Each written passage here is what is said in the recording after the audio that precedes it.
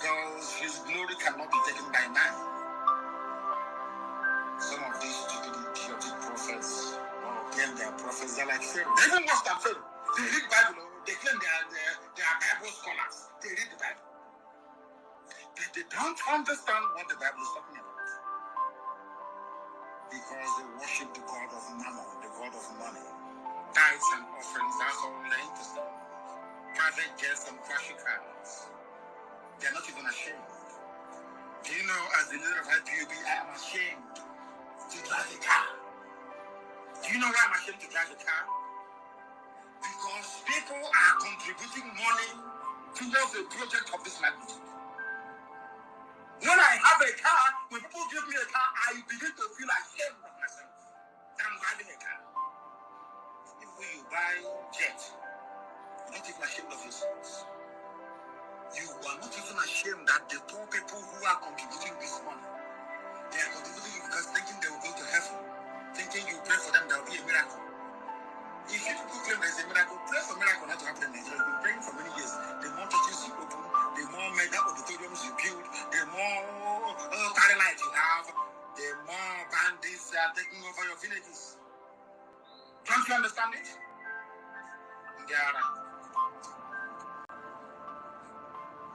Pharaoh made the same mistake, and God will use Nigeria and Britain as an example to the whole world that Biafrans are his children. By the time God, the anger of God is done upon Nigeria, believe you me, oh God, if you see a Biafran in town, you are about to see hell in this room, God Nigeria. Some of them in Nigerian army and in Nigerian police, in the east, looking for who to kill. Whereas their village is gone, the state is finished, is gone. Their stupidity is only matched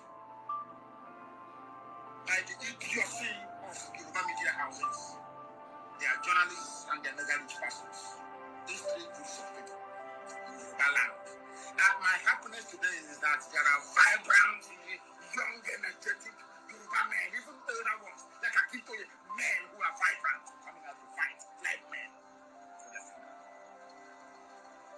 Ignoring the fools and the buffoons on the pulpit. Very wicked and vicious men and women. All they care about is money. They claim they are pastors and they are prophets, they cannot see anything.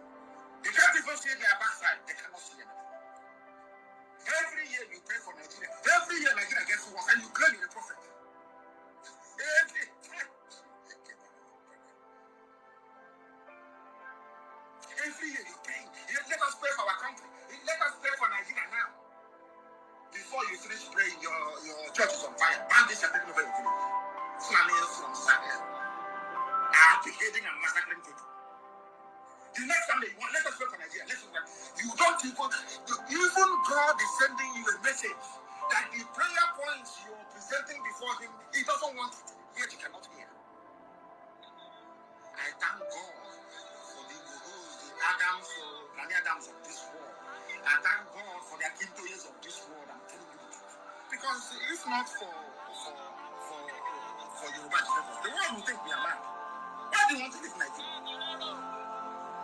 If now that Yoruba also wants to leave, Middle Belt also wants to leave, they will now know that we are not mad anymore. That our brain is correct. You don't know that? They now know that our brain is correct. These are the things you must understand. These are the things you must follow religiously and studiously for you to appreciate the miracle that God is doing. What is happening in Nigeria is a miracle from God in heaven. God is about to destroy Nigeria beyond recognition. You have people that claim they are the men of God lying. They are holding the Bible and they are lying. If Nigeria is meant to be good, how come things are getting worse every blessed year? Just explain that to me. Explain it to me. Tell me why people you claim are foreigners are in your country with AK-47 kidnapping you and you're paying ransom. You're not even ashamed of yourself. You said that Nigeria will get better. How come those who are shouting every day, territorial integrity, you are there and it is being breached on a daily basis and you cannot do anything? 200 million people cannot remove one corrupt terrorist minister. 200 million people are telling me that you're a nation, you're a country. Shame on all of you.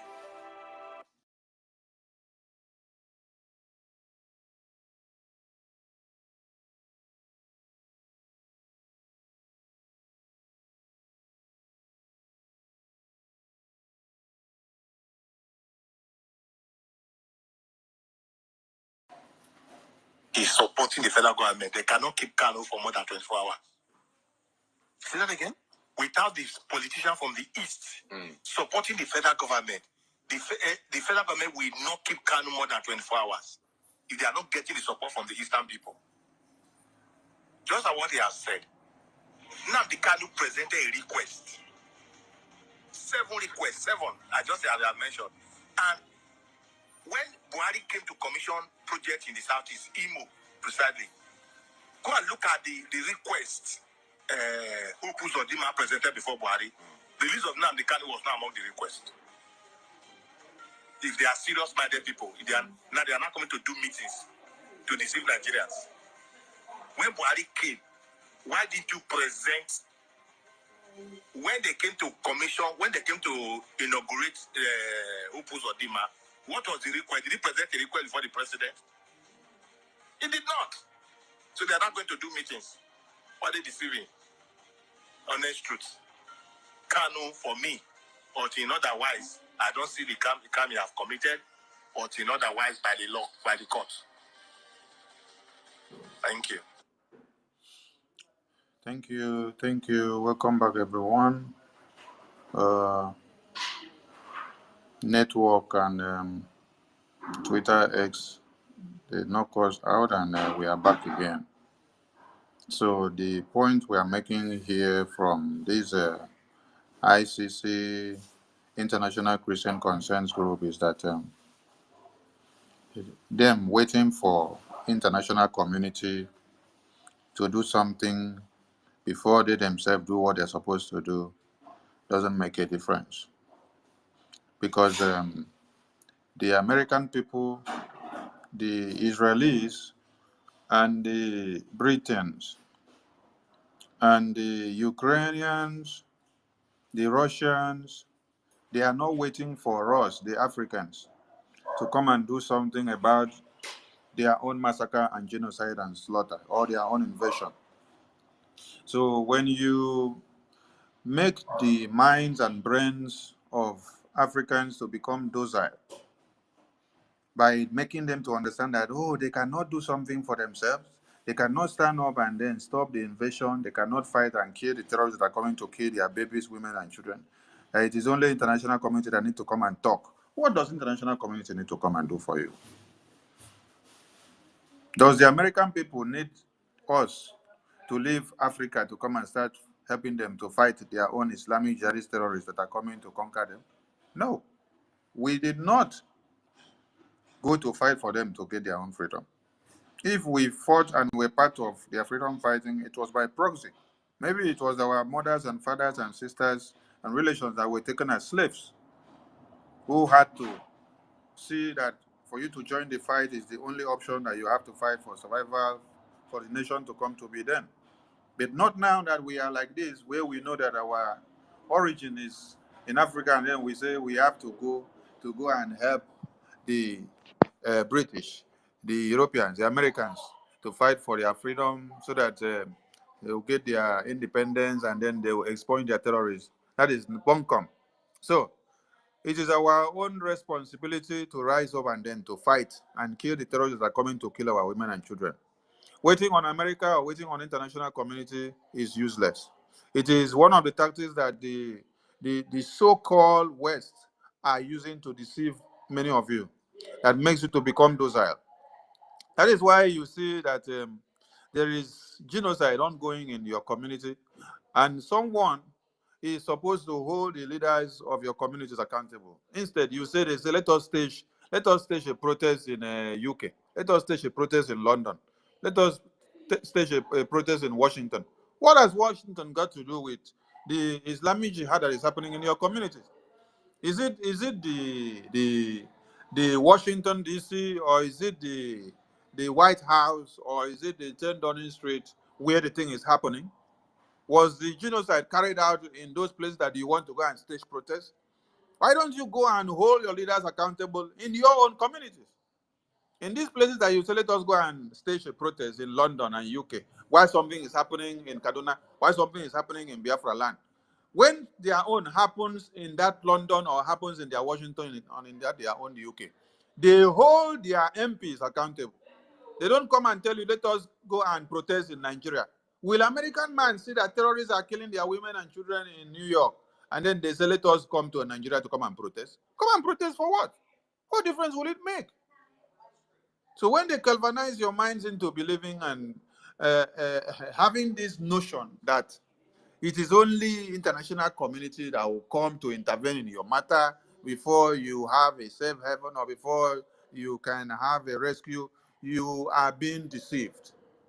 So this international Christian concern and whatever report that they have written it to suit the docile minds, the brains that are dull in nature for years, that loves to sit down and then hands off their hands on every responsibility that they're supposed to take. They love to sit down and hear that, Buhari should be held accountable from Europe. American government should go and hold Tinubu, when American government will be enjoying and benefiting from a corrupt system that will make their system to continue to run and for them to continue to lick you dry, for them to continue to get money from the back door. The word corruption, where did it come from? Does the word corruption originate from my mother tongue? The word corruption originated from an English tongue. So who came to understand that there is corruption? Who came to initiate the corruption? Who came to start it and to implement it? Who taught you that you have to come and look at a mirror when they came with the colonial mindset? They show you a mirror and then you did not know what a mirror was. Our parents were looking at the mirror. They say, you see this mirror, you are in another world. When you look through the mirror, you saw yourself and then you were laughing. Then they now say, because of this mirror that they have given you, they are going to take your stones.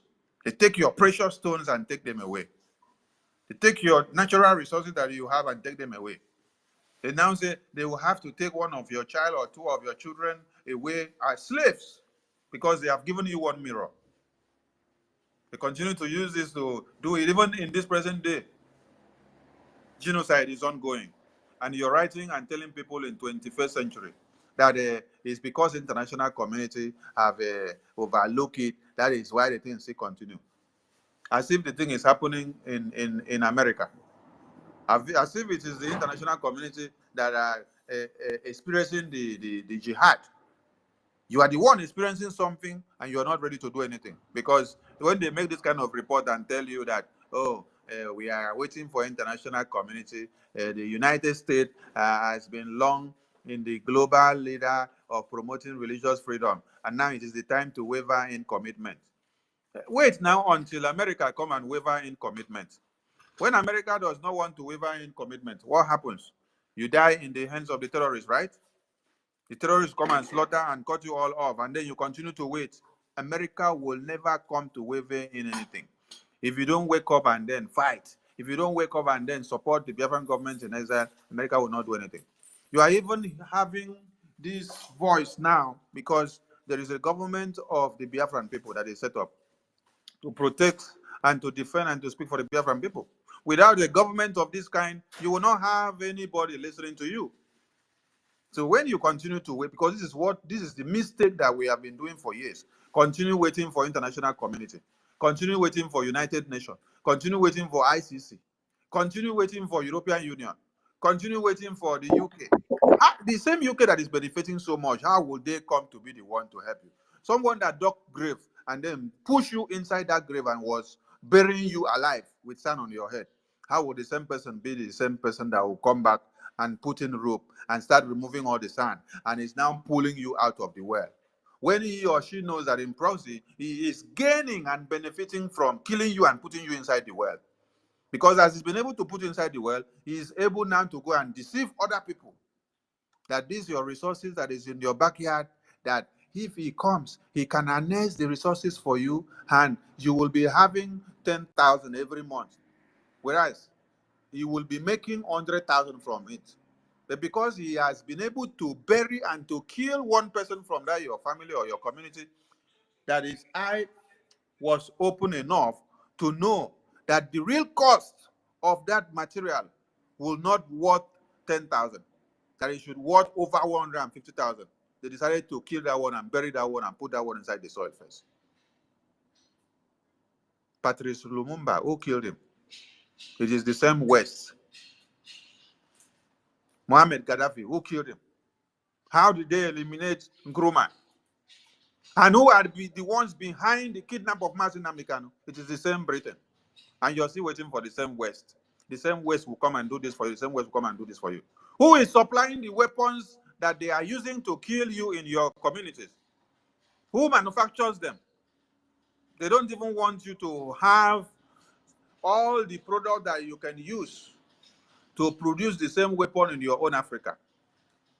They will tell you production of arms in Africa is prohibited, but they themselves want to be producing it. They'll come to Africa, carry all the products, that the raw material that is needed to produce arms. They take it to their Western world to go and use it to produce it there, put it licensed to themselves alone, put their name on it, whereas they don't produce none of the material that is being used to produce the weapons, but they will brand it their own after they finish assembling it.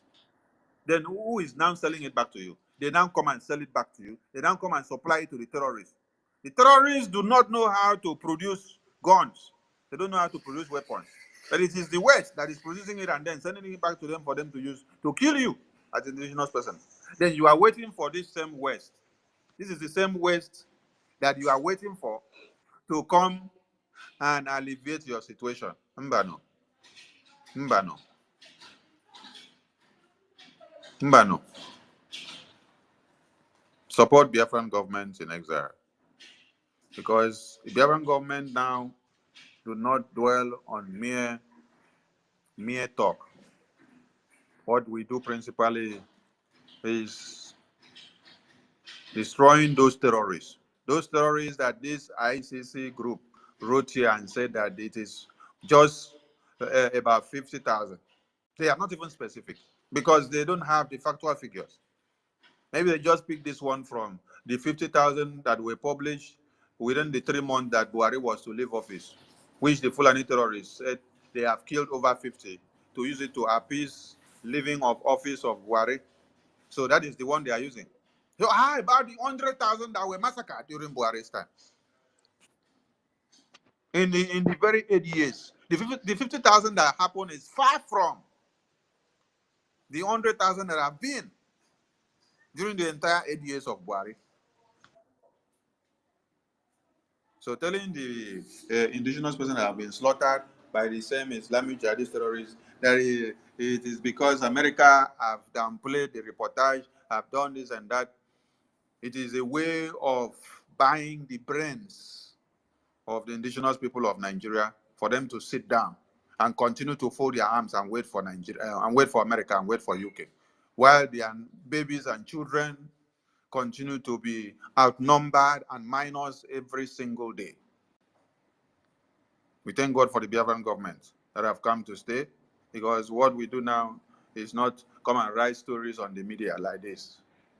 Come and give report. This ICC group has existed for over how many years? You are very good to tell us that the genocide has happened for the past 2 decades. So for the past 2 decades, what have you done? For the past 2 decades, it has been just you write, you publish, you write, you publish, like Amnesty International. They write, they publish, they write, they publish. Biafrans that were massacred, Biafrans that have been slaughtered in Mpo, the ones that they did everything they did to them, nothing has been done. They only write, they publish, they dump the documentations. They write, they publish, they dump the thing there. So if a government of Biafra, if a government of IPOB did not emerge, this is how we will continue to be writing, they write, they dump, they write, they dump, they write, they dump, they write, they dump. We thank God for giving us a visionary government, a visionary prime minister, and a viable team. Just like this department of the Biafra database system that you have seen here. First of a kind for any country to be able to avert crimes, terrorism, criminal acts, and all these Boko Haram that you see today arising from left, right, center. You need a database system that is functional. Kudos to the Department of the Biafra Security Administration. Please, we need to remind you that on the Biafra Security Administration database website, there are buttons on the left and on the right which pertains to WhatsApp and Telegram and also email. So you can use any of these buttons. Just a click. It will take you to WhatsApp or Telegram or email. You chat up the help center with whatever problem that you have. And that line is working 24/7. And I will continue to stress again. If you are a Biafran that is domiciled in Africa, do well to work with your country, Biafra, liaison contact, your admin, and your rep, because you may not be able to get through your rep easily, but through your country admin, you will be able to get to your rep. So your country admin will help you facilitate whatever you need if you have any difficulty processing your ID card. From there, you get down to the rep, and the rep will sort everything out with the Biafran Security Administration Department. Everything has been simplified, and it is not 100% simplified until when Biafra say, all the okay finish. So the Biafra Security Administration are still working on new ideas and complaints that you are still coming up with. Because if you don't visit the website, if you don't try to process one document or another, you will not know if this site is okay for you or if you have issues. So now the way shoe, now you know where they each am.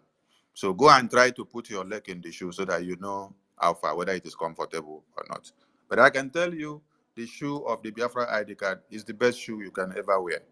Go and try your own. I don't do my own. No. Have you done your own? Over to you, my co-host, Stella.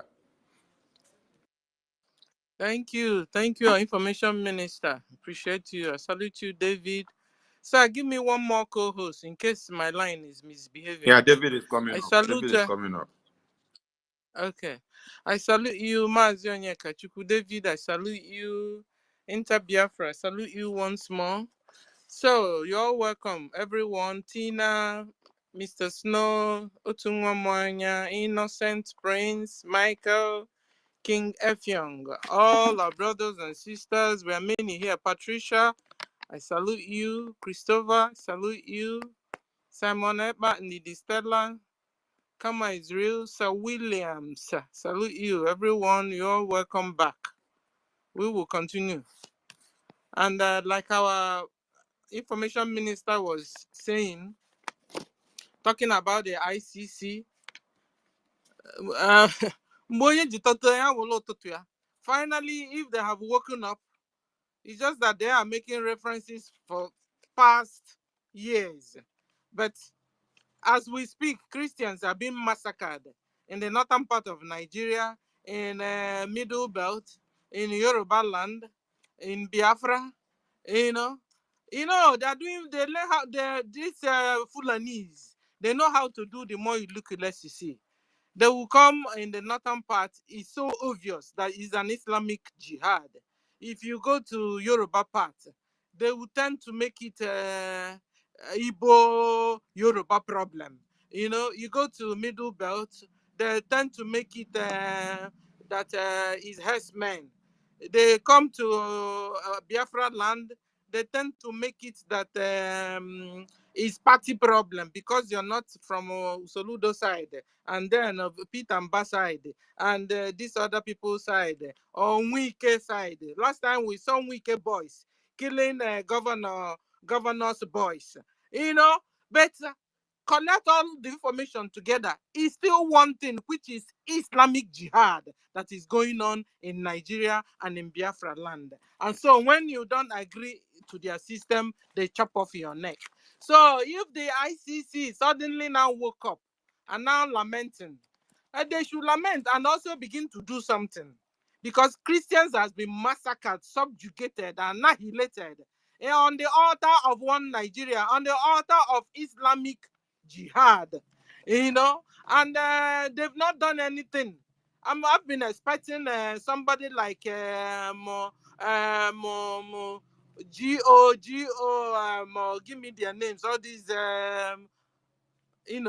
VIP pastors, like Oyedepo. give me the Oyedepo them, you know, Morta them. Oyedepo and Pastor Chris hey, them. All these Chris people. Oyakilome had them, Chris Oka for them. I've been waiting for these guys. How come now I'm more eloquent than them? I thought they are eloquent and they can speak and they have congregations and their congregations are being massacred, and yet they kept silent.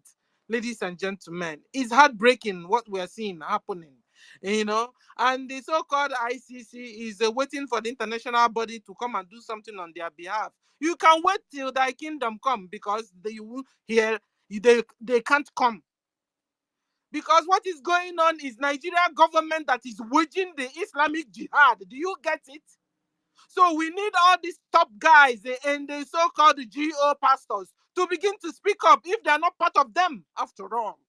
If you say you're not part of the government waging the Islamic jihad against the Christians, all you VP, very important pastors, it's high time you guys begin to, when you mount on your pulpit and you begin to speak and you tell the jihadists to stop killing your members. No wonder last time we saw one of the poor pastors in the northern, because when you want to see real Christianity, it's in the northern part of Nigeria you see real Christianity. Those ones, you will kill them. The next day, the remaining ones will still come to church. You understand? And last time we saw one of their pastors carrying AK-47 and waiting for his members at the bus stop to enter bus so he can know they are secured going home. That's the real pastor there. So if you say you're a true man of God, it's high time you come out and begin to speak more than Stella and more than my brothers and sisters in Biafra government. It's high time. If not so, you can remain silent forever as they kill your members. But you see, your members are also rising up that one day you go to that church, one day you, the GO, you find out nobody's in your church because you have failed in your duty. Fulani Mujahid Arab Islamic jihadists will walk into a community or into a church and tell them you want to be a Christian or you want to be a Muslim. And when you tell them you want to be a Christian, they chop off your neck. And pastors have become deaf and dumb and blind on top of it. And suddenly ICC is waking up. Welcome. Good morning, ICC. I hope you can now do what you are supposed to have been doing all this while. But I thank God for our government. I thank God for Mazi Nnamdi Kanu. I thank God for Simon Ekpa and the Brgie that have been taking care, and Biafra armed forces that have been taking care of Biafrans and making sure that no Biafra will die again, or they wouldn't come to our Biafra land to try to kill us without them experiencing resistance from us. And as they are coming, we will fight and fight them until all these Fulanis we see today, we shall see them no more in Biafra land. And thank God, by 2nd of December this year, Biafra will be restored. So if you have not started supporting Biafra financially, please support. Let me stop here for now. Thank you. I will go to Inter Biafra before we go to David.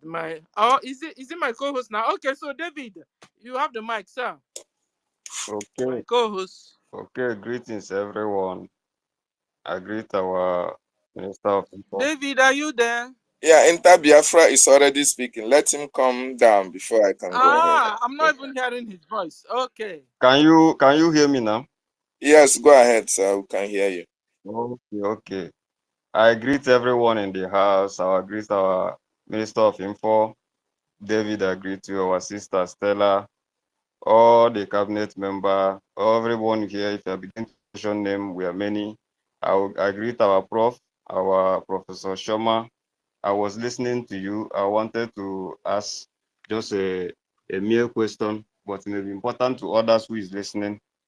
Just like this ID, those that in homeland or anyone in diaspora who is not able, this question is for our prof, who is not able to pay online or in abroad and is making payments under the state de facto government in homeland. Is it possible for the person to use the receipt of de facto payment to make this application? That is my first question. Okay. Can I answer you? Okay, No, go ahead, my minister. no, wait. Enter Biafra. The Yeah. the Biafra ID card is for Yeah. Biafrans in diaspora for now. Okay. But there is a form on the website which Biafrans in the homeland Yeah. can use to register their information. Right? Biafra security database will collect your data and store them in the database for data collection. But for the ID card, it is not for Biafrans in the homeland for now. It's only for Biafrans in the diaspora. Okay. Thank you for That, that question. That is to clear those that are asking those such questions. yeah. For We did clarify at the beginning of this program before the okay. space was brought down. The first one, this is the second session that we just started, and even Yeah, the I was minister of that department was here, and she stressed that when she had the mic, and she's yeah. still here again. When she has the mic again, if she's speaking, she will still say it again. For those that are just joining us, the Biafra ID card is for Biafrans in diaspora. Biafrans back home has the duty to visit the website and collect their data to the database. There is a form there. I will check the form number, which when you go there, you see an option that says for Biafrans in the homeland. For Biafrans in the homeland. So you Yeah. click that one just to collect your information, they store it on database for us to be able to account for the numbers of Biafrans as we are collecting the data of Biafrans. Mind you, as you are acquiring your Biafra ID card, you are also doing Biafra data collection as well. Because as you are in diaspora, you apply for your ID card, your data has been inputted into the system, and we have collected your data.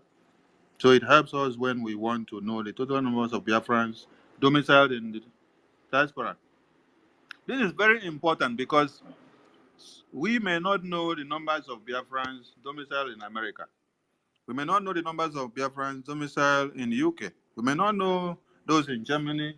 We may not know those in Spain, Portugal, Brazil, Italia, Belgium, Netherlands, even in Cape Verde here, or even in Senegal, or even in Gambia, or Mali, or South Africa, or Ivory Coast, or Mozambique, Zambia.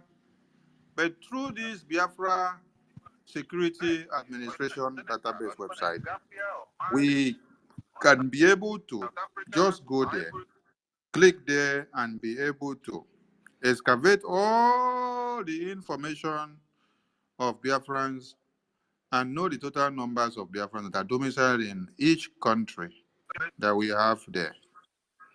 So it's very important that every Biafran goes to the Biafra Security Administration database website and do the needful. Have you gotten your ID card if you're in diaspora? I have gotten mine. So go and do yours, please. Thank you. Enter Biafra, please. If your questions are still open, you bring them up. The minister is here. Professor Choma is here again. Thank you very much, the Minister of Information. You answered the question correctly. Yes, the ID card is strictly for Biafrans who are in diaspora. No, the question is And then what I want to add to the payment. okay. The question is being answered.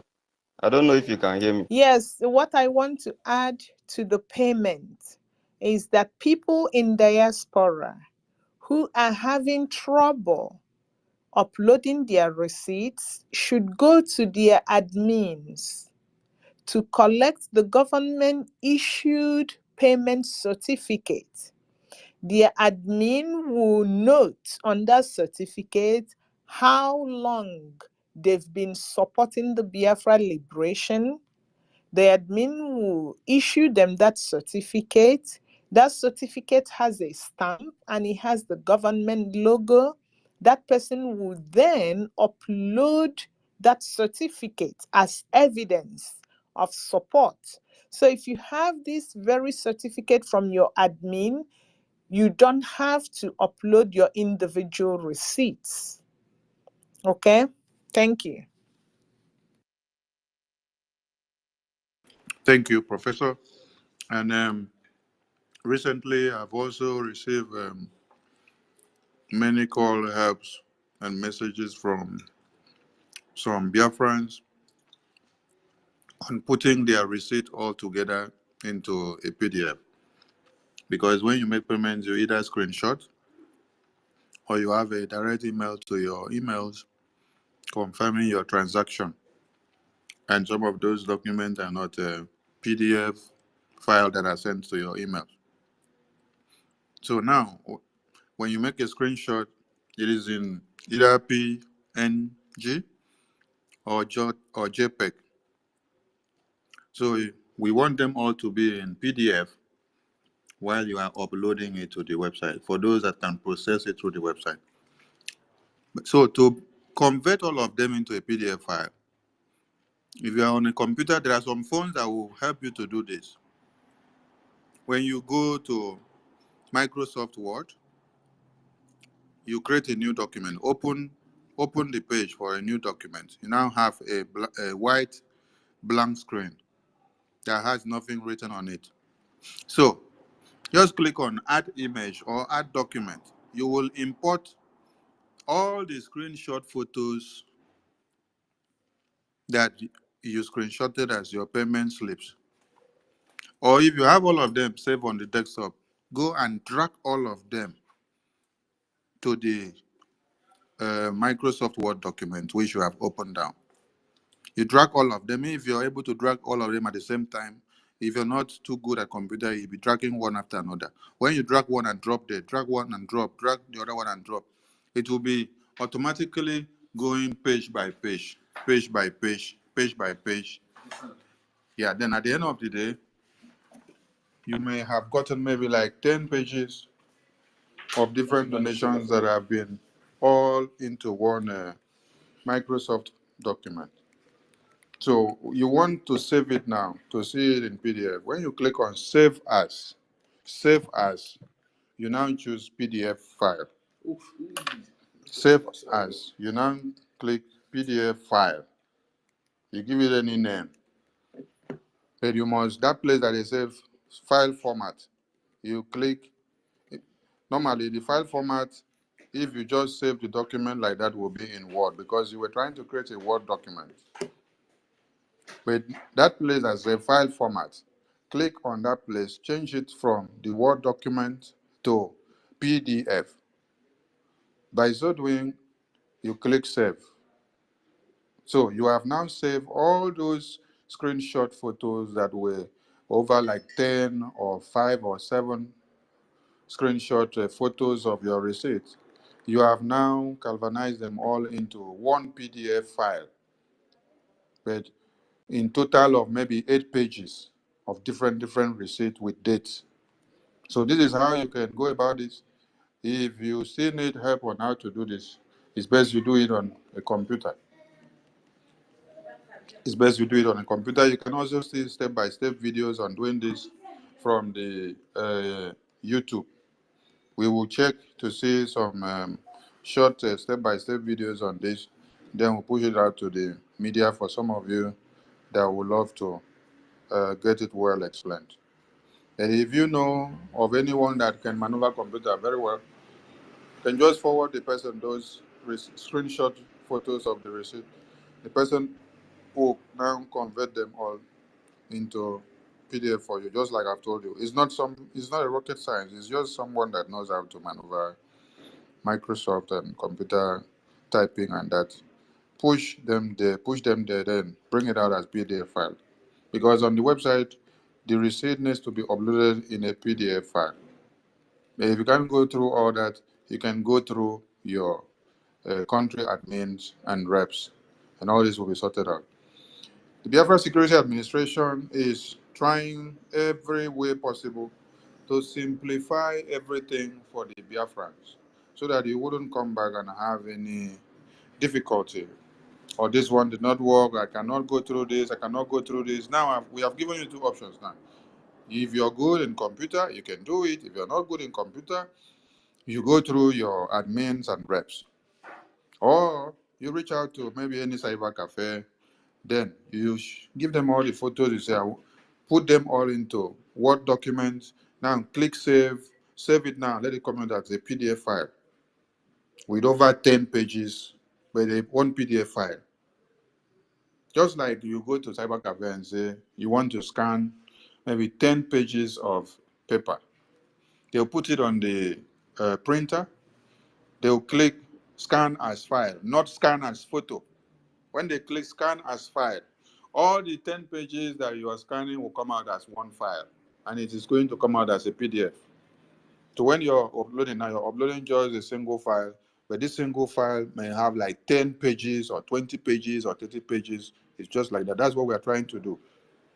So that instead of it to be loading 10 pages of different photos at a time, you compress them into a PDF file that will make the file even less in capacity.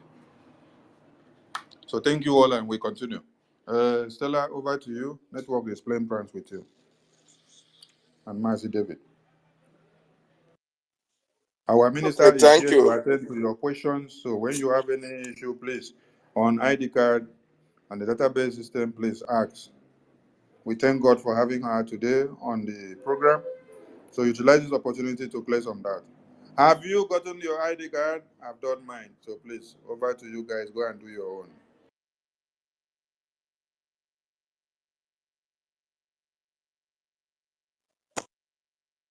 Thank you, our Minister of Information, for that well-detailed explanation on the processes you have to undergo for your ID card. Fellow Biafrans, this process is not all that rigorous, but even if it is rigorous, it comes out very simple. The issue is that, Nigeria is a terrorist country. Nigeria is a corrupt country. And Nigeria have corrupted the minds of a lot of people, including some Biafrans. So the process of getting this ID card and the engagement of a Jumio company to make it very, very authentic and original and corruption-free, to have a very authentic ID so that it cannot be copied, it cannot be duplicated, it cannot be forged. That is why you see all the features, all the processes that you have to go before it can be completed and you have your ID. Once your ID comes out, know that it is one and only all over the world. Nobody can copy your fingerprint. Nobody can copy your information and print it out and use it against you or use your ID in your absence. It can never happen, because we are forming a country that will be respected all over the world. So have you gotten your ID? Have you made a request for your ID? Have you even visited the website? If you have not done so, please, you have to do so now. Very, very important. Your government is doing a lot. Your contribution is doing a lot. The Biafran government, the ministers, they are working every day to put all these things in place to make sure that we, the Biafran people, get the best. We love the best, so therefore we must get the best. And kudos to our government, kudos to our prime minister, and kudos also to you, Biafrans, that are supporting the government to make this happen and work. Very, very important. We appreciate you. Thank you so much for coming. Kama Israel, where is your ID, sir? Go ahead, you have the mic, sir. Yeah, thank you so much. Thank you, David Nana. Can you hear me right? Loud and clear, sir. We can hear you. Thank you so much. Thank you, Minister of Information. Thank you, our own professor, for coming out to enlighten our people regarding the ID. You guys are doing wonderful.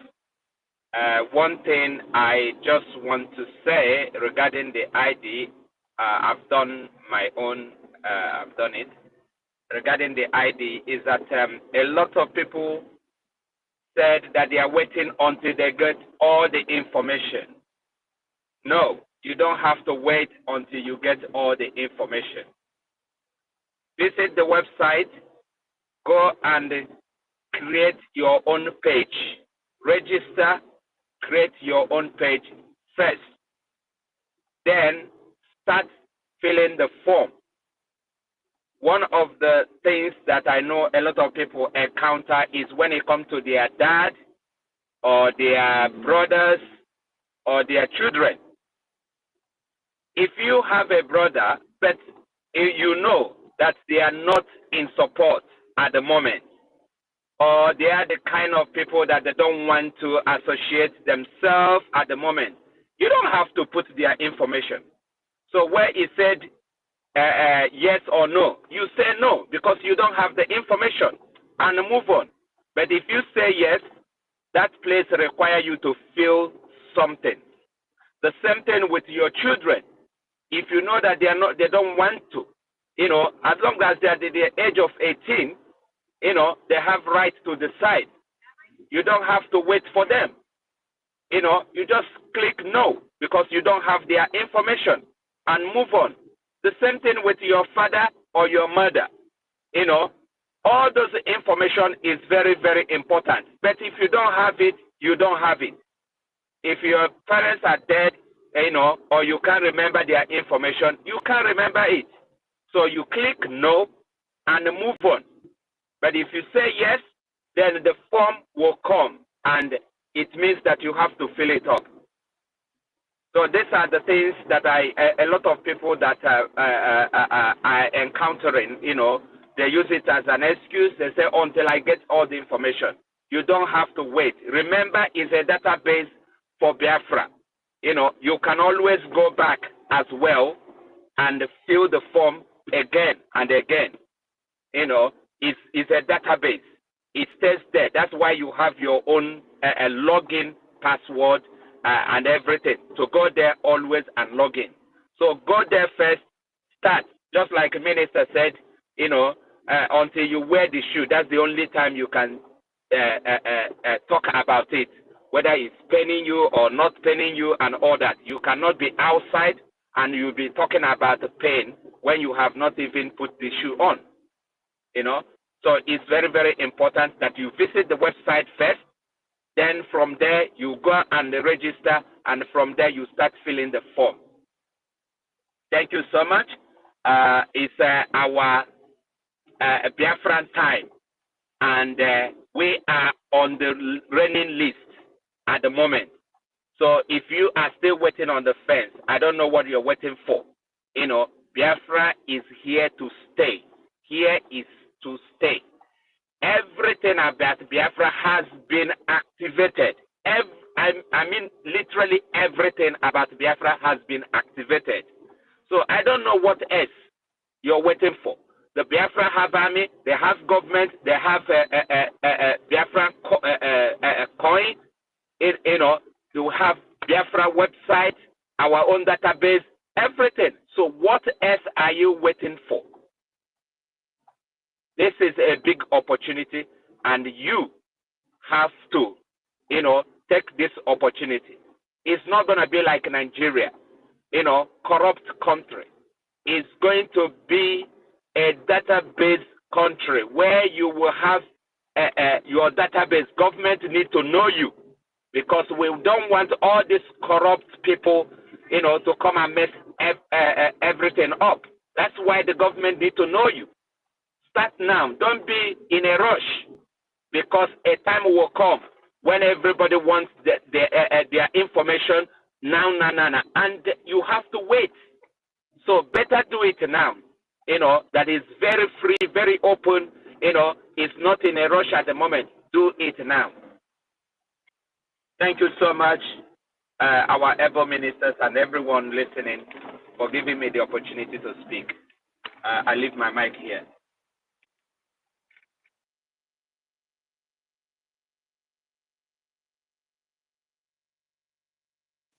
Thank you, Kama Israel, for that wonderful submission. And we go to you, Michael. Michael, before you come to Effion. Michael, go ahead, unmute yourself and speak. Thank you. Good morning. Good morning, fellow Biafrans. Good morning, everybody. Good morning, my minister. I'm very, very excited to be on this platform this moment. And also, I would like to thank my minister information, Sorry Barao. There's some things you said that made me to raise my hand to speak. You know, our fathers, our forefathers, we continue to blame them. That we are continue to think that we are fools during the time of slavery. And during the time the Western world conquer our country, divide us to make us fight each other. At the same time, I would like to point one thing in particular, which is says that these people are very crafty. As we are building our foundations, they're also building their destructions. And we must put our fingers across to know that these institutions, which you call UN, and all these what our information minister mentions about a Christian organization that wrote some articles inciting incited the version that people were killed in 2009. We also know that during the slavery time, those guys were came with missionaries, and those missionaries was they are the one that aiding and abetting on those days. And to this moment, even if we found out that those guys, we discover who they are, but they also change their titles to UN organizations. They also change their titles to um, those missionaries, that those Christians organizations that are written and campaigning and saying things, but they have in their inactions. Their inactions, says that they are the one, the same. They are the same missionary that were sent in 90s to where deceive our forefathers. And if we can ask ourselves, how do our forefathers being deceived? The same thing that happens to us at this moment. We're being deceived by those guys.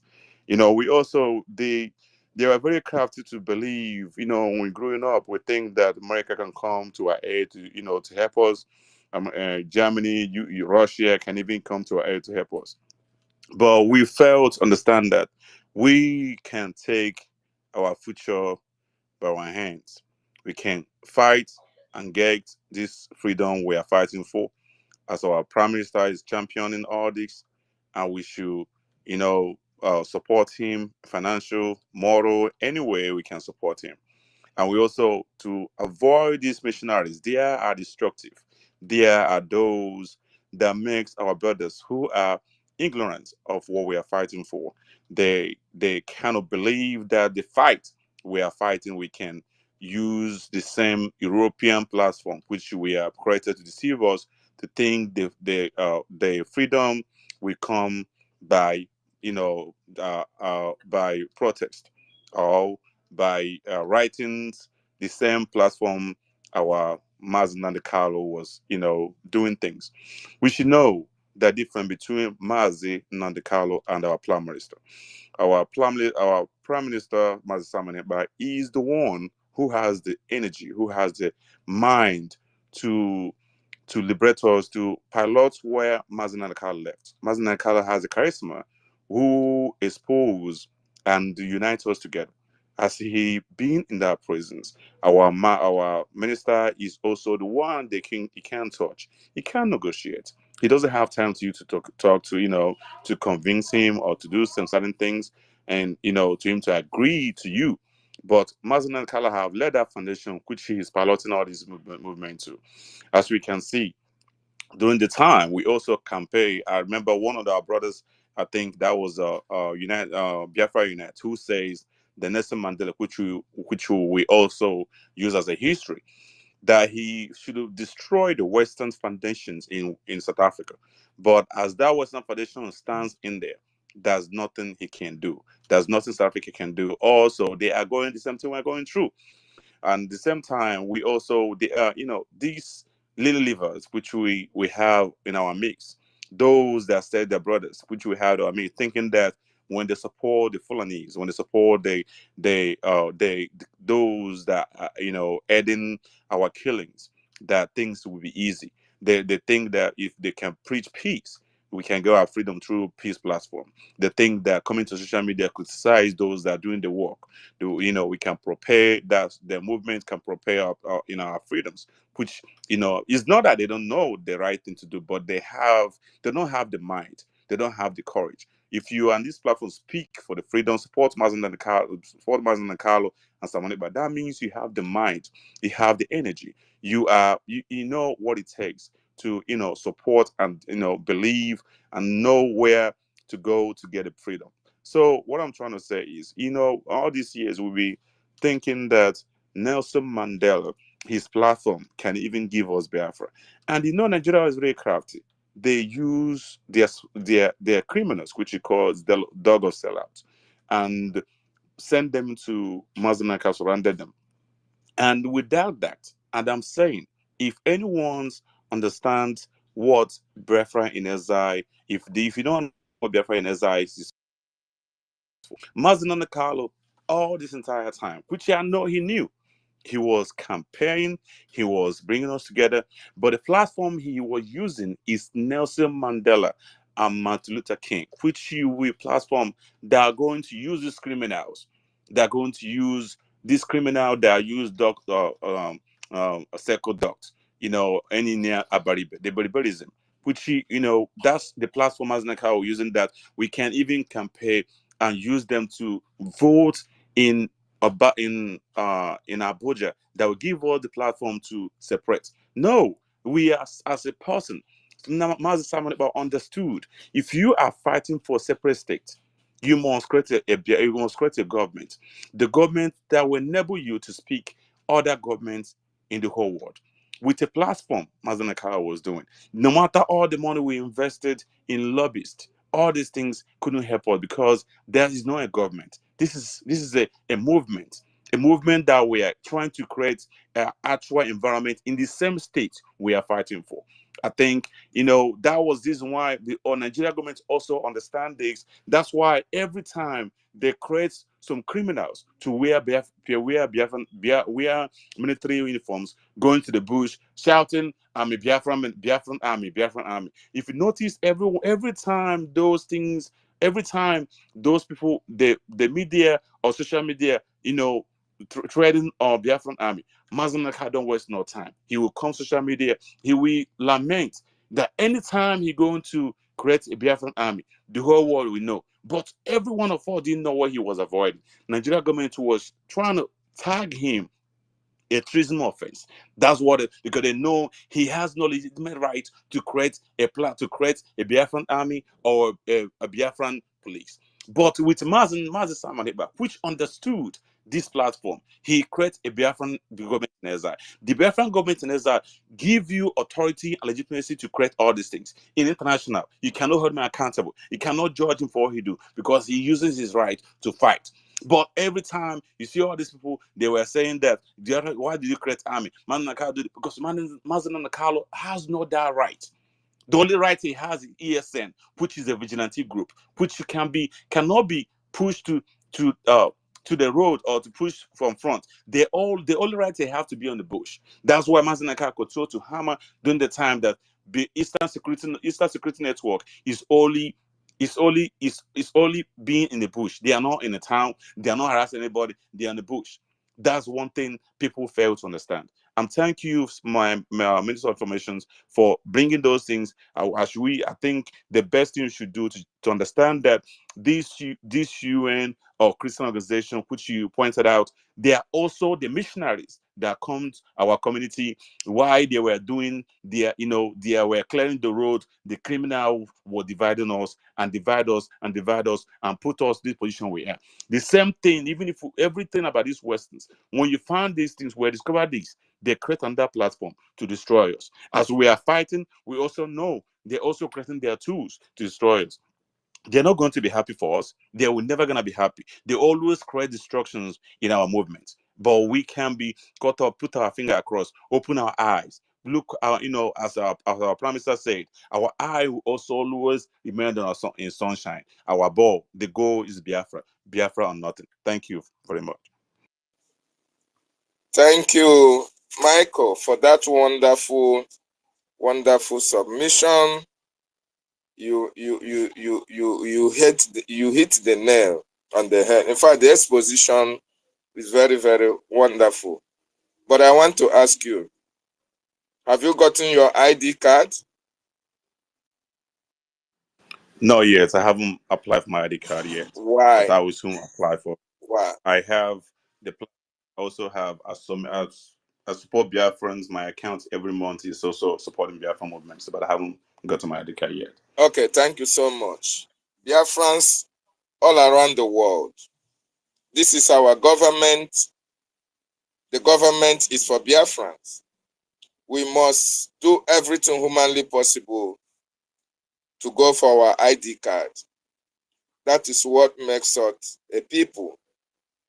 That will legitimize more the government that is protecting each and every one of us. As you can hear the testimonies of those who are seeking asylum, even when their asylum papers are not yet out, even when the immigration of their various countries of residence are pursuing them and wanted to deport most of them, but those who have registered for their ID, they use that as a document to show to their immigration of such countries that they are Biafran, they are no longer Nigerians, because if you are a Nigerian, you are not welcomed anywhere all around the world. Very, very important to register for your ID in order to support the government to as well support you through the defense of our ancestral land. Very, very important. Thank you so much, Michael, for that wonderful submission. CBI, you have the mic now, sir. Where is your ID, sir? Yeah, my brother, I greet you. I thought King Effion was here before me. Yes, he has spoken before, unless you want him to speak again. He has already spoken. No. I'll go do my own before you go. Thank you so much, my brother. The Minister of Information, I recognize your presence here. I greet you. Mazi David, our brother, I greet you well. Professor Choma, every other minister in the house, I greet you. Before you called me, I was just going to write something quickly, put this Biafra Security Administration website and share it here, because I'm wondering why we don't have it on the Jumbotron, so people can click and go to start their registration processes. But I can do that later if you do not do it before me. I'm going to start with one song by favorite. It's just going to be, an excerpt from that song by one of my favorite musicians, Fela Kuti. He said, "Them go home meeting, them go start yab human beings. Animal talk don't start again. Give them human rights. How animal go know say they no born me as slave? How animal go know say slave trade don't pass and they want dash us human rights? Zoo, Fulani, terrorists, listen to me, and the neo-colonialists. I beg you, make you hear me very well. I beg you, make you hear us very well. Human rights, now my property. So therefore, you can't give me my property. Animal can't dash us human rights. Thank you so much. Fellow Biafrans, your freedom is in your hands. Your freedom is in your hands. Okay? By now, we should have recorded millions of Biafrans with their ID cards. I do not know what we are waiting for. It's simple. Don't wait till it start getting crowded or, everybody, they rush go our liaison offices. We've been receiving phone calls because of this program and because of the efforts. Our liaison offices all over the world, Biafrans are queuing there. Biafrans are registering. The phones are buzzing. What are you waiting for? Mazi David, yes, I have registered. And we are waiting for our ID cards to be sent to us.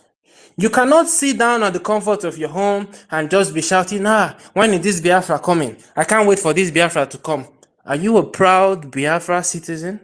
You have to show it by registering for your ID card so that wherever you go as a proud Biafran, you bring out that ID and say, yes, I am a Biafran. Nigeria does not exist in our dictionary. We do not know what Nigeria means. No. There was a clown in one space I attended a few days ago.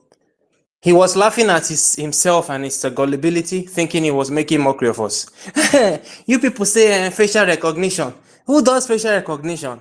I almost wept for this guy. If you have gone through the US borders, immigration before, if you are not, no matter who you are, a citizen, permanent resident, or a visitor, if you've crossed that border once, whatever border you've crossed, if it's through California or Miami or whatever, if you've done your fingerprints and you've taken a picture before, that is where facial recognition comes in. The next time you go, even before you reach the immigration officer, he go don't call your name. Hey, Sonny, how are you? Welcome. You go, they look, say, but I never even show my passport. That is the power of technology. You cannot forge it. You cannot fake it. Like the zoo, okay? The zoo now, some of you have given your data, your information to Pantami, to Taliban and Al-Qaeda, and they're even selling it to others, to terrorists everywhere. This is a government that is transparent and trustworthy, and you have no reason whatsoever not to register. Even if you are in the homeland, you do not need to register for ID card like you know already. You go and put your data there.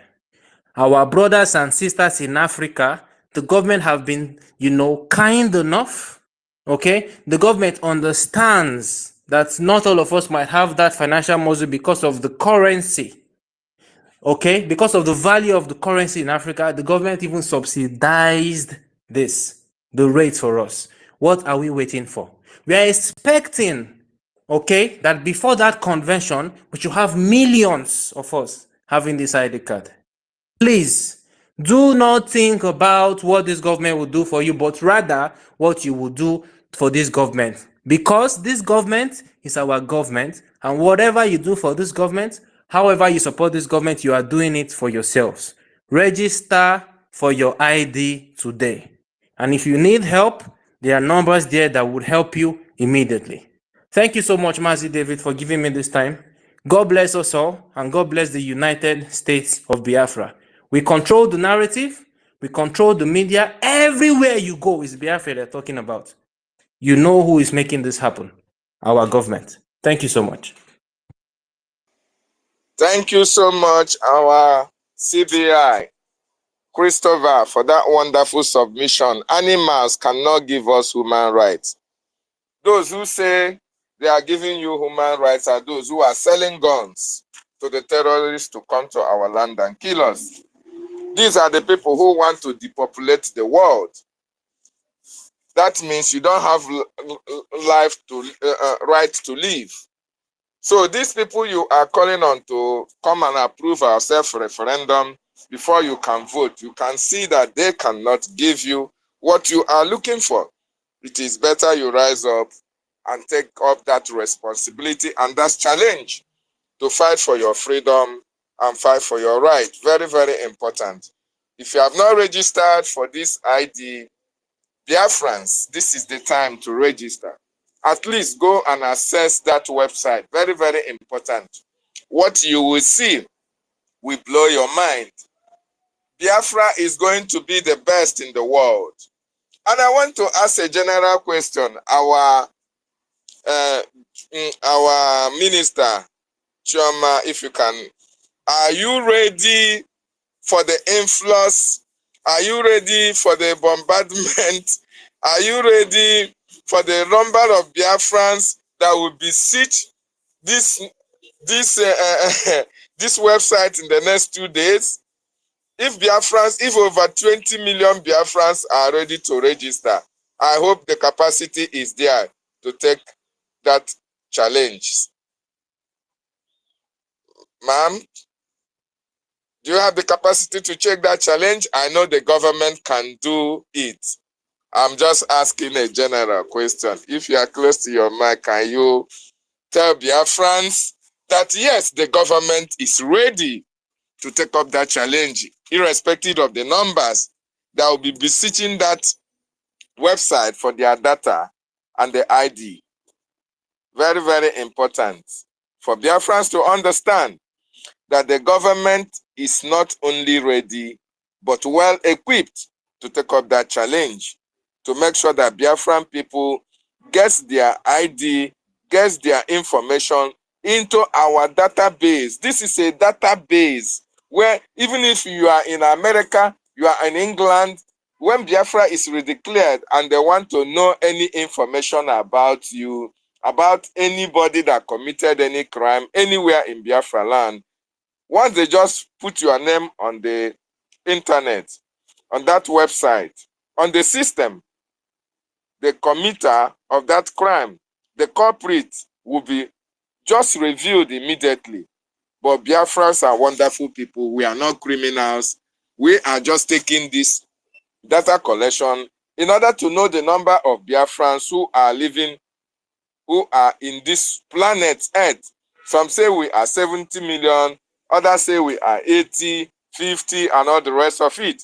But I know I can beat my chest and say that the Biafran people are the most populated ethnic nationality in that contraction called Nigeria, even in the world, because there is no correct data whatsoever that have been able to prove the number of Biafrans all around the world. So I stand to be corrected. So thank you so much. Our minister, are you there?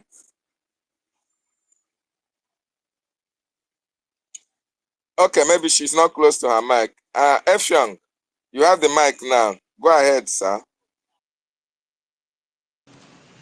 Thank you, sir. Thank you, sir. Good evening once again.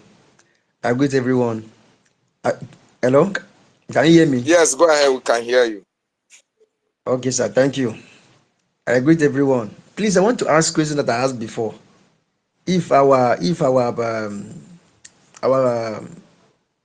information minister is around concerning that telegram of each state, I want to ask if he knows any Idongibom state telegram, so I can be able to join and donate whatever I want to donate there. Okay. Please, thank you. Message me. Message me.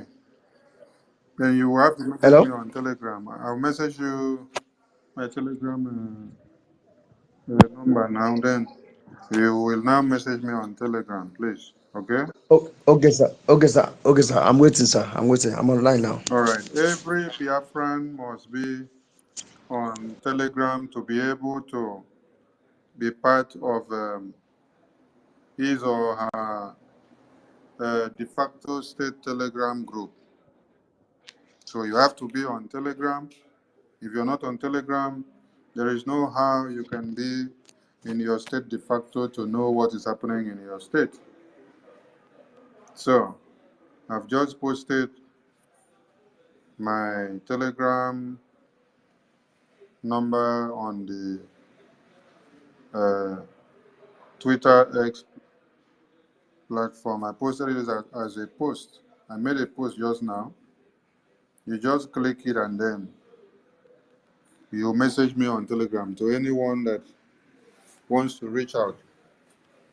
So you must be on Telegram, please. Everyone must be on Telegram to join their state groups. Thank you. Thank you, our Minister of Information. Biafrans, you now know that if you are from the homeland or as well in the diaspora, you must have to locate your state. For you to locate your state right now, the Minister of Information have sent out his Telegram number on the X. If you want to know if you are from Alanso or from Olu or from Ohabueni, or you are from Igodomigodo, or you are from Okigwe State, message our minister on his Telegram number, and he will give you the Telegram group of your state. Very, very important. If you are from the homeland, that is through that group you can know how to cast your vote. That is ongoing. You can as well know how to make your donations for the government and for the Biafra resistant fighters, the liberation, the resistant fighters, defense forces, and every donation you want to make concerning this, our freedom. Very, very important if you are in the homeland. But if you are in diaspora, we have our donations, fundraising every Saturday. You can come and donate towards our freedom. Very, very important. If you have not registered for your ID, very, very important you do so. The ID is out. A lot of Biafrans have gotten theirs, and it's better you register now so that your own can be processed any enough and sent to you. Very, very important. Thank you so much, our Minister of Information. And I welcome you, CBI, to co-host as well. Do you have anything to say, sir? I'm good. I'm good. You can continue with other people, cause yeah, I'm a bit occupied right now, but I'm Okay. here. I'm monitoring the space. Thank you. Okay, thank you, sir. Thank you, sir. Fellow Biafrans, wonderful people, want you to understand that those who are funding terrorism in our land can never ever support our freedom. Those who want you and I annihilated can never ever support what we are doing. Those who want the Fulanis to come and take over our ancestral land can never ever support what we are doing. Those who have the moral right, those who have the impetus, those who damned the consequences and the penalties or the punishment for their crime and went to Kenya to kidnap Mazi Nnamdi Kanu can never support our freedom. Those who have not spoken for the release of Mazi Nnamdi Kanu can never ever support our freedom. So if you are waiting for a set of people to support your freedom, to speak about your freedom before you can join the liberation, because you can bring in your support to the government, you are going to wait till eternity. Because those who killed your parents will never love you. They will also kill you as well. Very, very important, we understand that the Nigerian government are being supported by the British themselves. They are being supported by the United Nations, those you call the United Nations. There is nothing like that unite under United Nations. There is nothing like human rights under United Nations, because Mazi Nnamdi Kanu, who is a British citizen, has his own human rights. Mazi Nnamdi Kanu was kidnapped. A citizen of UK.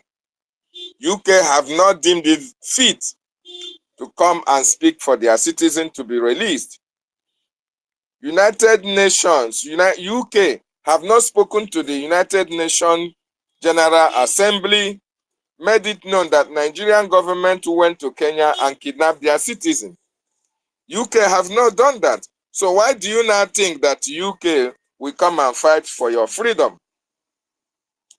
UK are part of those who are taking our natural resources free of charge in Biafra land. United Kingdom is part of those who are supporting the annihilation of our people. There are anything that the Fulanis are doing in Nigeria, United Nations, UK are supporting them. America is supporting them. So all these people that support the invasion of your land, that want your people killed, want you displaced, want you to go to IDP camp, they cannot support your freedom. These are the problems that we have. And that is why we must support our Prime Minister to fight our way out of this subjugation. Just like our brother Michael said, Mazi Nnamdi Kanu came with the unification aspect of our freedom. He started by unifying our people, preaching the message on the need for us to come together because we are one people under God. We are Biafrans. We are Ndibo. It doesn't matter whether you are Ishekiri, Urobo, Ijo, Izong, Isan. We are one people. Mazi Nnamdi Kanu brought out that unification, and we are unified. We have come together. We have realized that we are one people under God. We have come together and know that we all need Biafra because Biafra stands for freedom. Mazi Nnamdi Kanu completed his assignment the day he was kidnapped from Kenya, handing over the baton to our Prime Minister. But remember, one significant thing that happened before our leader was kidnapped was that he made a broadcast 2 weeks to his kidnap. And in that broadcast, he enjoyed each and every one of you. He encouraged us to understand that the fight we are going to fight going forward is not going to be easy at all. That a lot of sabotage will come into it. That a lot of people have been paid to sabotage our freedom. That a lot of people will also stand in the way of our freedom. That a lot of our people will also criticize what we are doing. He also told us that we should go and listen to our Simon. We must listen to Prime Minister Simon Ekpa. Then our Prime Minister was only making exposition. He told you that Simon Ekpa will bring a new dimension to the awareness that we are making. And we must listen to him. We must share his videos. Accordingly, we must share his exposition. Everything that he does, we must go and join him on this earth. As a matter of fact, that was telling you that, yes, my work is partly completed. The man that will take us to another dimension is this man. So he spoke about Prime Minister Simon Ekpa. And when Prime Minister Simon Ekpa came on board, the dimension that he brought was the dimension that he's now breaking the camel's back. Teeth for a tooth. If you slap me, I slap you. If you shout for me, I shout for you. If you come with a machete, I come with a machete. Okay? If you come with a gun, I'll come with double barrel. If you come with AK-47, I look for AK-47 and 49. If you come with a grenade, I come with rocket launcher. That is the language that you can see that the Nigerian government now understand that this guy is actually ready for them. That is the reason why you see them shouting, oh, Simon Ekpa is not allowing us to bring peace to the Southeast, whereas they are never in the Southeast for peace. They are there to take over our ancestral land. They are there to displace our villages. They are there to kill our people. They are there to kidnap our people. They are there to intimidate our people. They are there to continue their conquest of ethnic nationalities in that contraption called Nigeria. And Mazi Nnamdi Kanu said, we can never be alive and allow you to do that. While our leader was saying that with the microphone, our leader never had the legitimacy to confront them with equal measure that they have come to kill us. He set up Eastern Security Network as a vigilante group to safeguard our forests. He made it specifically clear to everybody that the Eastern Security Network then was to remain in the bushes and to protect the invaders who have already camped in our bushes. They used those areas to kill our people. During those days, our people no longer go to the farms. When you go to the farm, you are killed. They take their melu, they take their cow to the farm and eat the crops up. When you dare confront them, your head will be on the ground. And nobody, the Southeast governors, everybody kept mute because they are financing their governorship aspirations. Our people were being killed. Nobody was speaking for us. Our leader set up that security to protect our people. And during those days, our people heaved a sigh of relief, sort of, until our leader was kidnapped. And they saw that this Eastern Security Network then was a kind of a blockade to their invasion through the bushes. They now say, oh, they taxed the terrorist governors that we have in the southeast and gave them the mandate to disband Eastern Security Network. And you can listen to what Chike Dozie has said. Chike Dozie had the defunct leader of the DOS came out and told us, oh, that the governors gave them the condition to hand them over the Eastern Security Network so that they can be paying them and receiving salaries. And what did they do? They obliged the governors. And even Soludo attests to the fact that the IPOB then agreed to work with the government. They were working with the government, sharing money with the government, pointing fingers at those who never succumbed, who never agreed to work with the government. Most of them were being killed. Some were being beheaded. Some were being kidnapped. Some were forcefully arrested and left in many police stations that littered all around that contraction called Nigeria. And they did everything humanly possible to destroy that network that our leaders set up. Unfortunately for them, our prime minister came on board and took up the mantle of protecting our land. He disbanded the Eastern Security Network, brought all the armed groups who are working for the restoration of Biafra under autopilot then and brought them together. Formed the government, Biafra Republic government in exile.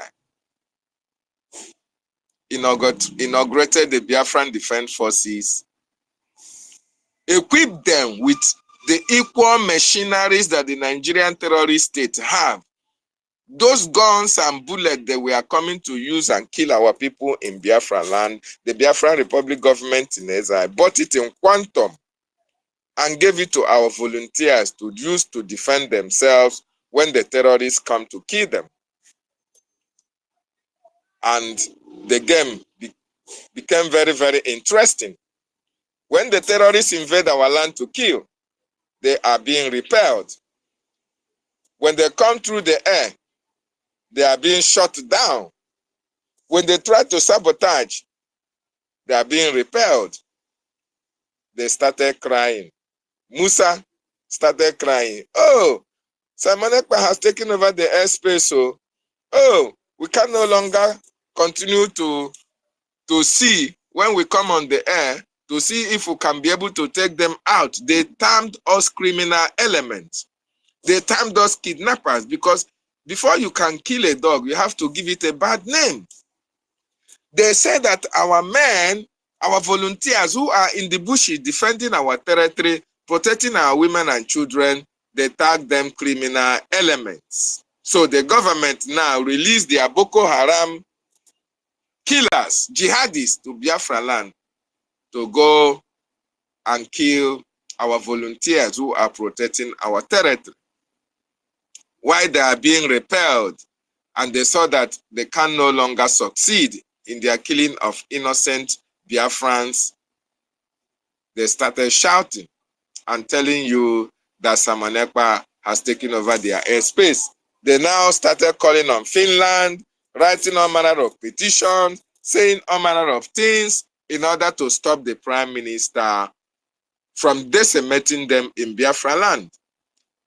Because they know during the time our leader was here, our leader was only preaching to them. Our leader was only talking to them.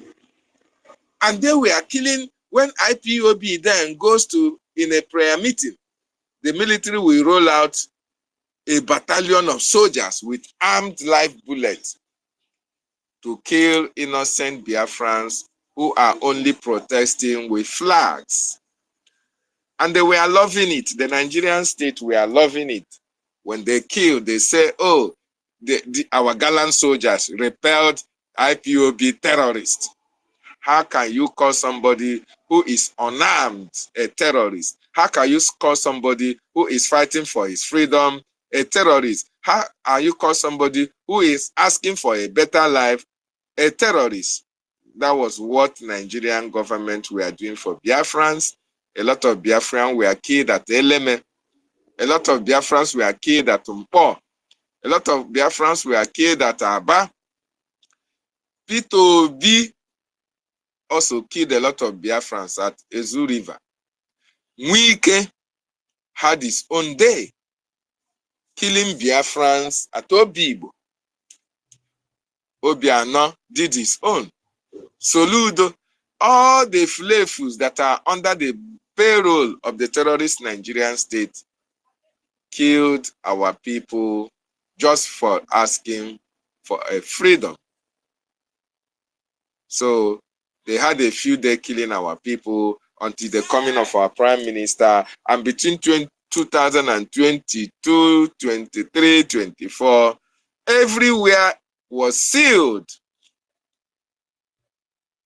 Everywhere was sealed by the prime minister.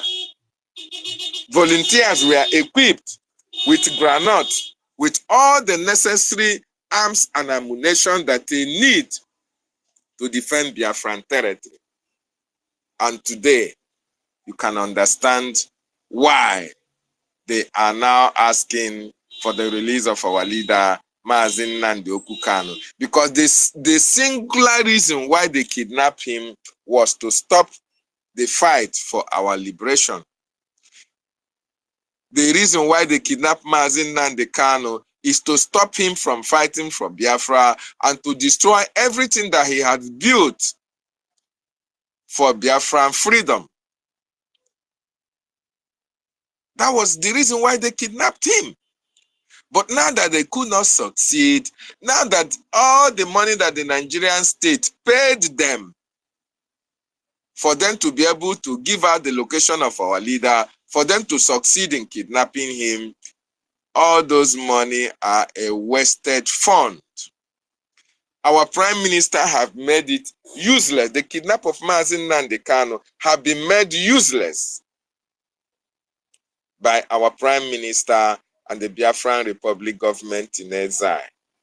Because the cost of keeping our leader now is more higher to them. As a result, Nigeria is going down because of the kidnap of our leader, Maazị Nnamdi Kanu. And that is how it should be. And that is how it must be. We must increase our tempo. We must increase which we are doing, funding the government with everything in us to make sure that we destroy Nigeria totally. As our leader, Maazị Nnamdi Kanu, said, that instead of Biafra not to come, everything in that contraction called Nigeria will be destroyed. So, fellow Biafrans, our prime minister is the man that will take us to our destination. And that is why we must support whatever they are doing to make sure that Biafra is restored. And one of the templates for Biafra to be restored is the ID card that is invoked at this particular time. Everybody must go and register for your ID card. It is your right. Very, very important. If you are in Africa, we have a very lucrative deal. If you are in Africa, you have to pay $50 to get your ID card. If you are in Asia, America, Europe, it's $100. So it's very, very important. You have to go through the website and be able to access all the information that you need to know. Because we have started the process of our country, the process of our freedom, and there is no going back. Thank you so much, Maazị, for your wonderful submission. Fellow Biafrans, the mic is open. You can demand for the mic and tell us the process you have gone through yet for your ID card. Very, very important. And I want to also let you to understand that our lobbyists are doing wonderfully well. They have been able to bring our government and our liberation into the international limelight. They have been able to bring us to a stage whereby the whole world will now talk about us. As a matter of fact, it is very, very important that we understand that at this juncture that we are in this liberation, everything is very, very important. Our lobbyists have just confirmed that they are here to help get our freedom. They have highlighted the plight of the Biafran people. They have also highlighted on our upcoming convention in Finland. In one of the greatest magazines, in one of the greatest news media, African Confidential News Magazine, that has over 550 million viewers. You can imagine a platform that have up to that number of people. Nigeria is over 200 million people, but this platform alone has 550 million viewers. And our lobbyists have been able to take our information to them, and that information is making waves all around the world. So we are going home. Nothing is going to stop us from getting our freedom come 2nd of December 2024. It doesn't matter what they do. It doesn't matter who they lobby. It doesn't matter who they recruit to come online and be yapping all manner of nonsense. It doesn't matter who they pay, whom they recruit to come and talk evil against our prime minister or against what we are doing. They can never succeed because we are already getting to our destination. Anybody who is a one Nigerianist and have not seen that Nigeria is workable, that person's mental health must be evaluated, because Nigeria is the only country in this whole wide world that animals even have a say in the government. Only in Nigeria. And it's very, very unfortunate that we are lobbed into that contraption together with people who are insane, people who ordinarily should not be regarded as humans. In this 21st century, where every other nation of the world is talking about innovation, Nigeria is talking about giving citizenship to cows. Nigeria is talking about Ministry of Cow, Ministry of Livestock. Sorry. Nigeria is talking about Ministry of Livestock. While the whole world have moved on with innovation, have moved on with technology. It is only in Nigeria that you come to their National Assembly, the only agenda they have is about to give cow a citizenship. Oh, how cow is going to be walking around. When you stop the cow, the cow owner, you have to demand for the passport of the cow. And when they present that passport to you, you now know that this is a legitimate cow that should be walking on the street of Abuja or Lagos or Enugu or anywhere. That is how unfortunate that it is. And you say that you are a proud Nigerian. You see how idiotic that you are? You look very foolish when you speak about one Nigeria. In this 21st century, when people are talking of manufacturing cars that are being run on water, cars that are being run by electric, Nigeria cannot be talking about that. They'll be talking about Ruga. They'll be talking about livestock farming. Every year in, year out, they'll be talking about farmers' headers clash. And you as a Nigerian, you as a proud Nigerian, you don't see anything wrong in that. You don't see anything wrong that people are being killed indiscriminately. People are being killed like they are not humans.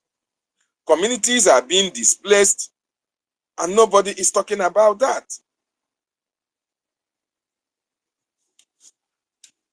Christians are being killed in southern Kaduna. You are the GO is not talking about it. Your pastor, your daddy and mommy, they are busy flying to London, flying to America, telling you that Jesus is coming again. Telling you that, oh, that you are covered with the blood of Jesus.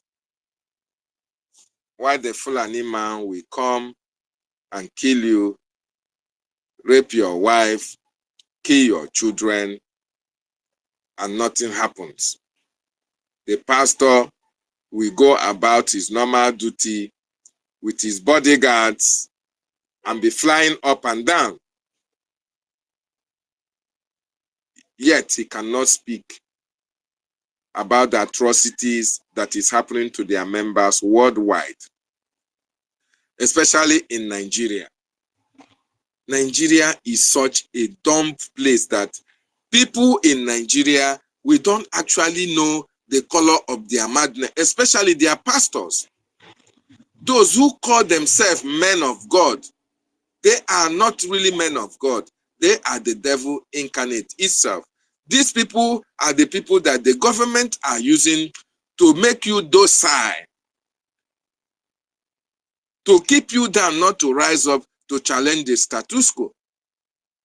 They will make sure they preach to you. They use the Bible to brainwash you, to tell you that, oh, vengeance belongs to God. Oh, if they slap you here, you turn the other way. Leave vengeance to God, because a son of God, you should not retaliate, because it is only God that have the power to fight for you.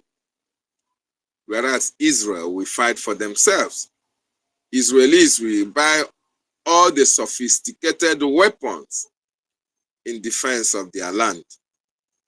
But those who are privileged to be the same Christians in Nigeria will not rise up to challenge those who are coming to kill their members. They will tell you that your reward is in heaven, but their own reward is here on earth.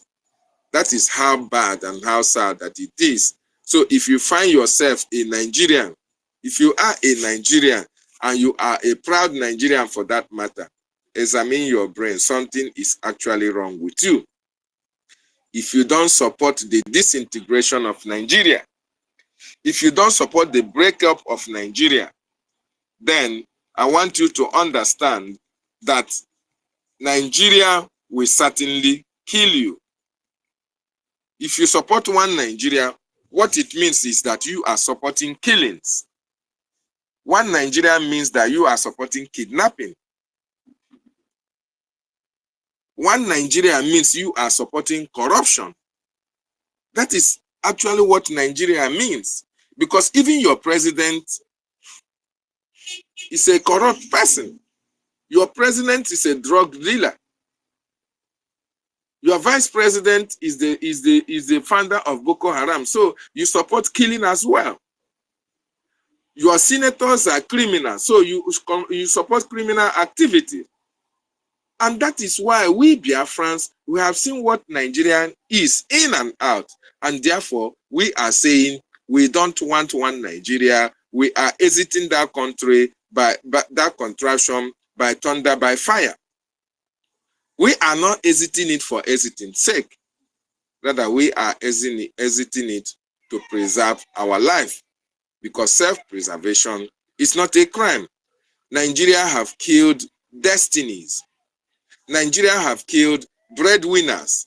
Nigeria have killed families. Nigeria have destroyed a lot of people and continue to destroy a lot of people. And it is only those who can rise up to challenge Nigeria and what it stands for, that can be able to have their freedom and be free from that contraption called Nigeria. And that is actually what the Biafran people are doing at this particular time. We now have a government that is fighting and speaking for us.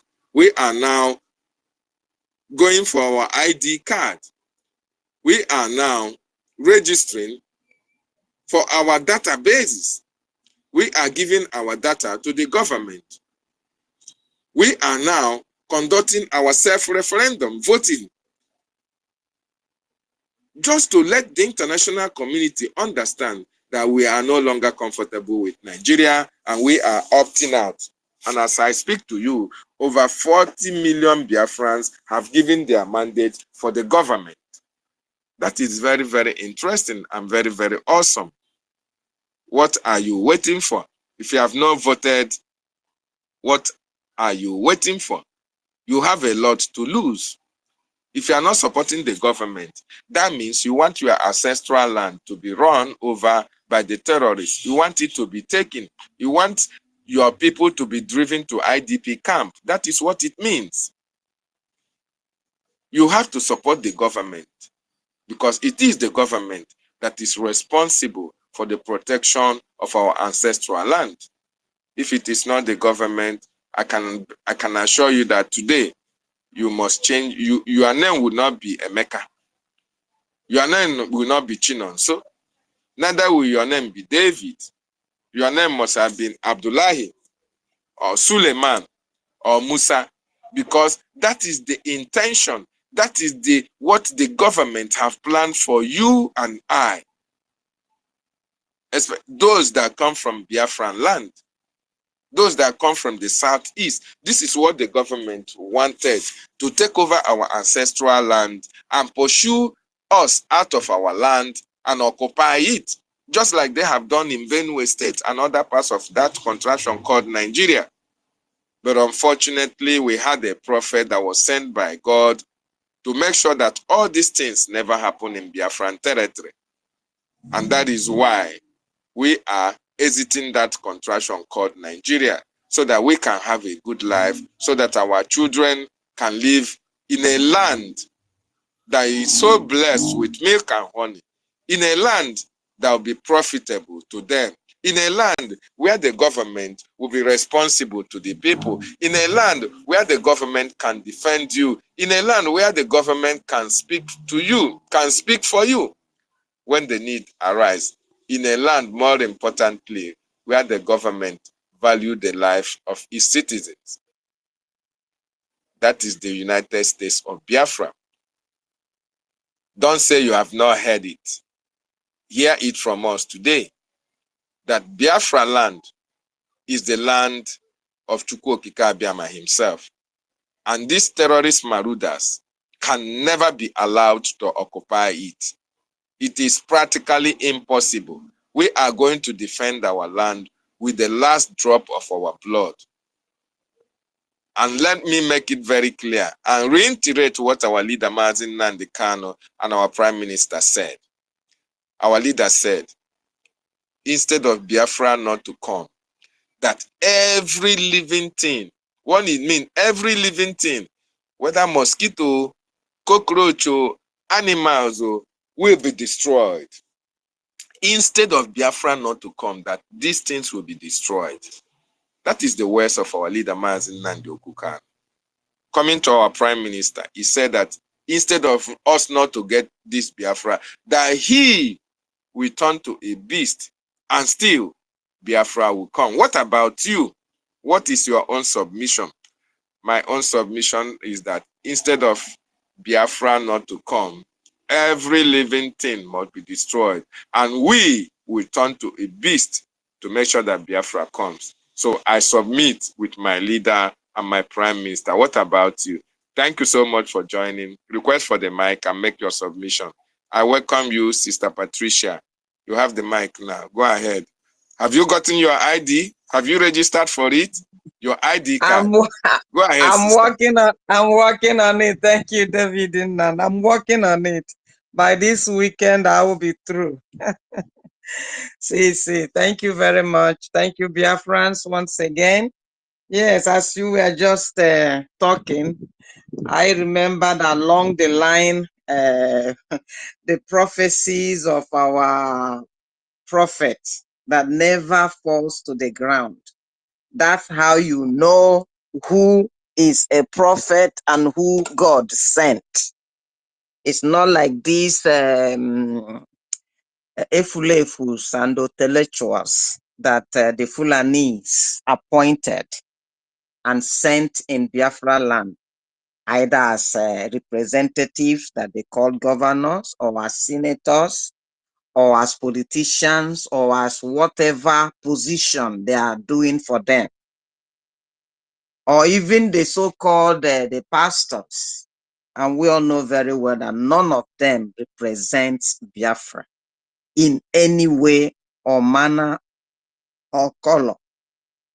Thank God that the prophet, when he was preaching, we know those months and years, he would just tell us that Nigeria is a zoological kingdom. And some people, picked up on him. This man insults too much. This man is saying what he's supposed not to say. But today it has down on everyone that is even worse than an animal kingdom. It's just worse than that. And I begin to see our leader, because he has love and passion to salvage Africa and black man.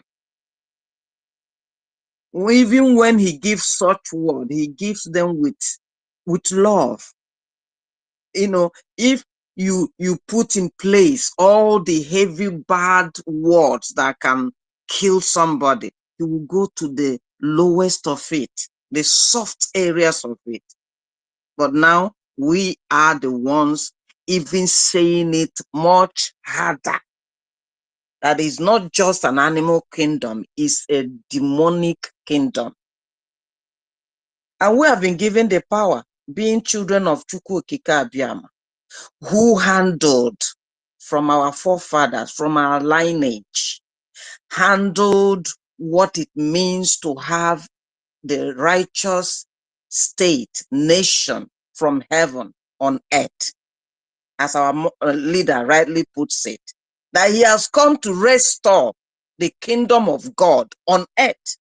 And what do you see in the kingdom of God? You don't see all this kind of evil, wickedness, corruption, murdering, and taking even joy in doing that. You don't see such in kingdom of God. You only see righteousness, fairness, equity. You see peace, joy. Look at our land that God gave to us. Like you rightly said it, and that is how it is written, where honey and milk flows. But today, the demons that all their work is to steal, have we not been stolen? Kill, are they not killing us? And totally destroy. Destruction everywhere. And this Western world that have kept Africa in the state they are, being the agents of darkness, they don't even want to say, okay, we've done enough harm. Let's stop so far. Because what they have accumulated in their gold bank or whatever bank, blood bank, wealth bank, whatever they have kept there, if the world tarries more for another millions of years, they can't even finish it. Yet, they are so greedy and evil that they have even come with other means, like this GMO system they are putting in the crops. They have used Bill Gates, one of their leaders. They just want to exterminate Africans, black race. That's what they want. That's the intention. That is why they will see what the terrorists are doing in Nigeria and they relax. Of course, the youth, they need to wipe us out so that they will come and have a very good land to enjoy after they have destroyed their own. with their nuclear weapons and all that. They want to come to where natural air and water still prevails. But we'll not allow that, because just like we all know, this is the era, this is the time. We don't have any other, there's no other generation coming to do this. It's this generation. This very one that me and you are in talking, this is the generation. That is why I don't even see it anything, it's like wasting my time. For these people who are still seeing what is happening and they are fighting against the resurrection of Biafra nation. They still want to enjoy their porridge, yam and potatoes and all that.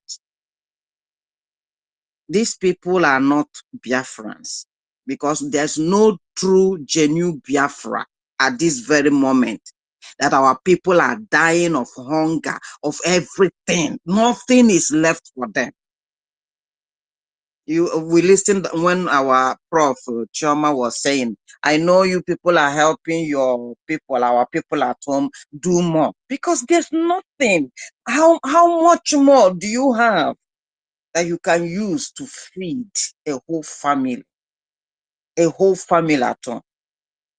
So there are a lot of stress. There is a lot of sorrows and suffering going on. That's why we should hurry up. In fact, our leader told us earlier, said, hurry up and let's get out of here and lock our gates and mind our boundaries. And upon that, we still have these fools that knows very well, both them and their mother Britain, that knows very well that that contraption has expired, and they continue coming in day after day to want to reestablish what? They think we will hold our hands here, put our necks down for the Fulani. Are they the only one that knows? No. Everything about the zoo, whether in color, in uniform, in person, in animal, should be wiped out. And our so-called people, which I don't call them our people, because these are Fulanese breed, mixed multitude. Don't look at them at all, where every other places in Biafra land. Impregnating these ladies, having their children, giving birth to 20 and 30. And tomorrow that child will get up, speak Igbo, answer Igbo name, Chukwu Emeka and all that, and we'll call them Igbo because they speak Igbo or they answer Igbo name or they are in Biafra land. No.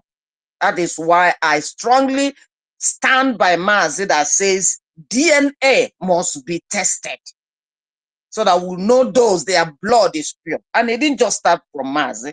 From the olden days, Israelite, they did that. When their people came back from wherever they were scattered, they were tested. Those that are not pure Israelites were not allowed to handle anything that is sacred or even to near anything. And we are not different from them.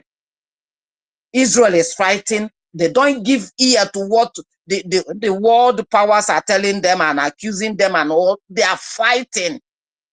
And they have made the statement, we will not stop until we destroy Hamas. So why would we think of even, we don't even have to have neighbors like people like this. Nigeria, as he said, will be destroyed until there won't be anything representing them, not even in the map. So who is having a time to spare them and make them neighbors? No. They are to be destroyed. And all that are working with them, Maza have given his cause, and so shall it be. Thank you, Biafran, as we go on. Thank you. Thank you so much, our sister, for that wonderful submission. Sir Williams, you have the mic now, sir. Welcome to co-host.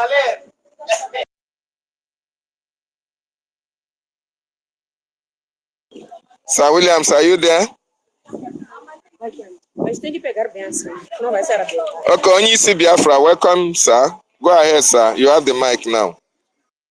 Yeah, my brother, Shalom, my Minister of Information, I greet you all.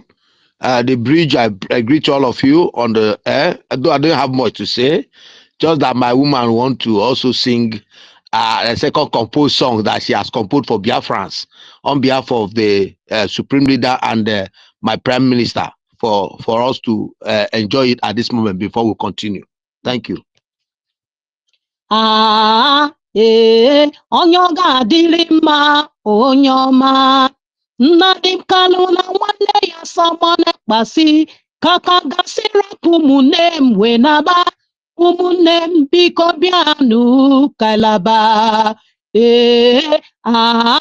ụmụnne m biko bịanụ kalaba oge elugo ụmụnne m biko bịanụ kalaba December 2nd ụmụnne m biko bịanụ kalaba Nnamdi Kanu na nwanne ya Simon Ekpasi kaka gasị rapụ ụmụnne m wee naba ụmụnne m biko bịanụ kalaba ụmụnne m biko bịanụ kalaba kaka gasị rapụ ụmụnne m wee naba ụmụnne m biko bịanụ kalaba ụmụnne m biko bịanụ kalaba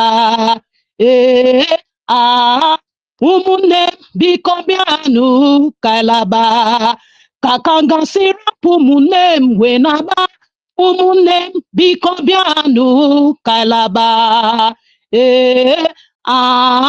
onye ọ ga-adịrị mma onye ọma wasị n'ịbụ Chukwu dumu Biafra dua idu n'ụtụtụ dum ehihie dum n'anyasị nwanne m onwere onye ga-eme m ka Chimọma ụmụnne m biko bịanụ ka anyị na-aba. Shalom. That is for all Biafrans and for the freedom fighters. Please do your best, get your ID. Those are the exile. See to it that you do your best so that we will come back home and celebrate this Biafra. Shalom, everybody. To all of you, God bless you all.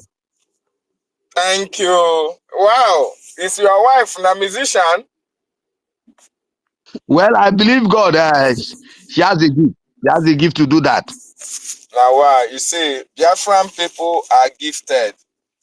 Anywhere where we put our hand, anything where we want to do, we they do them very well. Look at how she just composed the song.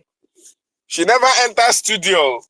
If you can't enter studio, put 1 and 1, put 1 and 2 together. That is, in fact, we are a blessed race. Thank you so much, our sister, for that wonderful, wonderful song. That is, no kainaba, onye ọbụla tinye aka kainaba. That is wonderfully composed. Let us come together, support our government, support our Prime Minister, so that we can access the blessed land of Chukwu Okike Abiama, the land of our ancestors. That heaven that your pastor is telling you that when you die, you go to heaven. I am telling you that heaven is here on earth. That heaven is Biafra. You are not going to die to access your heaven. Your heaven is Biafra as a Biafran. Your heaven is Biafra land. When Biafra is restored, when Biafra is redeclared, our government will make sure all those things you are going abroad to look for, all of them will be available in the United States. As a matter of fact, when Biafra is restored, our leader said 70 years, Biafra will be built. 70 good years, morning, afternoon, and night, non-stop. So Biafra will be the greatest country, the greatest nation, organic nation on this planet Earth. That is what these people want you and I not to access. That is why they are fighting against our freedom. That is why they are fighting against our liberation. They will do everything humanly possible to stop you from enjoying what Chukwu Okike Abiama have in stock for you, what the Creator of heaven have in stock for you. You can imagine a country that is blessed with every mineral, natural resources. There are some resources that have not even been discovered. Will only be discovered when Biafra is restored. Our minerals are numerous that it cannot be numbered. You can't even number them. There are too many to mention. And that is why these people are enjoying. These people want one Nigeria to continue, because one Nigeria to them means milking of Biafra territory, Biafra land. And that is why they say, oh, Mazi Nnamdi Kanu, you have to go with your 5 states. What of those in Benue? What of Biafrans in Kogi? You have to go with those in 5 states. Even the 5 states they are talking about are filled with mineral and natural resources. So we are not going to allow them to continue to hold us down, to continue to kill our people. We have had enough. Enough of their killings. Enough of their destruction of our natural habitat. Enough of their killing of our people, disappearance of our youth, raping of our mothers, kidnapping of our men, displacing of communities, changing the demography of communities. It is not going to happen. Our population must be intact. Our people must be protected. Very, very important. Sir Williams, are you there? Please, my brother David, please. I don't know if that track, if that particular song can be extracted and play it on Jubo so that I can retwist it. Thank you very much. Yeah, it's important. If after the space, if you want to take it, you can replay the space and tape it, you know. While the space, you just scroll to that place that the song was played, our sister was singing it, and just put on recording while the space is replaying. You can be able to take it from there. When she finishes, you just stop it. I think that's the best way to get it now, brother. Thank you so much. So, wonderful Biafrans, lovers of freedom. We, the Biafran people, have risen up to confront the terrorists that have come to kill us. We are defending our land. We are defending ourselves from being annihilated. We are defending our women and our children. We are protecting them from the killing machine of the Nigerian state. The Nigerian armed forces have been killing people, have killed a lot of people, have killed a lot of Biafrans, have displaced so many communities. The insecurity, the jihad that is happening in Nigeria is orchestrated by the government itself. The continued detention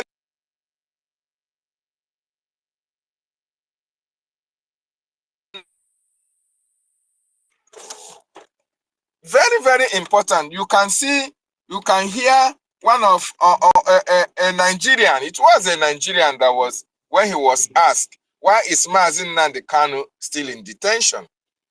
He was telling them that the government of Nigeria cannot hold Mazi Nnamdi Kanu over 24 hours, more than 24 hours, if the people of the Southeast, what he means the Southeast, the governors who are political leaders are not in support of it. So for the fact that Mazi Nnamdi Kanu is still in detention, he is not being held by only the Nigerian state. No. Soludo, Opuzo Danger, Ifeaju Namba, all these people, Enyinia Iberibe, Ifeanyi Uba, all these people you call your political leaders, all of them have a hand in the continued detention of Mazi Nnamdi Kanu. Do you know why? the government of Nigeria paid billions and billions of dollars to kidnap Mazi Nnamdi Kanu. And those billions and billions of dollars found their way in the various accounts of all these political iflefus we have in the southeast. So now that the government have to ask them, since the kidnap of Mazi Nnamdi Kanu cannot stop Biafra, can you now give us back our money so that we can release him to you? And in order, because you see, when they embezzle public funds, they use it to go and build, to go and buy properties. They use it to go and bank it in foreign accounts. They use it to fund their ego. They use it, to live a lavish lifestyle, buy all manner of property for their children. You can see Ifeanyi Ubah with his children in America, in UK, enjoying themselves, looking very fresh, enjoying the money that was meant for everybody, enjoying the money that meant for the development of your communities, of your state. Ifeanyi Ubah and his likes, not only him, all of those political iflefus in the southeast, their children are abroad living a lavish lifestyle, enjoying themselves, living large, buying properties for them, dumping such monies in their bank account. You can see a child, a baby, not up to 20 years, but he has millions and millions of dollars in his or her account. Courtesy because the father is a senator, because the father is a House of Representatives member, and so therefore they have the prerogative right to have any amount of hard currency in their account, and nobody will ask questions. The British authority, the Americans, the CIA, all these people that say they are for human rights, they will come against corruption. They talk about corruption, corruption, corruption. They cannot say anything because this money that is being stolen from Africa and siphoned out of Africa, lodged in various bank accounts, are the money that they are using to power their economy. So therefore, they cannot speak. They cannot investigate. Even though when they investigate, the person cannot be prosecuted. The same Ifeanyi Ubah is coming to Anambra State, Nnewi, to buy guns and ask you to go and do security and fight against those who are defending your land. The same Ifeanyi Ubah will encourage you not to come and defend your land, not to fight for your freedom. Whereas in the United Kingdom, his children are free, living a lavish lifestyle. You see, and that is why most of you are foolish. Most of you who are following all these politicians, fighting for them and dying in the process. That is why most of you are really foolish Nigerians. You are fighting for a politician that is outside, his children are outside the country that you are. You are suffering, you have no light, you have no good road, you have no electricity, you have no potable born water, you have no good hospitals, you have nothing. You are, in fact, you are unemployed. You did not even finish your school. Even when you graduate, you have nothing to show for it because you used 5 years to remain in strike, whereas their children are abroad studying. At the end of their studies, they send them back home and make them senators and make them local government chairmen and even make them governors. Why you also will be their otimpu. You come out and be shouting and trying to carry gun and be a bodyguard of the son of the man who subjugated you into your own condition, into that condition that is you find that is not good for you. The man who subjected you into that condition took his children out of Nigeria. They went overseas and studied. He brought them back and they are your own lords. They are presiding over the affairs that ordinarily you should have been responsible about. And you yourself will be so foolish enough to carry gun and be their bodyguards. You be their gate men. They give you gun to go and fight. You go and fight. They give you 10,000 naira. You go and fight. You die in the process. They will just come and use you and make video on social media. And that's ends it. Your family will be suffering. Ibu Onyara, you are a fool for not getting the message. You are an idiot for not getting the message. You have to rise up and fight against all these politicians from A to Z. All of them are responsible for your problem.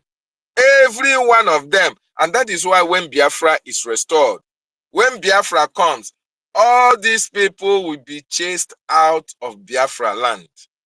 All of them, A to Z.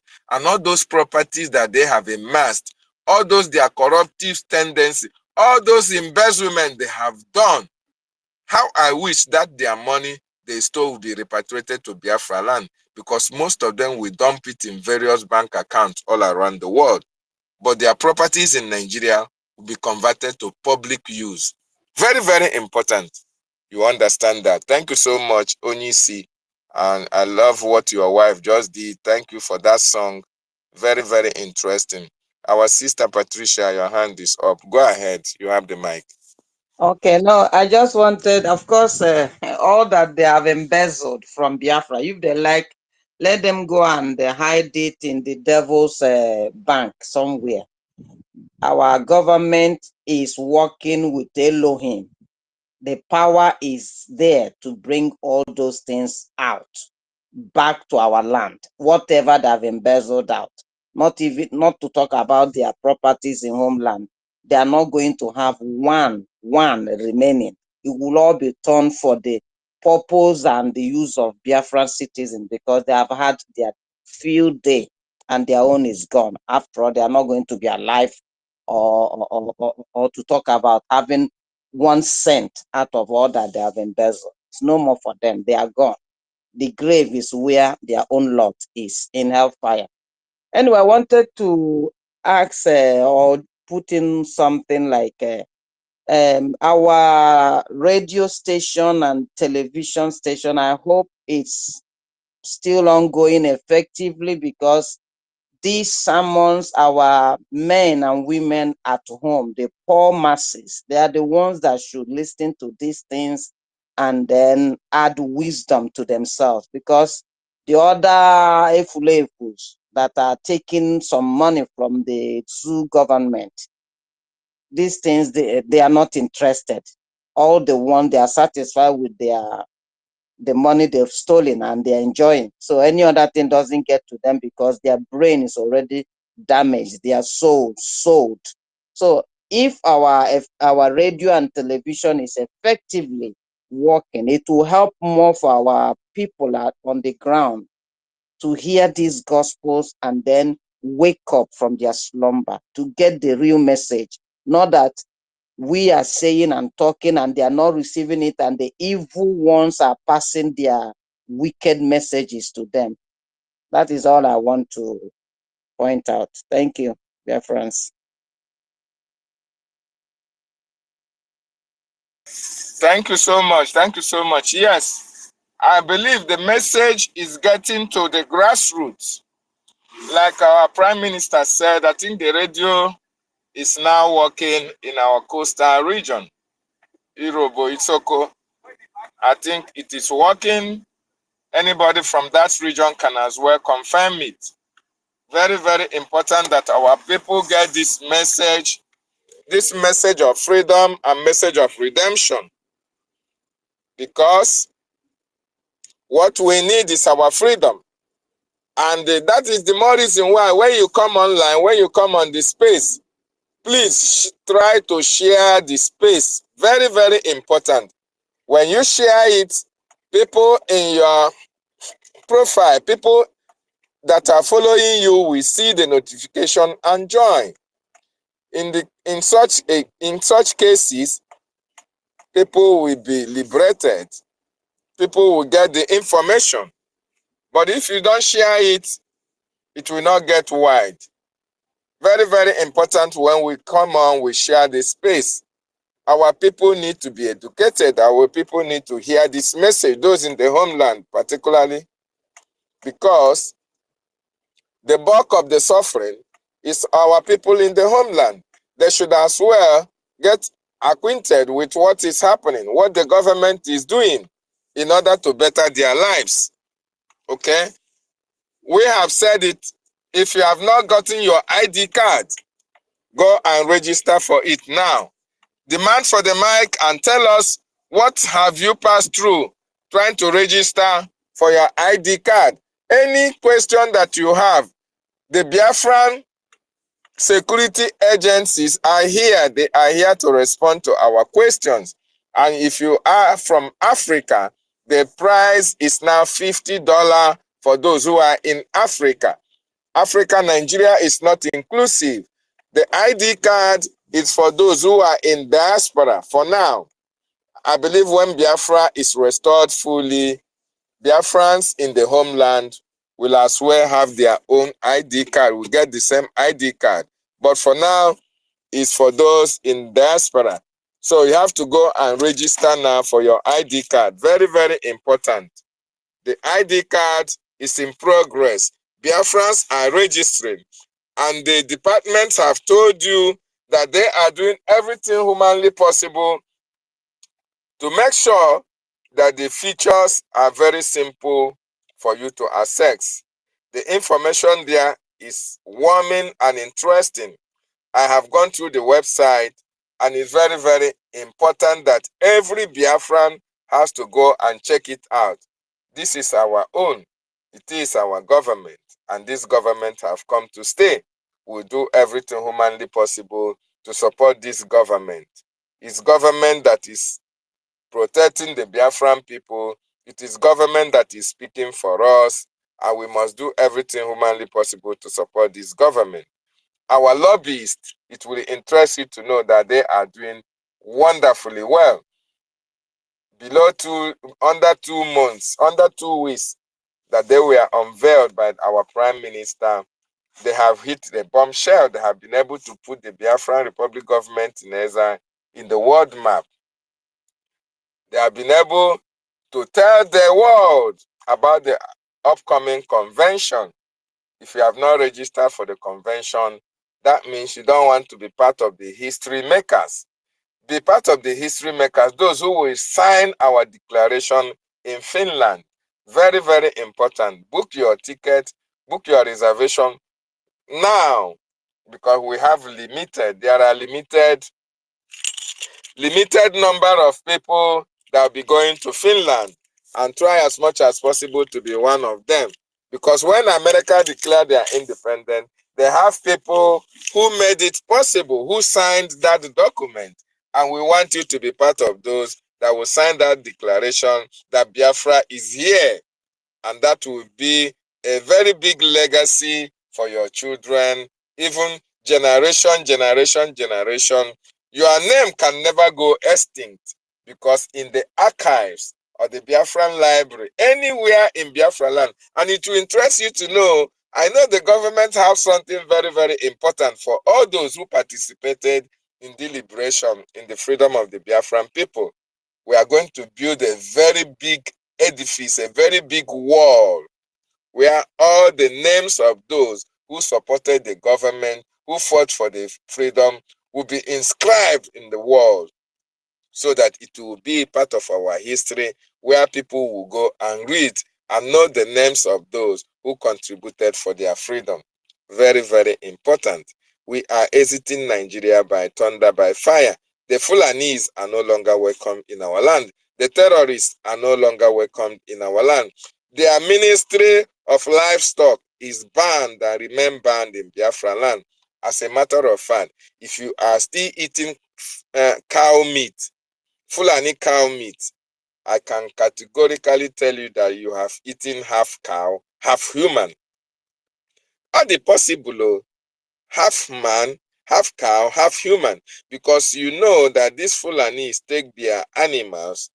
When they rear these animals, they impregnate these animals, they make love to these animals and still bring it and sell to you. Imagine a scenario where the animal is being formed in the stomach, and the full animal go and mate with the same animal that is, at the process of forming its baby in this belly. Then the belly will develop half human, half animal, half cow.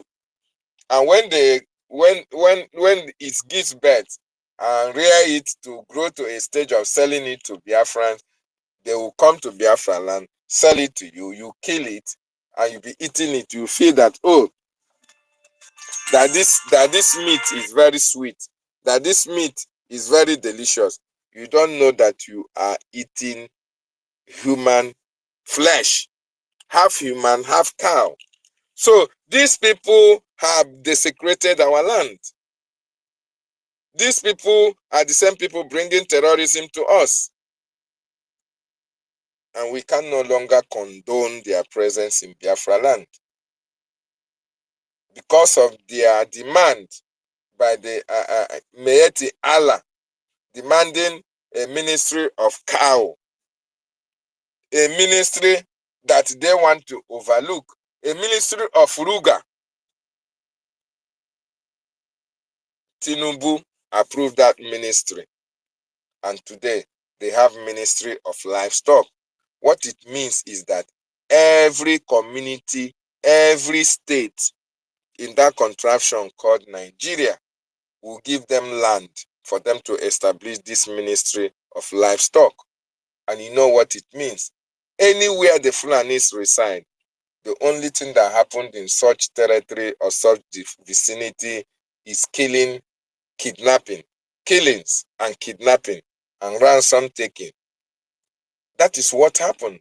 So if you establish any ministry of livestock in any community, in any Biafran state, any Biafran land, what you are going to witness will only be killings and killings and killings.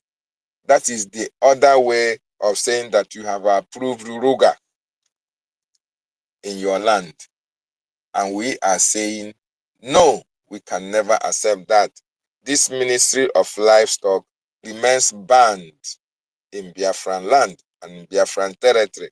All the 40 states of Biafra land will never ever welcome such development.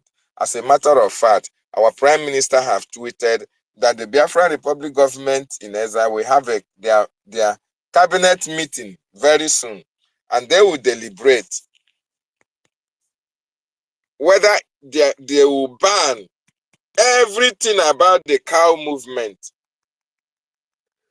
They will ban everything about cow in Biafra land, and they will use that process to chase all those who are carrying them around in Biafran territory. So the Biafran Republic government in Eza are doing everything humanly possible to make sure that this ministry of livestock never take place in Biafra land, and we can never accept that. So if you want to establish any kind of ministry of livestock, please go to Kaduna, go to Sokoto, go to Madugri, or you go to Kwara State, or Oyo State, as the case may be. Biafran territory, you are not welcome. We are Biafrans, we are not Nigerians, and we can never accept anything Nigerian in Biafra land. All those that you have as your representatives in Biafra land, we are going to dash them to Nigeria free of charge. Ojo Zokano will be dashed to Sokoto. Enyinia Baribe will dash people in Medugri. Soludo, Hope Uzodinma, Hope Uzodinjo, we are going to dash them to Satan or Sokoto. All those areas that they are working for, they are working for the caliphate. So we are going to send them to the caliphate region, including your Obi, including P2B, and obedient. You can as well follow your Obi to Sokoto or Kaduna, because these people are the reason why Biafra has not come. These people are the sabotage that we have in Biafran restoration.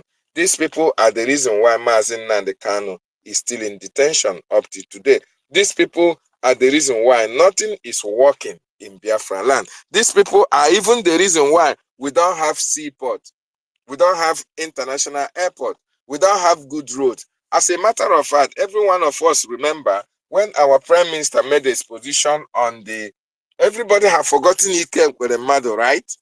He's serving his jail term in UK. When our prime minister made his position on the EKID was used to destroy Southeast. Not only EKID, all these political affiliates, they were used to destroy Biafra land. They will select a project that they want to build for the Biafran people. Government will fund it and they will pocket the money from A to Z. They will divide the money, and when they get their own share, they will use it and buy big jeep, because they know that that road will not be motorable. When the rain fall, the road, you have big gullies on the road. So they will buy jeep that will be making it motorable for them.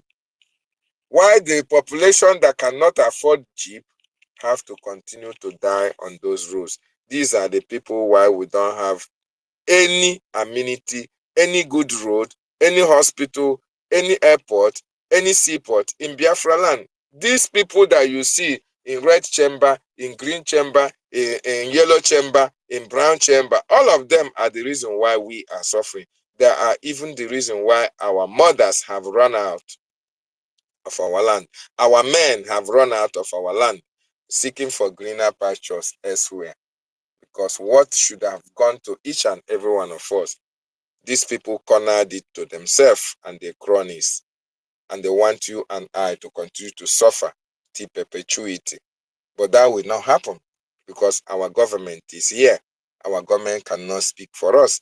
Our government cannot bring those things that everybody is running out to go and enjoy outside. Our government cannot bring it to Biafra land. And that is the essence why we are asking everybody to support this government to make it come to pass. That those things that will make you go out, what you are looking for Sokoto, is there for Sokoto. We are going to bring it in Biafra land.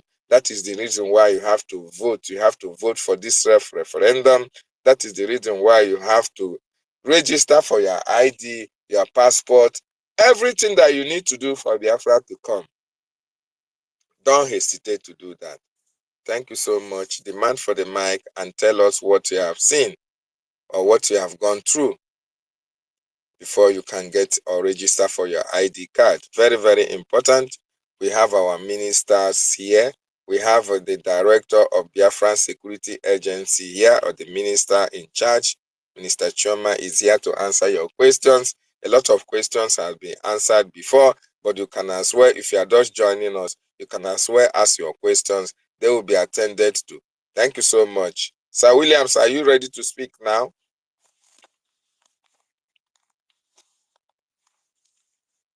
I hope I'm coming out, or am I talking to myself? Fellow Biafrans, you don't have any submission to make? We have a lot to talk about. Oh. The Fulanis are ravaging our communities. Our lobbies are doing great. The Ministry of Livestock, is that what you want? Do you want the Ministry of Livestock in your area? If you are a Biafran, you want the Ministry of Livestock in your community, please, you can pick up the mic and tell us why. And if you have not registered for your ID card, you can as well go and register now. Very important. Please, I hope I'm coming out. Give me a thumbs up if I'm coming out. Yes, my brother, you are coming up. I greet you once again for the great job we are doing. It is not Go easy. ahead. Thank you. Yes, I greet Biafrans all over the world, the real soldiers of Elohim, gathered here once again. My brother, you have touched every aspect of this topic, and there is no way, in fact, you have made the world-based submissions. The only thing I will add is that I have tried to apply for my ID card, and the government lobbyist is doing a fantastic job. At least I saw the news yesterday when our Prime Minister posted it, what they have been doing. All these things works together for the children of God, because it is a must that the Biafra will come. It is written. It has been prophesied over 400 years ago by Nostradamus. So it is a coming of the kingdom of God on this earth. No one can stop it. Whatever the Fulanis and their collaborators are doing, they are just wasting their time with I will not say our. They are the Igbo Fulanis in our midst, parading themselves as politicians, governors, Ohanese, POS, all those criminals. They are all over all places, even in all the platforms we are, because I can always fish them out by the comment they make whenever a post is placed in a platform. You will see them trying to bring that their criminal reasoning to it. And we are always one step or 100 steps ahead of them, because when our leader told them that nobody can destroy IBOB and gave them organogram, how the IBOB is formed, and all of them, their eyes were fixated on it, and then they went behind to collect money from all the politicians, all the Fulanis, and all their British MI6 and all the rest. They collected a whooping sum of money from them, thinking that now our leader said that they are the real deal, that no one can destroy IBAB, knowing fully well that they are the closest ally with our leader.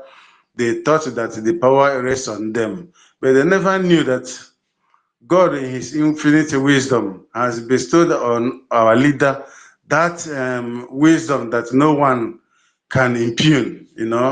Just like Solomon, he has his own backup. Backup in the person of our Prime Minister extraordinaire. The quagmire of the zoo. Ebubedike one. They never saw it coming. They were gallivanting around, telling us, because I was in Abuja and I was, one of the family members here in the Zone 5 here. They were telling us command and control. Command and control. I said, look at these charlatans. Is that how command and control is? Biafra? We are talking about Biafra, not command and control. You cannot command and control, because we are not of the zoo. Even though we are in the zoo, we are not of the zoo that you can tell us command and control. Even when our leader said no meeting, they called and say, can they have a meeting? I said, no, if you're having a meeting, it's going to be a setup, and I'm not going to be a part of it. So their Fulanis gave them money, patronage sum. They thought they can sell our leader with a plate of jollof rice. I told them, if you have collected money for selling our leader, you better return it, because Judas, in his wisdom, after selling his master, according to the story they gave us, which I don't believe vehemently, I say it, I don't believe those kind of story, but he was man enough to return his money and then went home to kill himself. But these people love money more than their lives. They prefer to eat the money and die, which is opposite of what Judas did. And we can no longer pamper them, because the devil himself cannot repent. So whatever they are doing, they can, whatever even the Bible says, whatever good you are doing, or whatever bad you are doing, continue to do it. At the end of the day, the judgment will come. So when I say, ị na-eme njọ na-emesi ike, ị na-eme mma na-emesi ike, ụbọchị nta ka anyị ga-achọ ya na were nchi. So our leader, with his wisdom, have us cooked. They say he cooked us with fire, and that is true. When Ngila told them that he saw a puppy surrounded by wild animals, those wild animals, I told him that time that we are the wild animals. And truly, we are the wild animals. The zoo have not seen anything. That is the truth.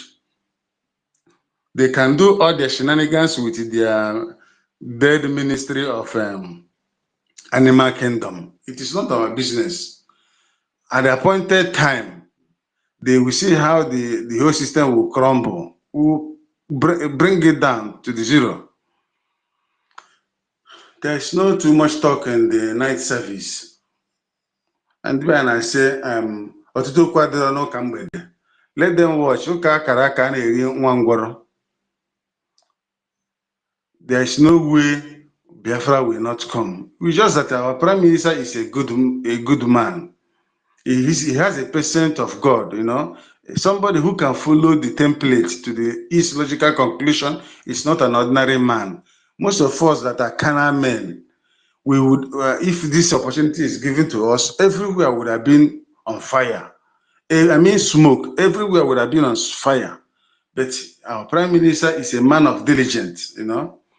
He takes his time, he follows the rules, he follows the principle because he's a learned man. And we are following his footsteps, believing that he is the only one that will take us to our destination. And that destination is already around the corner. Most of us have seen this destination, you know, in the spiritual realm. If you believe in spirit, because most of us are spirits. So we have seen, I can talk what I'm talking, just doing, and say what I'm saying, even in the heart of the zoo. I go to their places, they see me one on one, but they cannot touch me. They cannot do anything. So most of us are spirits. We are not even afraid of them. Talk less of. Most of us cannot carry gun, but we can carry bomb. Our leader promised them that for each suicide bomber, he will give them 10. And these 10 are volunteers. We are all over the place. At the appropriate time, when they will start hearing boom, they will understand how fanatic we are, how angry we are.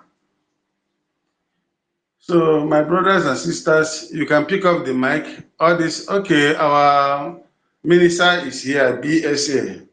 Please, Professor, please go on with the microphone. Thank you very much, as I'm still around the corner. All right. Thank you so much, everyone. I really cannot mention names one by one because everyone is important. Hello, was I being heard? Can you hear me? Was I being heard? Yes, I can hear you. And I'm speaking. Can you hear me? Okay. Can anyone hear me? Please signal. We can hear you, Prof. Okay. Thank you, ma. Dr. David, were you able to hear me? Yes, Sir Williams, I can hear you if you're the one speaking.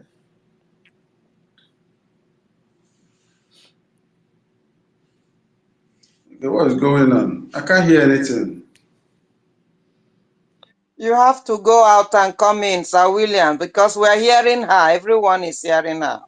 At least there's some thumb up here. Dr. David, are you there? Okay, so I will continue before I get cut off too. So thank you all the speakers. You are doing a wonderful job. The Minister of Information, thank you for bringing up this space because we've used this to give some updates.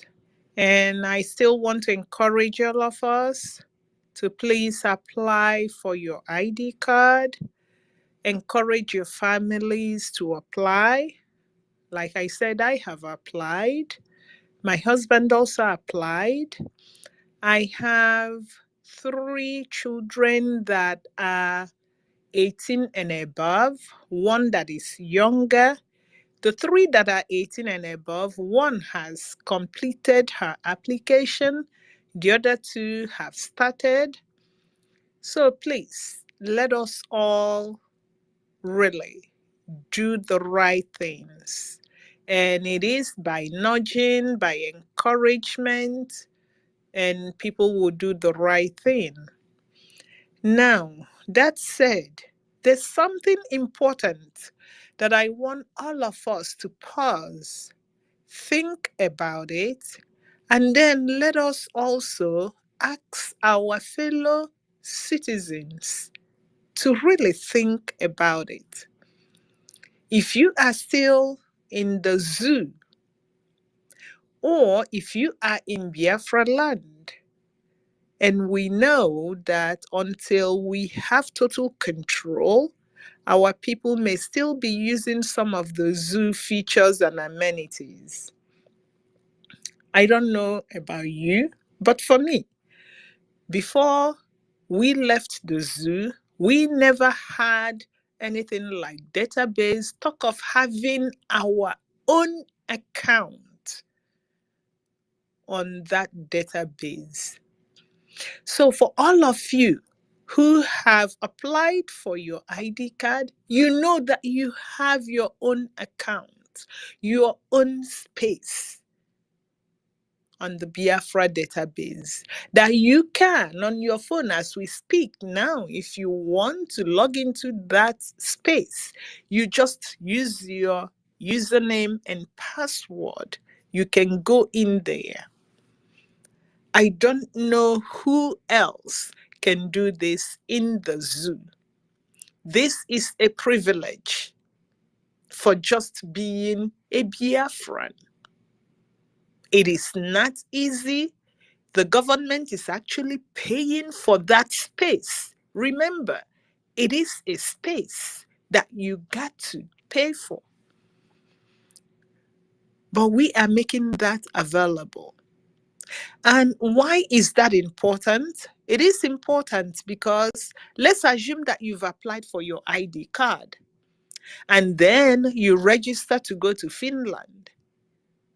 And maybe if the CDC, we are planning on bringing out health registry, anything you do with the government, you have your space.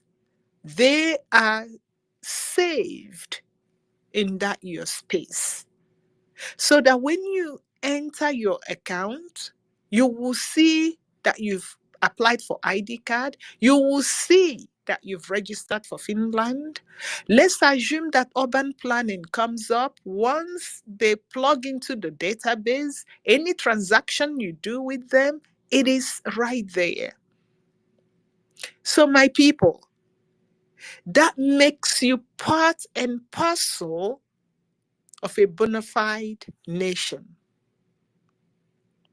You can go there, you can communicate with your government. And that some people have testified, as you are communicating, people are responding to you. I need you to pause for a second to think about all the people, including yourself, volunteering to make the Biafra government functional. The key word here is volunteering. Nobody is being paid a dime. As you are volunteering, you are also contributing financially. It is a labor of love. And when you do these, we have this amount of output. A nation that is not 100% independent. Just look at the output. Now think of when people then have jobs. These would be full-time jobs focused. Just imagine. Forget yourself and imagine the type of nation Biafra would be. I guarantee you that we will leave the stone age that Nigeria is in, that they want to subdue us in, that they've subjected us in. We will leave that behind. And we will embrace the digital age. I guarantee you that in a nation where people are volunteering their time, including you, to make things move, that once that nation is completely independent, There will be none like Biafra. So please, my people, if you've not applied for your ID card, please go in. Sometimes to start something may seem daunting, but once you've done that, you will see that, wow, there's really nothing here. You will even love to do that. So get your email, visit the Biafra Security Administration website. You can go directly via the website or go through the Biafra Republic Government in Exile website. Go immediately. Register your email. You need to register that email so that we recognize your email, and then you can conduct your business. Even if it's just registering your email and initiating that application, always remember to save. Once you save that information, come back tomorrow, you will continue where you start. Funny thing, when I was applying for my ID card, I registered, I opened it up, I started, and I was cooking in the kitchen. Then I will go in, put the information, then go check what I was doing. Then I come back, I completed. It is really that simple. For some of us that are scared, there's nothing to be scared of. Just go in. And if you encounter any problem, use the WhatsApp or the Telegram handle there. Contact someone. Now, if you have registered for your ID card, I hope you have applied for the convention. The last time I looked, the seats are filling up. Anybody who has the privilege, because it is a privilege. Why is it a privilege? I know you're going to pay your money. I know you're going to buy your flight ticket. You're going to pay for the hotel. But we have a limit, 1,000. That's why it's a privilege. So once we hit that limit, you can bring all the money you want. The site will close. And this is Biafra. This is not Nigeria. Once it closes, it's closed. You can make donation to the government. That's okay, but you will not be there. If you insist and you pay your airfare and fly to Finland, you would not enter. So, for you not to miss this once in a lifetime opportunity, go to the Biafra Security Administration website or the Biafra Republic Government in Exile website. You can access the convention registration platform through these two websites. Secure your ticket before it's too late. I want to thank you guys again. I want to thank the great Biafran forces that are protecting our homeland. And I want to thank our dear Prime Minister, Diagne Chamber One. If not for him, I don't know what we will be doing. If not for him, all these great features will not reach to Biafrans. If not for him, if not for Awonye Ndumazin Namdekano, we will be hearing of Boko Haram cow livestock ministry, and we will just be dealing with the shame. But you see, now we don't have to deal with that shame. It is their shame because we've moved on. It is their shame because we now have a new identity. It is their shame. We don't have to deal with that. And I hope that you are able to take that shower, obtain your new identity, the Biafra ID card. Thank you very much, all. And I'll leave the mic here. Thank you so much, our minister. Thank you so much for that wonderful submission and your education on the Biafra Security Administration website. Biafrans have taken notes of that. I want to also appreciate you for taking out your time within your tight schedule to come out here and explain to Biafrans what is needed for us to sell through that website. Very, very important. Fellow Biafrans, wonderful people, this is how government works. This is how government relates to its citizens.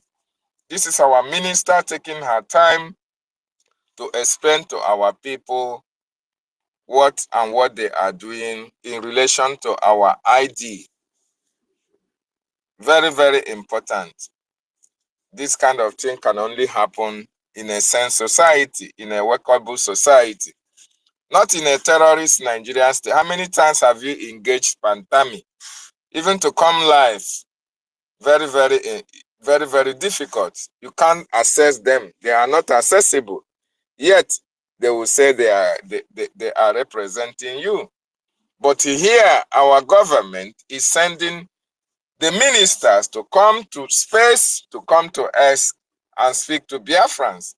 Our prime minister goes on tours to various countries to speak to Biafrans. That is how you see a society that is workable, a government that listens to its people, a government that engages its people. They ask questions, government take notes, government responds to them. And that is what our ministers are doing. Since the opening of this space, she has been here taking questions from Biafrans, educating each and every one of us.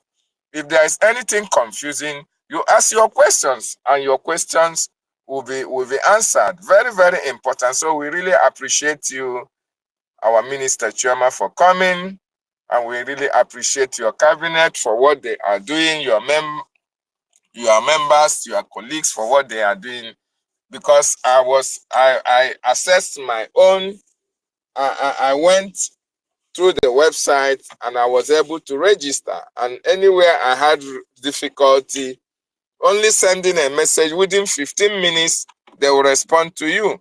And I was very much impressed. So I will encourage every Biafran to go to the website and register for your ID. What are you waiting for? Very, very important.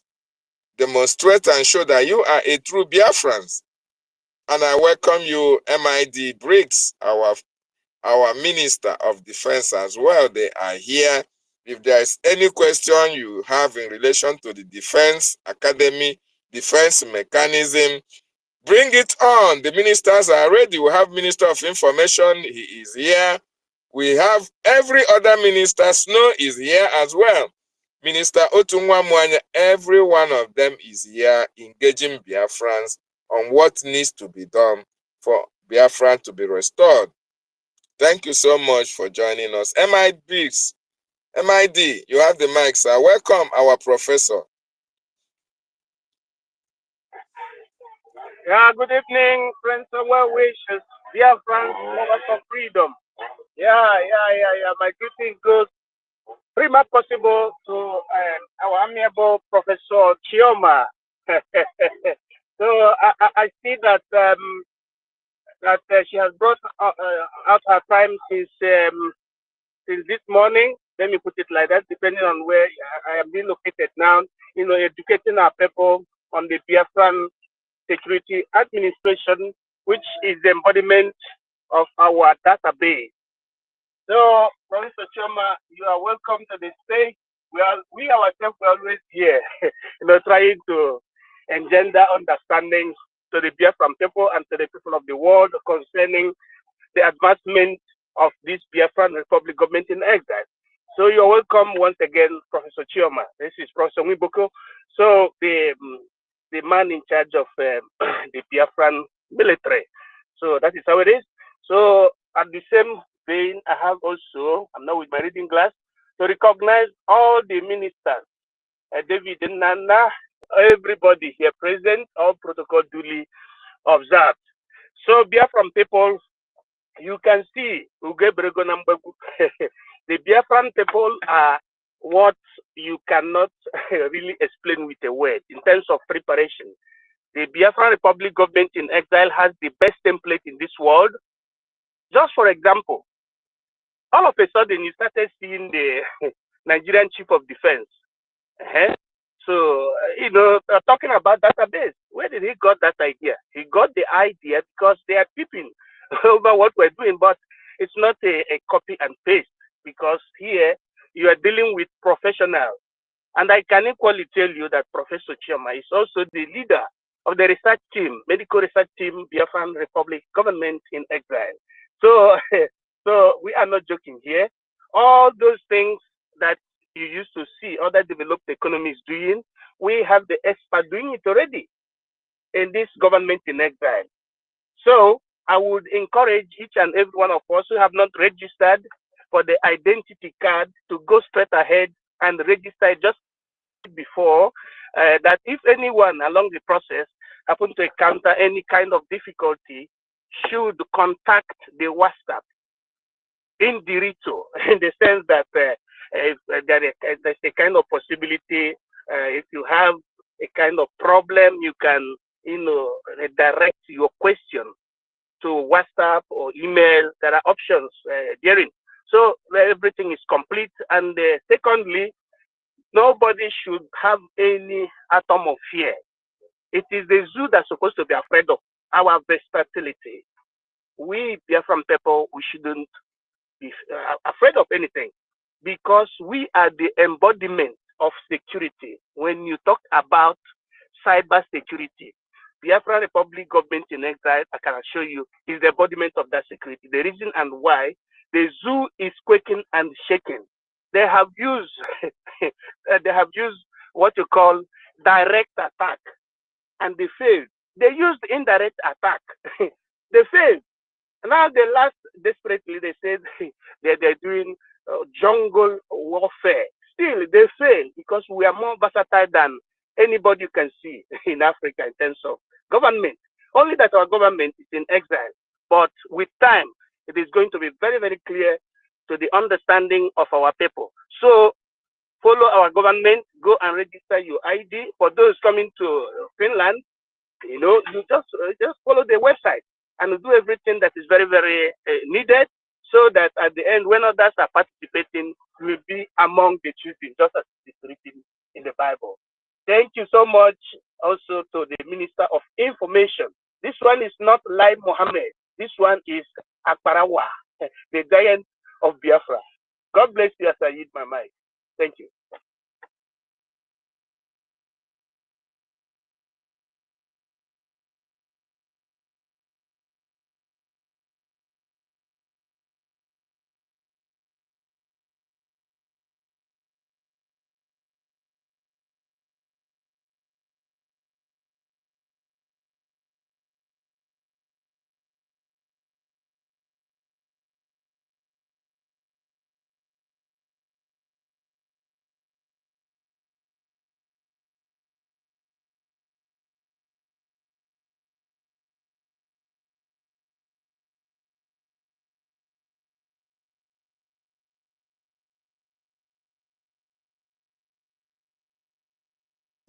Yeah.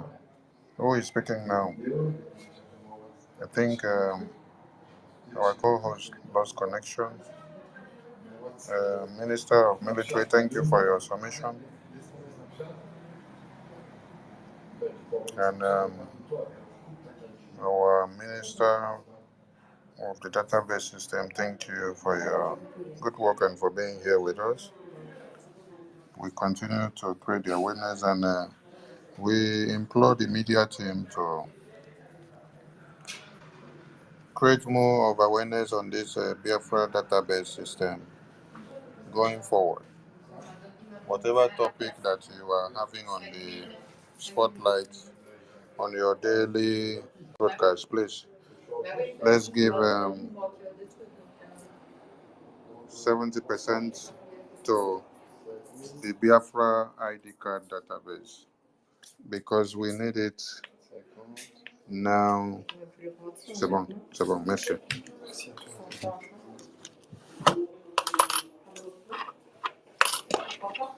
We need it now than ever. And we want to reach the mandate which we have for the printing of the ID card. So we want every Biafran, wherever you are, as far as you are in diaspora, please key in, rush to the website, get yours done, and get your license. That is the only means of identification as a Biafran now internationally. There's something here you should even be uh, perplexed about because one Nigeria has existed for over 60 something years of independence, and they have no database system. They cannot tell you of the terrorists that kidnapped somebody and the time the kidnap was done and who was kidnapped and the route at which the person was kidnapped, the time and seconds, and the people through which their bank account were used to transfer the funds to the kidnappers. You know, what Nigeria is very bad that they deceived you people with NIN, and they also deceive people with a BVN, and they will even deceive you with your bank account self. So at times when you're making registrations in some places, they collect your bank account, they collect your BVN, they collect your NIN. How many things have they collected from you now? Check all these things. You'll see that N they inside. So everything about N is all about terrorism. Everything about N is all about deceit, which stands for Nigeria. But with all this information they've collected from you, they have never for one day come back and tell you through the NIN, through the BVN, through your bank account that they were able to trace a terrorist or a kidnapper. Through the bank account that they use, through the POS that they use to make transfers to the kidnappers that kidnapped someone, that they were able to bring one financier out or one of the collaborators out. I used to tell you that one Nigeria is a terrorist state. So for over many years they have existed, the system they have created is to fend for the terrorists. It is to take care of the terrorists. It is rather to make your information vulnerable to the terrorists that have become so much. So instead of the government of one Nigeria to work to the security of our people, they are working against our people. And they are working to the protection and advantage of the terrorists. Have you guys have yourself someday a question? What is the essence of the NIN? What is the essence of the BVN? Why are you guys not using it to bring out the terrorists? But they are using your NIN and your BVN to bring you out and hand you over to the terrorists, instead of using those portals that they have created to go and bring out the terrorists. So Nigerian government set up a system that they use to hand you over to the terrorists, not a system that they create to pick or to sieve or to solve for the terrorists that have ravaged everywhere. But Biafran government was inaugurated last year. This year makes it 1 year anniversary.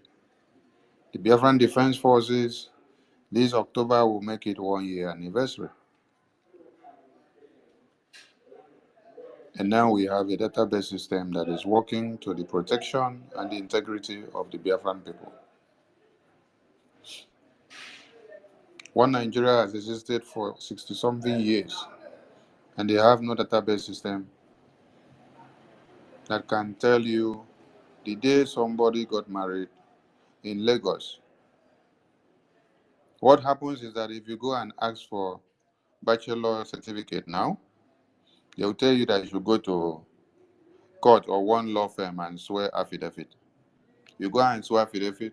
The affidavit that you have sworn is what has become your bachelor certificate. So you can swear affidavit in Lagos today.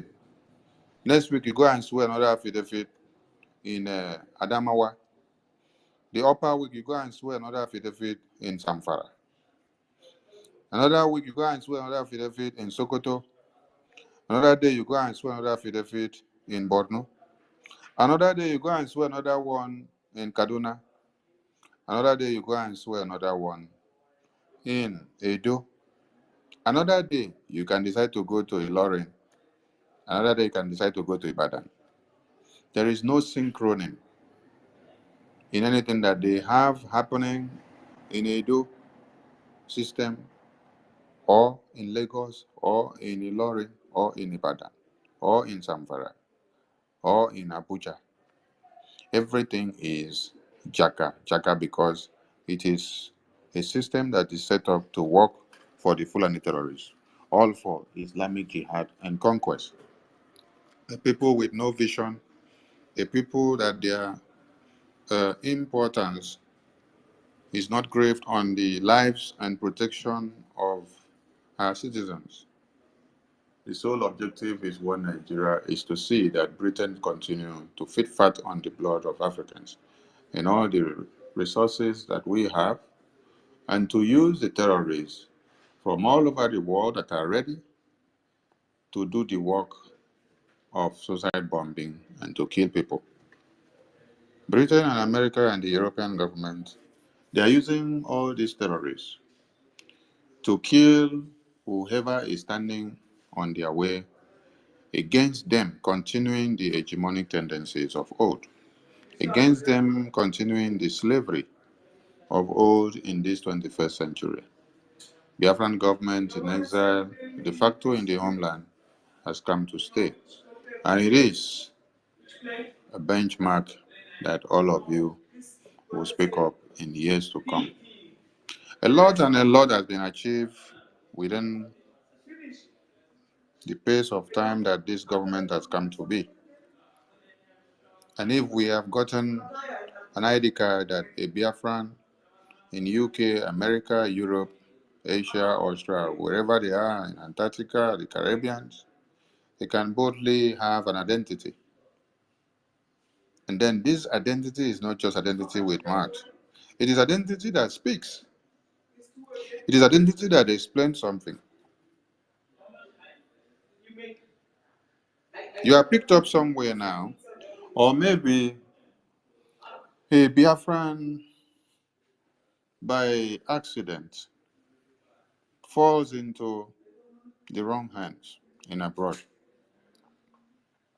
And when you tell them you're not a Nigerian, they say no, because you carry that through passport, they must use what the Nigerian government have done to them to pay you back.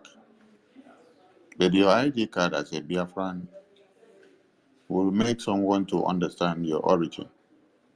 When you check the ID card of a Biafran, there is nothing like nationality or place of birth Nigeria.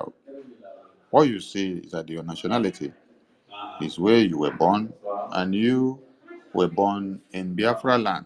You are from Biafra.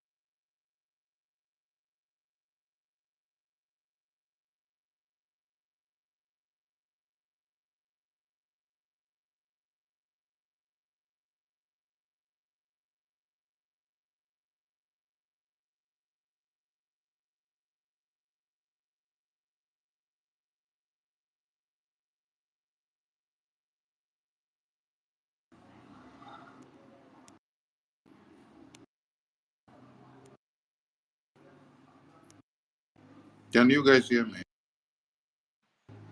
Loud enough. Right. We can hear you now. I've been sorry. I got frozen. I've been speaking. I don't know that I was frozen.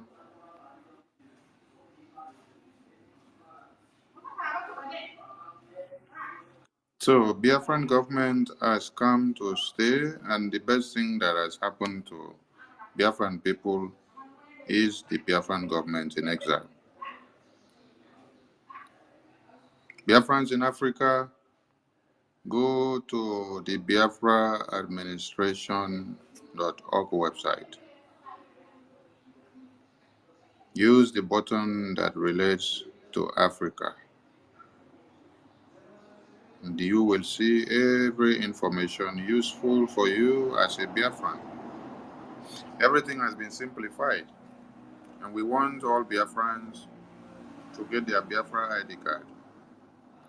Be amongst the first that will receive your Biafra ID card.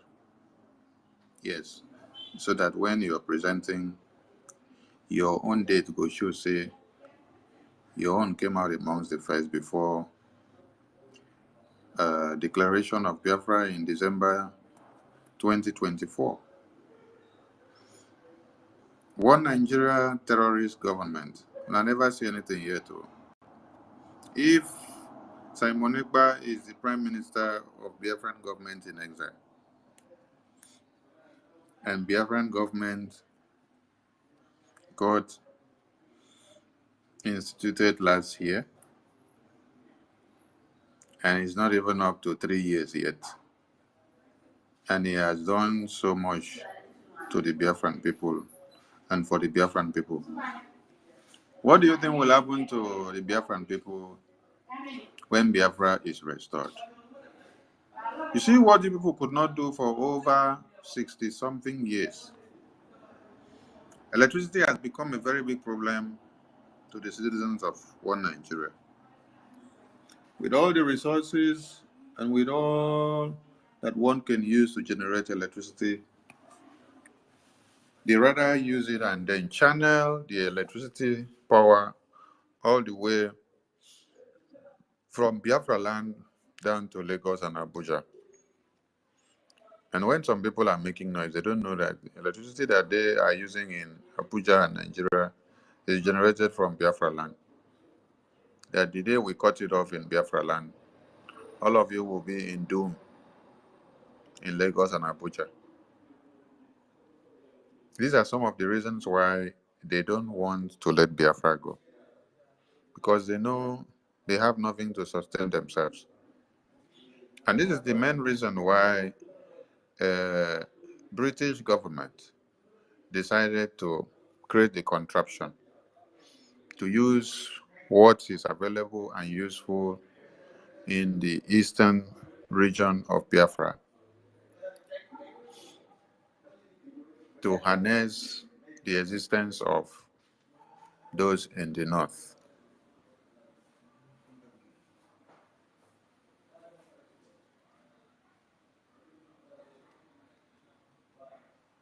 We were massacred and slaughtered because we decided not to kill our fellow human beings. That is from Colonel Obosi. Because we rejected to kill the Yorubas and the Middle Belt. Now they declared the war on us. They declared you must massacre them. Because they said, go and kill the Yorubas. Go and kill the Middle Beltans. Then we said, no. How can we go and start killing human beings? Well, I'm going to listen to this before we continue. 6. I bring to you a message of truth and freedom, for it is only the truth that can set us free from the bondages of war and propaganda, which we confuse as history. My name is Colonel Emmanuel Obosi. I am 80 years old. It is time to be bold, I am too old to lie. I am not afraid to die. It is time to tell you why we had to try. I am the last of the original coup platters of January 15, 1966, with Major Chukwuma Kaduna Nzogu. I knew Nzogu well. We went to school together. We trained together. We trained at Sandhurst Military Academy, UK. We lived together. Nzogu was our first head of military intelligence and uncovered terrible plans to wreak havoc across the country. We organized a group of progressive military officers to carry out a coup on 15 January 1966 to stop a jihad and bring sanity to Nigeria, steeped in nepotism, corruption, and mass murders. The government of Tafawa Balewa, controlled by the premier of northern Nigeria, Ahmadu Bello, were using us in the army to repress the middle belt and western Nigeria. Houses and cars were burnt. Thousands were killed. There were 9 of us that planned the January 15th revolution. Majors Nzogu, Anuforo, Ifajuna, Ademoyega, Chukwuka, Ukafo, Onwatuegu, and Obienu, and myself. However, 4 of us started it. Major Ifajuna and Major Ademoyega in the south, and Major Nzogu and myself in the north. We then united as a single revolution. I am the last of the 4 original revolutionaries. None published the complete truth. Only me, Colonel Emmanuel Mobosi, is alive today to tell the final truth so that the lies will not triumph forever. They used us to repress the Middle Belt and the Yorubas. When we saw genocide, we began to disobey orders and swore to stop them. For instance, Major Chris Anuforo refused to release mass murderers caught with weapons and was court-martialed. He was replaced by Major Hassan Katsina, a northern Muslim willing to act. I was in Abeokuta, but refused to repress Yorubas. Instead, I opened our barracks as a safe place for them to run to. They told many lies about the January 15 boys to justify the genocide. But it is those of us that planned the revolution that they should have killed, not the 3 million innocent Biafrans that knew nothing. For years, I kept quiet. We were told to repress, massacre, slaughter the Middle Beltans and the Yorubas. And because they disobeyed the last command, they refused, they were court-martialed.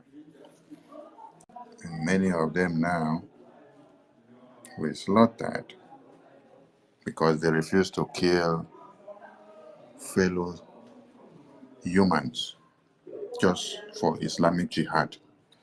And you heard very well that those ones that were northern Muslims, the ones that Islamic jihad runs in their veins, when they were given opportunity to do it, they did it one hand. One hand. So because they refused to have killed fellow humans of the Yoruba extract and the Middle Beltans, just like you see today, they sent Musa with his men to come kill the Biafran people. Musa has joy in doing it with his boys because they are working for Uthman and Frodio conquest, as inscribed on the Nigerian Army logo that you must uplift and protect and sustain the integrity of Islamic Jihad. The message is not coming from you, it is coming from our people's general. This is Colonel Obosi speaking. An army that won Nigeria and Britain trained to have protected the integrity and the lives of the people were now used to repress the people because they have to sustain Islamic Jihad. Tell me what is different from what Colonel Obosi just said now compared to what is happening today. Can someone explain to us? Progressive military officers to carry out a coup on 15 January 1966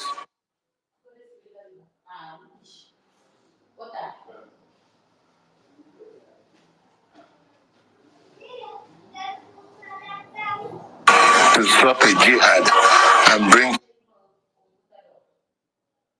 sanity to Nigeria, steeped in nepotism, corruption, and mass murders. The government of Tafawa Balewa, controlled by the premier of northern Nigeria, Ahmadu Bello, were using us in the army to repress the Middle Belt and Western Nigeria. Houses and cars were burnt, thousands were killed. There were 9 of us that planned the January 15th revolution. Majors Nzogu, Anuforo, Ifajuna, Ademoyega, Chukwuka, Nkafo, Onwachogbu, and Obienu, and myself. However, 4 of us started it. Major Ifajuna and Major Ademoyega in the south, and Major Nzogu and myself in the north. We then united as a single revolution. I am the last of the 4 original revolutionaries. None published the complete truth. Only me, Colonel Emmanuel Mobosi, is alive today to tell the final truth so that the lies will not triumph forever.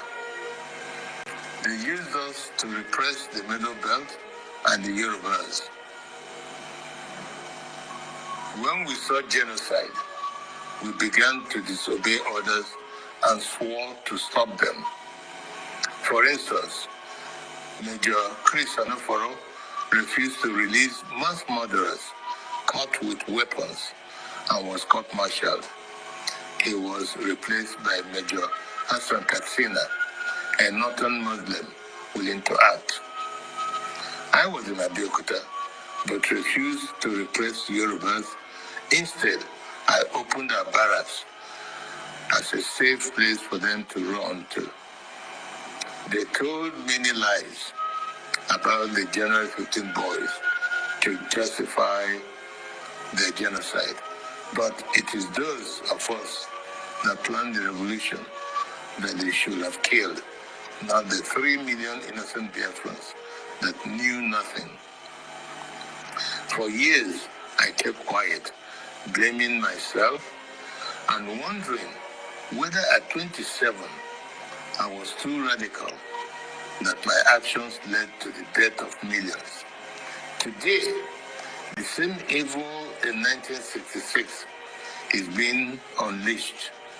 As I watch, my sense of guilt has vanished because we were not the evil. We were trying to stop the evil. That evil is radical Islamism. Did you get the evil? The evil is radical Islamic jihadist terrorist. He said the same thing that happened then in 1966 that led to the coup, that made them to carry out the coup, is the same thing that is happening now. This man is late now, and he made this video Was it in 2019 or 2018? While our supreme leader started talking in 2012 and 2013 thereabout. And when you listen to this video to the end, you will hear him give kudos to our supreme leader for what he's doing, making sure that what they stopped, what led to the coup and what led to us to declare Biafra will not also come and consume us again in our own time. Telling you that Mazi Nnamdi Kanu has envisioned what was to come and repeat itself. And so he acted so quick. There is nothing different from what led to the revolution of 1966. So there's nothing different that led to us declaring Biafra in 67. That is happening today. It is a repetition of that template. So you now see that for over 60-something years, these people has not stopped. They have done what? They have regrouped and come back again. That is why every Biafran is saddled with the responsibility of giving all their support that they have to the Biafran government in Israel. This is the only government that speaks for you. This is the only government that defends you. This is the only government that has your interests at heart. This is the only government that can protect you. Everything what Nigeria are doing is to see that they successfully hand you over to the Fulani Islamic jihadists. I have decided to speak out and warn the world of the impending disaster if we do not stop it. Each time radical Muslims plan a jihad in their religious mission to conquer the world, they will fail. But in the attempt, thousands and even millions will die.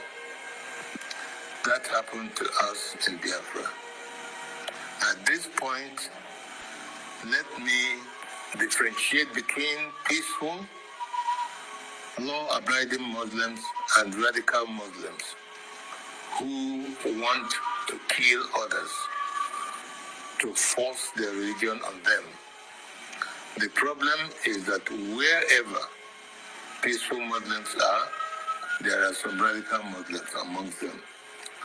That is why they began a jihad in 1966. That is why we had to stop it. That is why they killed millions of our people. That is why we declared Biafra. Because we are a peaceful people. And Get the point very well, oh. That is why we declared Biafra. Because of the jihad, we declared Biafra. oil and water can never mix. My story is a warning to Nigerians. For years, I was prevented from speaking the truth by exile, prison, harassment, poverty, surveillance, and death threats held over many of the actors like Ojukwu, Zik, Awolowo, Ibian, and the January 15 boys that survived. But as I watch today, many of the events that led to the revolution are happening again, like Boko Haram, Fulani militia, Niger Delta militants, Shiites, IPOB, and mass murders. Some people think we acted wrongly in carrying out the January 15th revolution, but they may not be fully aware of the realities then. We were trained by the British to be patriotic, to give the ultimate sacrifice for Nigeria, and to stop anyone acting against the nation. Instead of our leaders using us to defend Nigeria. They were using us to suppress the citizens. We decided to arrest them. Instead of them using us to protect the people, they were using us to kill the people. They were using us against the people.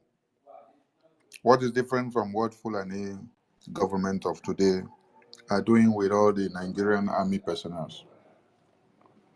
the Nigerian police, the Nigerian Defense Academy graduates, the Nigerian Civil Defense, the Nigerian Navy, the Air Force, and everything in uniform answering Nigeria. Is it your uncle in your village that is wearing the uniform to come and kill you? This is one simple question you should ask yourself. Some of your brothers and sisters that are in the police, that are in the army, that are in the Air Force, are they from Sahel? This is Colonel Obosi. Was he from the Sahel? He was not from the Sahel. Colonel Obosi was from Biafra land. So was my own father. So was your own uncles. You were supposed to serve as a military man and then to protect the citizenry, right? But in this case, he's telling you that the government of the day, instead of using us to protect the citizens, they now use us to go and kill the citizens. Exactly what Musa is doing with his boys today. Some people don't seem to understand. That's why Colonel Obosi said, some people may not understand, or they may have been told the concocted part of the story. But it is good you hear from his mouth the reason why we declared Biafra, the reason why the coup emanated, and the reason why they had to even start the coup. Because they got to a point where they say, go and kill your people. Go and kill the Yoruba people. Then, if they now see that you are from the Biafran extract, they say, they will send you to go and kill the Yoruba people. Go and kill the Middle Beltans. You say no. If they now go and bring Yoruba person now, say go and kill the Biafran people, then that one now go and kill. What has been able to spark up now? By the time you now see, oh, Yoruba military man now, don't get courage, go kill my people where they say, man, go kill. So what thing I supposed to do now? Next time when they say go and kill Yoruba people, they go and kill them. Because you are acting under the command of one Nigeria. So that Fulani terrorists will have their conquest. Our fathers and brothers and uncles, they were used to kill their fellow human beings, which ordinarily they would not have loved to do it. And so later on, the stories were turned upside down. You will hear, oh, Ojukwu was the one that destroyed Nigeria. It is Biafra that destroyed Nigeria. When you heard of Peter Obi said Biafra died 55 years ago and should not be allowed to resurrect again. Because these are the people that don't even have a clue of what actually happened. He doesn't care to go and read about anything. He just take the story the way Nigerian government concocted and gave it to them. Hear it now. A live witness said, we were trained as military personnel to have protected the country. But the leaders of the country decided to use us as terrorists, to become terrorists and to begin to terrorize the citizens. And they did what? They sectionalized some parts that they want you to go and kill. They tell you people that you need to go and kill. Did you see what happened? They were of the Yoruba and the Biafran extracted. They now send them to go and kill the Yoruba people. They also send them to go and kill the Middle Beltans. So that will now sparkle ethnic conflict amongst these ethnicities and these tribes. So that Yoruba man now will now come and say, oh, Biafra man, now you they kill my brother because you did for army. The other one now will say, oh, Middle Better man will say, oh, Biafra man, I didn't say we'll be neighbors. So now you they come to kill my brother. So the thing now will drive out from the mandate of Nigerian terrorist government to now become an ethnic war. That is how they wanted to start to use them. But they saw that this is a plan, this is a tactic, this is a template that the Islamic jihadist conquest want to use them to start the main war. They said, no, you cannot use us because they still had their brains intact. Unlike some of you today that your brains have been cut off, that when they give you money and say, go and kill, go and point hand and show the house of that person you say is IPOB member, you go and kill. For the atrocities, because no one was willing between peaceful, law-abiding Muslims and radical Muslims who want to kill others, to force their religion on them. The problem is that wherever peaceful Muslims are, there are some radical Muslims amongst them. That is why they began a jihad in 1966. That is why we had to stop it. That is why they killed millions of our people. That is why we declared Biafra. Because we are a peaceful people, and oil and water can never mix. My story is a warning to Nigerians. For years, I was prevented from speaking the truth by exile, prison, harassment, poverty, surveillance, and death threats held over many of the actors like Ojukwu, Zik, Awolowo, Ibiam, and the January 15 boys that survived. But as I watch today, many of the events that led to the revolution are happening again, like Boko Haram, Fulani militia, Niger Delta militants, Shiites, IPOB, and mass murders. Some people think we acted wrongly in carrying out the January 15th revolution, but they may not be fully aware of the realities then. We were trained by the British to be patriotic, to give the ultimate sacrifice for Nigeria, and to stop anyone acting against the nation. Instead of our leaders using us to defend Nigeria, they were using us to suppress the citizens. We decided to arrest them for the atrocities because no one was willing to act. Not Zik, the president, who was powerless, not Irunsi, the head of state of the army, who was a conservative. There were many reasons why we had to act. One, to stop the killings in Yoruba land and the Middle Belt by NPC, the ruling party. Two, to stop the invasion of Yoruba land on 17 January 1966. Three, to correct the massive rigging of the 1964 elections. Four, to free Awolowo from prison and make him the prime minister. Five, to stop the terrible corruption, nepotism, and regionalism of the NPC, the ruling party. Five, to stop Ahmadu Bello's planned jihad. It was good that we acted to save the Yoruba and the Middle Belt people, and we thought that was enough to stop the jihad. We could not foresee that they will massively attack innocent Igbos.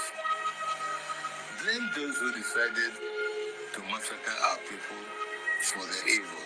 Today, we are fighting Buhari. He is killing Sheikh Muslims and IPOB members. With the benefit of hindsight, we can see other ways of dealing with such evil. But for us in 1966, we just wanted to save the people from massacre. I wish to congratulate Nnamdi Kanu and IPOB for the good work they are doing to free our people from Nigeria and radical Islamism. Many of our people do not understand how vast IPOB is as an organization and the quality of the people that run it. On arrival in Israel, I started meeting high-quality professionals, and I was amazed. I don't know how IPOB united power professionals abroad, power traders at home, and ordinary people from market women to even riff-raff, all under one IPOB family, with worldwide radio and television. Every Igbo and Biafran should be proud of them. They are the strongest force we have today to achieve freedom for all Nigerians. Thank you. They are the strongest force. So Biafran people, Biafran government is the salvation to all Nigerians. So Mazi Nnamdi Kanu was not kidnapped just for the Biafran people. He was kidnapped because he is trying to salvage the Nigerian people. What Nigerian primary youth, now the era, because there is no other race, there is no other set of people that can stand the test of time in surmounting pressure and destroying one Nigeria Islamic jihadist terrorist. Since the spring of this Islamic jihad, which other race or which other people in one Nigeria are able to cut off the wings, the tail, the hands, the heads, and the legs of the Fulani terrorists? It's only the Biafran Liberation Army. It's only the Biafran Liberation Army that has discovered the antidote, that has the equation which one Nigeria cannot find the solution to. This equation is unsolvable for one Nigeria. So you see, when we are talking, and you see some recruited Iraq comes out to be attacking you, ignore them. Don't go and waste time on them. Because if it is because of them that we had to be killed, and it is still because of them that Mazi Nnamdi Kanu is in detention today, because of fighting to the entirety of every human being that breathes in one Nigeria. You know, when this General 66 coup is explained, some people don't understand the real essence. Colonel Obozi said they were told to repress the Yorubas. The military major generals, so not even the lance corporals, not even the ordinary sergeants. These are the major generals, the colonels, the big men. Just like they say, tell Musa, go, kill all of them, shoot at sight. They told them you must go and kill the Yorubas, kill the Middle Beltans, like they sent Musa to them and is doing it with joy. Then these people say, no, we cannot do such. We were not trained to become assassins of unarmed citizens. We were not trained to become terrorists. Not just to go and kill other people, but your own people that you have cohabited with for years.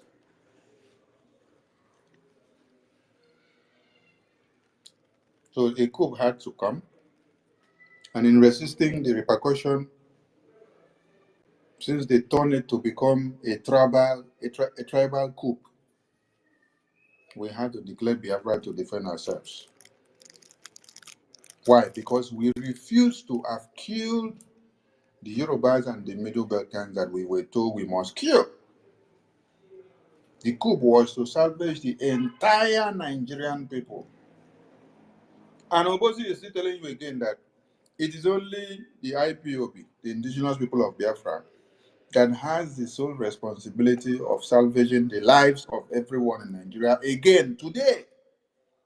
Because they have sat down, studied, and viewed everything and see the docility that breathes in the blood veins of anything that call themselves Nigerians. And they've seen that there's nothing like courage. There's nothing like resilience. There's nothing like determination. There's nothing like focus. There's nothing like concentration in them to be able to pull the trigger to destroy Nigeria so that others can live. They rather keep on running to go and watch BB Niger, to go and look for the latest BBL to put on their body, to wait for the next Guinness Book of Records show, to look for the next music that the video and P-Square will release and the bunch, so that they will follow up and to go and fight for their future. Why is Obosi saddling Biafran people with the responsibility again? When we were yet massacred, and he is testifying that we were massacred because we tried to salvage the lives of everybody.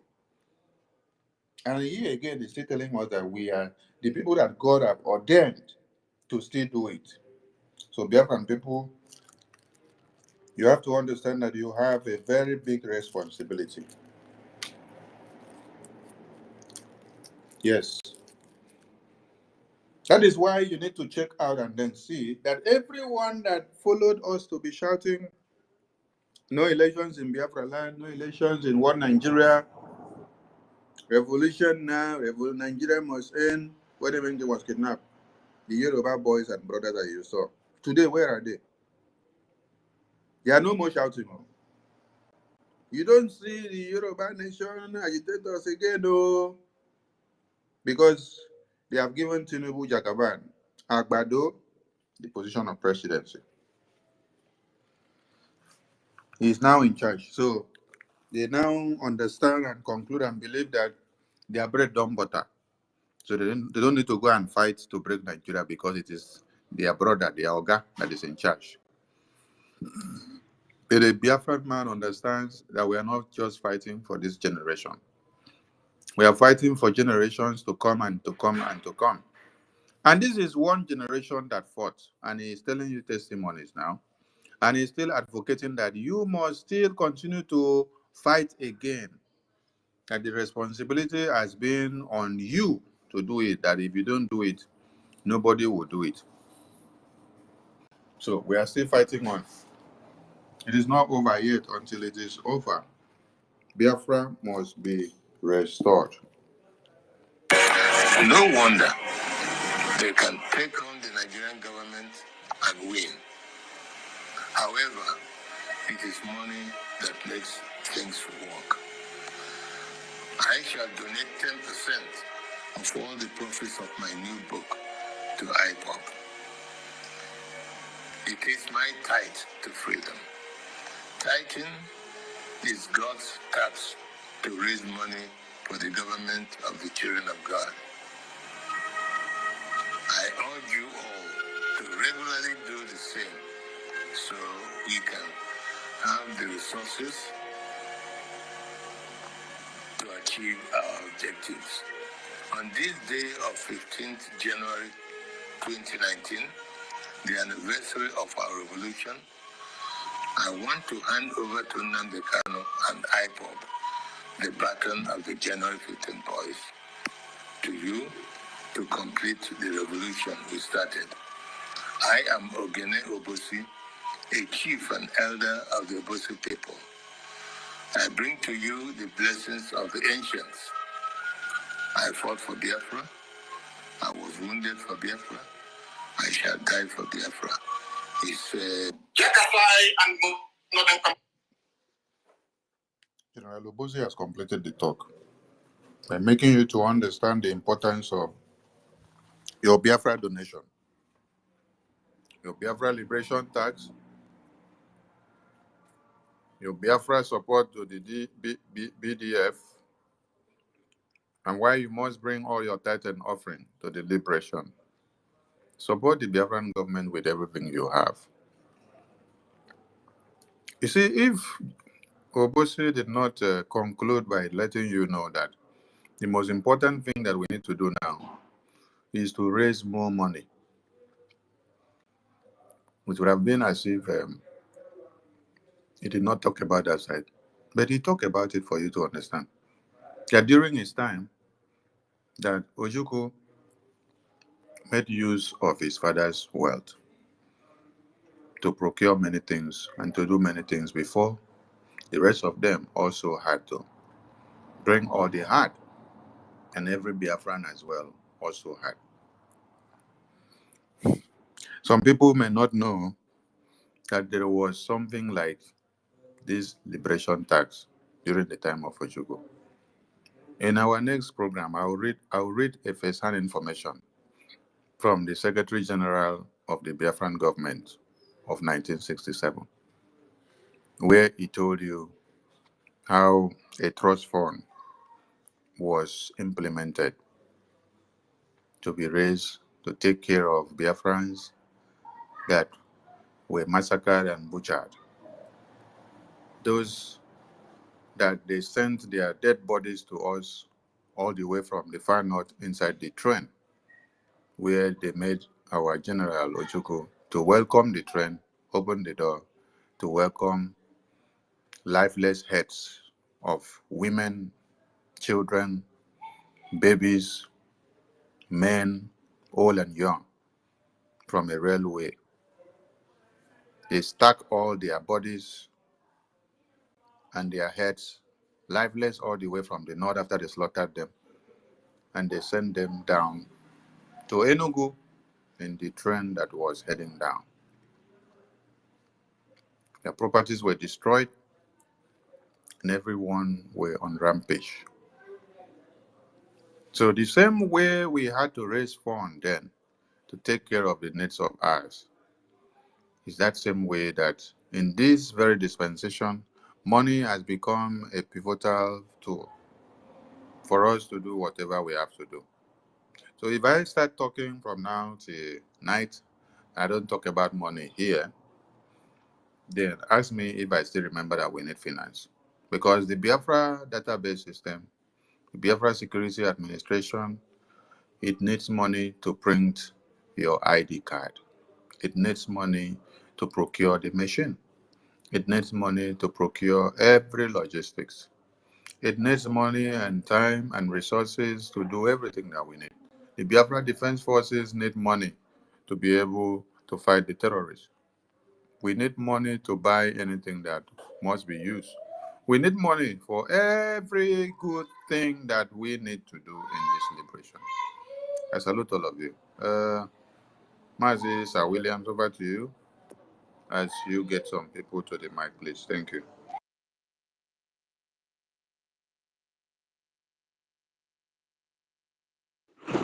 Thank you, Minister.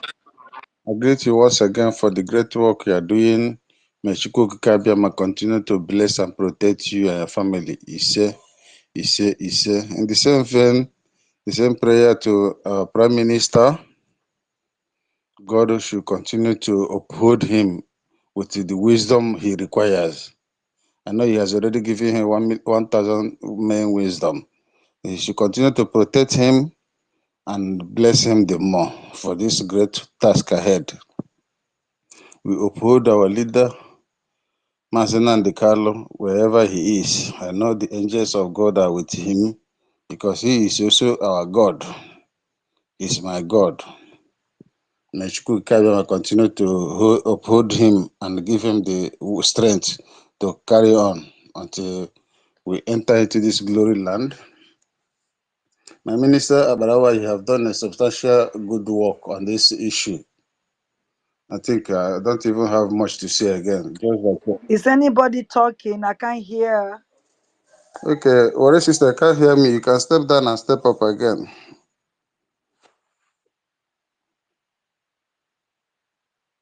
Maybe head. Oh, what's going on? Warrior sister, can you hear me?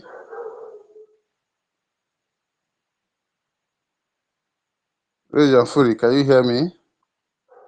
We are hearing you, Sir Williams. We are hearing you. Okay. You can hear me? Okay. All right. Raise your fury. You can take up the mic if you are close to your mic. Okay, thank you very much, my dear brother. I hope I'm coming out. Am I coming out? Yes, you can hear you. I can hear Am I you. be? Yes, I can hear Okay, you. thank you, my dear brother. All right, okay. Good evening from my location. Great Biafrans all over the world. As a matter of fact, you are called the Minister of Information, not just for position's sake. You really deserve it. You are young. You are very intelligent. You are very. I mean, just look at the way you broke this man. But my question is, this our father now. And your speech, you made mention of liveless head and railway. And today now we can hear about railway again.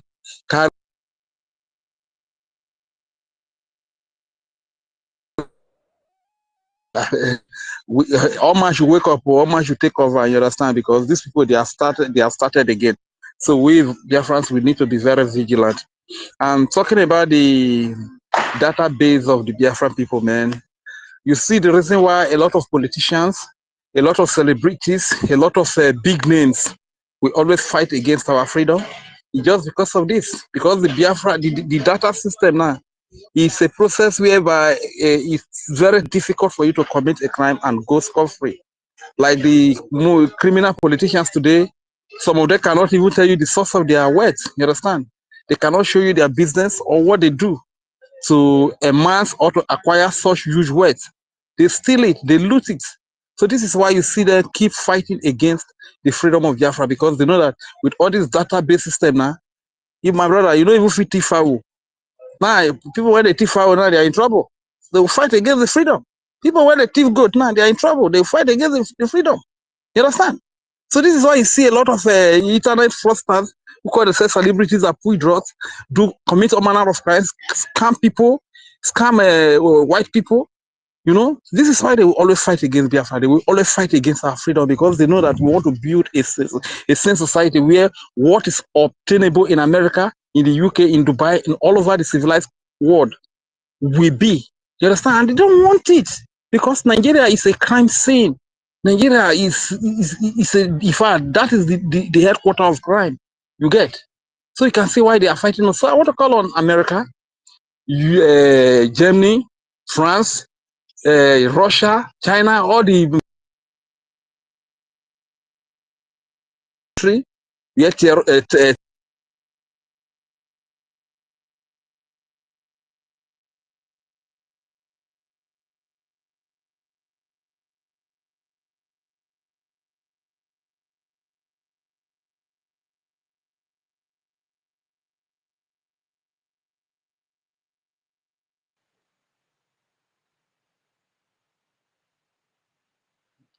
Mr. Rich, they are kicking out. Can anyone hear me? Please give me thumbs up if you can hear me. Oh, okay. Thank you very much. So pick up the mic. The space is open for all of us. Pick up the mic. Our minister have done a great job this evening. The Biafra ID card I have already applied for my own, waiting for response. And I believe very soon I will get my ID card ready. It's as simple as that. I have applied, included all my family names, my children, my wife, all of them are also incorporated in the application.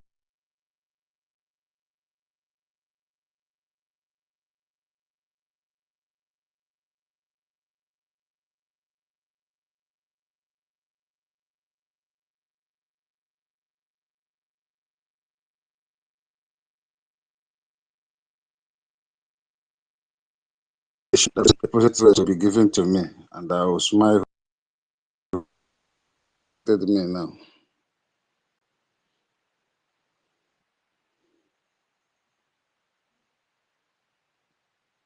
Maybe heard. Can anyone hear me?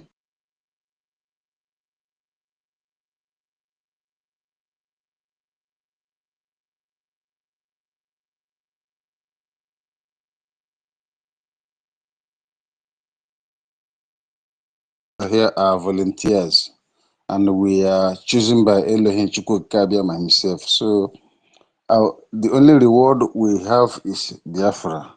No matter your contribution, no matter what we are doing for this kingdom to come, be rest assured that Elohim Chukwukabiyam will reward you. And that greatest reward he's going to reward us is to make us see and enter into Biafra. That is the greatest reward I can give to my children. And I know Elohim will make it possible for us because we have already seen the handwriting on the wall, many, many take care, that the Biafra is here. And that is the only way we can be happy. That is the only thing that is keeping me, like most of us, alive today because we know that the Biafra is here. So if you have not voted, what are you waiting for? Go and vote. If you have not applied for your ID card, please hurry, hurry. There's no time. Go and register. If you're in the homeland, your information is needed by the government to be able to, place you in the welfare services, to the good services of the nation that will come our way. You need to be included in the budget so that whatever good that comes will reach you. You cannot be rich by hiding. You better register and tell your people to register. That is the best approach. So that the government will know that yes, more than 40 million people that have already given us the mandate to declare this Biafra by way of voting. We need more. 180 million, 120 million people all over the world. Because there's no complete data to show that yes, this is the actual number of the population of Biafrans all over the world and the homeland. With this voting and registration will help us and propel us to have a complete data system that we will be proud of. So please endeavor and vote, and then chip in whatever you chip in. If it's $1, $2 is very, very important. Because no government survives without finance.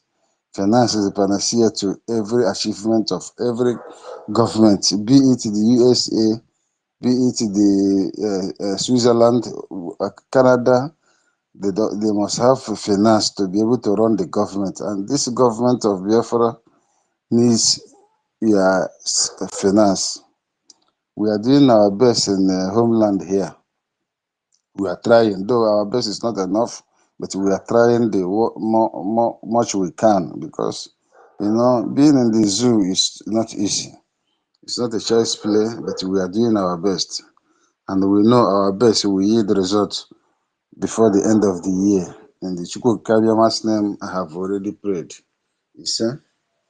So, my brothers and sisters, pick the mic and let us discuss. This is evening service.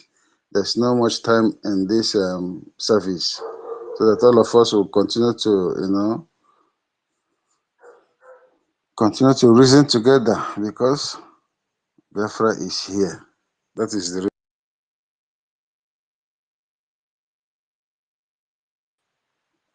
good air. Are you ready to speak? Good afternoon.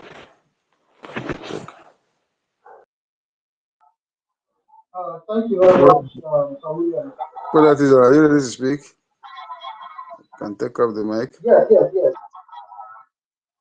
Can you hear me?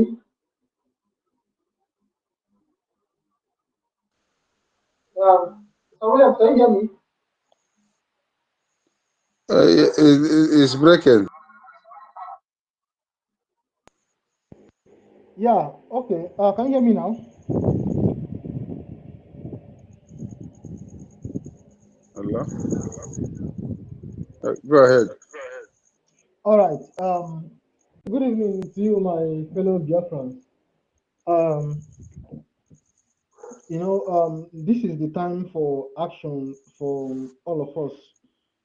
We all have to do our utmost best to fight for our freedom. And as we have always said, that those of us who are not on the ground, as the boots on the ground, we should be the financiers of the effort. We should pay for it. All of us are in this war together. It is a war of liberation. As I've always said, that we do not have the right to prosper if we are slaves. But as a free people, prosperity is our right, a right given to us by God and not by man. Therefore, no man can take it away from us. It is funny how most of us who are fighting for this freedom are abroad. We shouldn't be abroad, we should be in our homeland. But the conditions of terrorism, the conditions of hardship, the conditions of all manner of unspeakable things has kept us out of our homeland for years. We have given birth to our children out of our own homeland. We have built most of our lives away from our homeland. It is awfully bad, and it is our duty to restore our freedom so that from the four corners of the world, wherever we are, we will all return back home with the different cultural, technological, socio-cultural, and every other and political ideals and talent we have acquired from wherever we are to build something good and much greater in our land. And that is one advantage we all have. Most of us are going to come back from different parts of the world. But it begins from wherever we are with our own funding. Yes, starting from the Biafra ID card, but goes beyond that. We should double down our efforts in funding the government. We should not relent. More people should join our ranks in funding the government. It is in our own interest to do so, as that will be the avenue in which the government also can prove to the world that we are fully in support of the government, that we are not just in support of the government by word of mouth and by votes, but also by the government financial autonomy. We are fighting for freedom. The only way that our government can do that effectively is when we fund whatever they are doing. Foreigners should not pay our bills. Let us pay our bills ourselves. That is the reason why we should double down on funding this government by every means necessary. The Biafra ID card is one means to do so. We should do that. Mind you that the ID card printing is not for free. It is being done with money, and we should pay for it. And by paying for it, we are going to fund the government in much more effective way. We Biafrans have to step up our game in one way or the other. And coming here on X is not enough. Dipping deep into our pockets, we should stop giving money to people who really don't need our money, but rather just simply want it to live expensive life. Like some people may be offended. Our churches, they don't need that money. They are using it to build big auditoriums that terrorists are coming to sack people. Rather, we should give that money to the Biafra government. We should stop giving money to different social clubs and whatever that don't benefit us. Every of our investment should be on the Biafra government. We should fund everything that this government is doing so that we will gain real and true freedom. We should not allow outsiders to pay our bills. We should pay our bills ourselves. And that is where our brothers in the diaspora steps in. Our brothers in Europe and America. Are you still there? Can you hear me? Can anyone hear him? I can't hear him any longer. If you can hear me, just please give a thumbs up.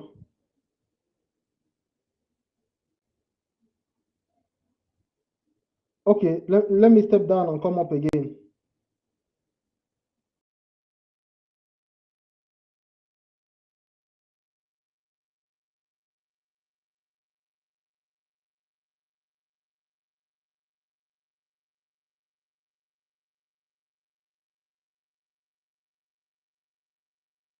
Moria.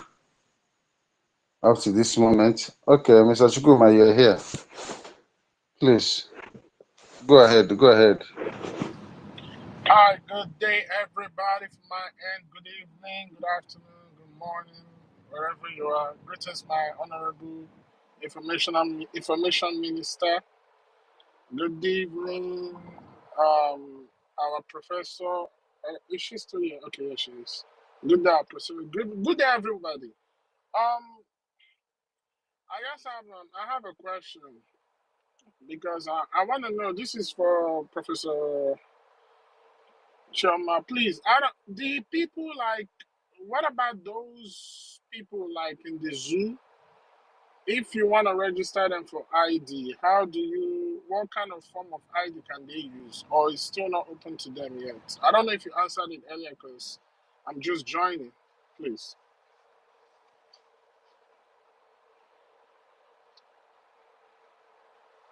Hello, how are you? Can you hear me? Are you done with your question? Yeah. I'm done with it.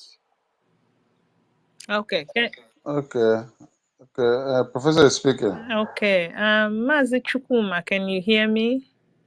Yes, I can hear you. All right, thank you. Yes, the Minister of Information already talked about this. People that are resident in Biafra land. So I can't hear anything again. Can anyone hear me? Yes, we can hear you. Can anyone hear Yeah, us? co-host, hold on. Can you? Hold on. Let the professor speak, please. Okay. I can't hear her. She's talking. Don't worry. When she's done, I'll let you know. Okay, so people that are resident in Biafra territory or in the zoo territory are not eligible for the ID card at this time. However, we want everyone, whether in the Biafra territory or zoo territory, to register their data in the database. These individuals can still go to the database, create an account, have their own pages. They can go in and out of that page. All we want them to do is to register their data. And they will use form type D5 to do this. The reason it's important is that anyone whose data is already in the database, once we are on the ground in Biafra, we don't need to ask such people to go and register again. All we have to do is to invite them for their passport photos. But people that did not register, well, they would then have to start registering. And if the government has something to distribute to communities, we're going to do it by data. So it's important for people to go and register. Even if you are not eligible for the ID card, you are eligible to register as a Biafran.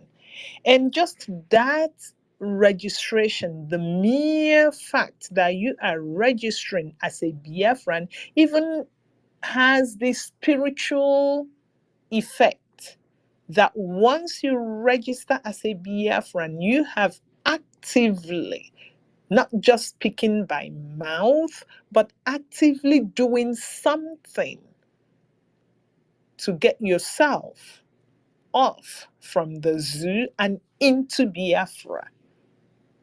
Let people try this and see the kind of transformation feeling that you would have. I hope I answered your question. Yeah, thank you. Thank you so Okay, much. thank you. Thank you. All right, thanks. Yeah. All right. Okay. So let me make my submission. Yeah. Biafrans. it's another beautiful day to be among the midst of brethren. So I just want to let us know that we all must contribute our own quota in one way or the other. What we are doing is very necessary. You understand? Not just for ourselves, but our born generation. What we're facing in that zoo is existential threat, and it is only we that will save ourselves by ourselves. Chukwokike has placed amazing people among our midst, you understand, to give us the sense of direction and how we go about it. So it's left for us to follow the lead and contribute however we can, most especially in this critical moment we have. As we can see, despite the continuous defeat and wave Biafra is making against the zoo, they are not relenting. So we shouldn't do the same neither. We need to double our efforts. The government is the only government we have. The government is the only government that speaks for us. Before the government came into existence, it felt like we was in the wilderness all by ourselves. But now that the government is here, we need to do everything necessary to make sure that the government feels that the people of Biafra are supporting them, so that there's a chain reaction. The people in the homeland are doing their own. They have voted massively to support the government, and you can see the outcome. So those in the homeland might not have the funds like that to support because of the situation they find themselves in. And if you're in homeland, if you can fund, please do support. No amount is too small. But those of us in the diaspora, ask yourself, wherever you are today, do you feel comfortable? Do you feel like your mind is at rest? No matter how much money or the kind of life you're living, no place like home, because that's where you come from. That's where the spirits that gave birth to other spirits that gave birth to you came from. So definitely, it's always going to be calling you back. So it's important we safeguard our land, because a lot of things are happening around the world. If you're not familiar, but things are happening. Very soon that wave is going to start blowing. That heaven or that Messiah that they say is coming, it is Biafra. You can see Biafra is coming. There's so many conflict going on around the world. So many people from the behind trying to stop Biafra from coming into existence. But if you believe in yourself, and if you believe that we are the direct descendant of Okike, we carry the same might he has. All we just need to do is just speak it, act it, and it will come to pass. So please, it's very important we fund this government. A lot of, like our prime minister and the cabinet members, as always say, there are a lot of committee. You know, no amount is too small. Look for one, pick one, belong, do your own contribution, your own quota.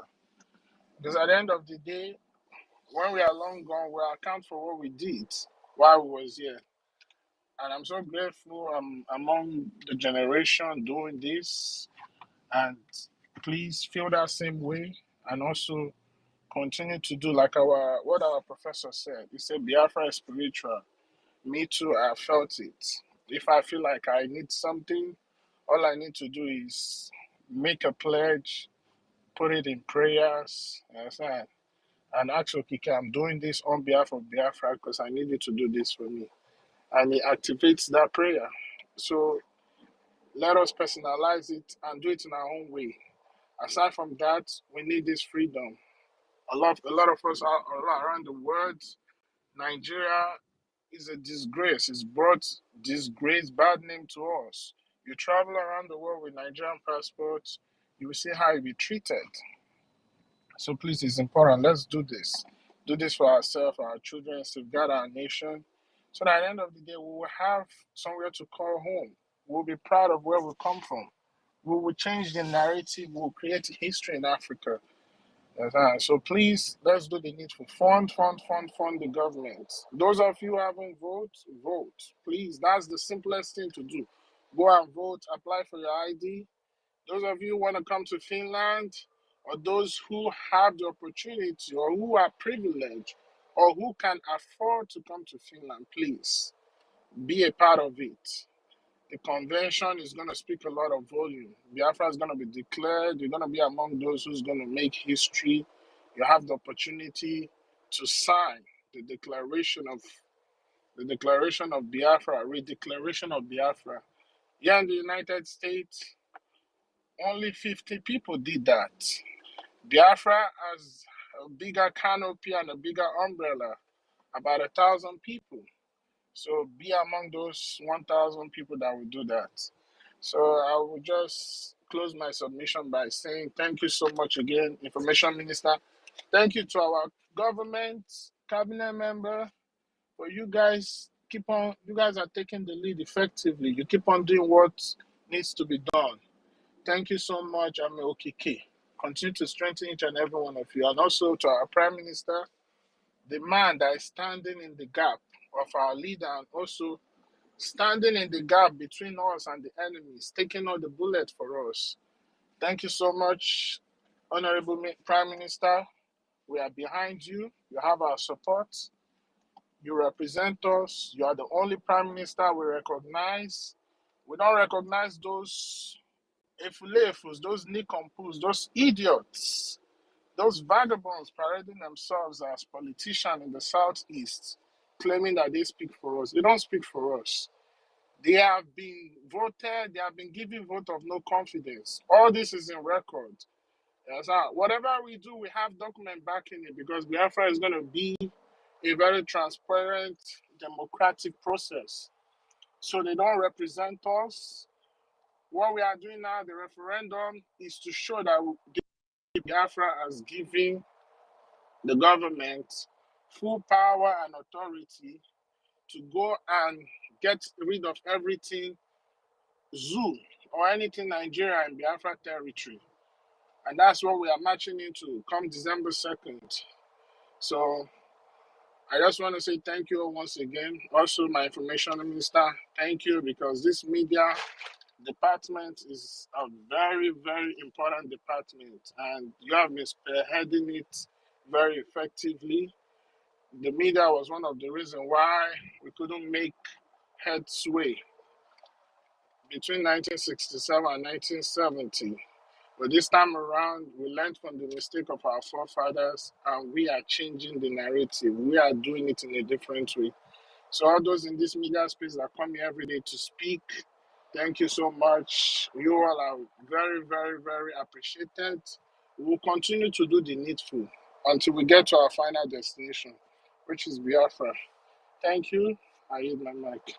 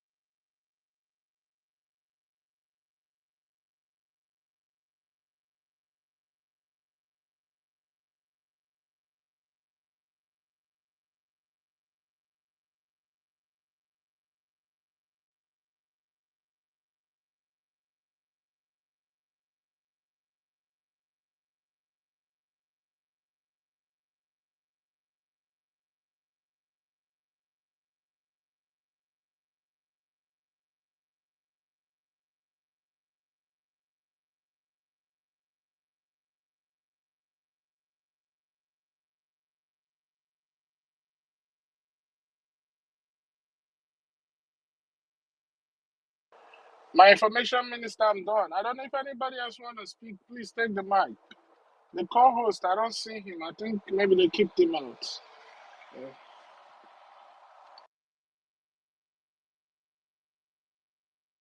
Okay, Biafra is in Italy. Biafra is in Italy. Over to you.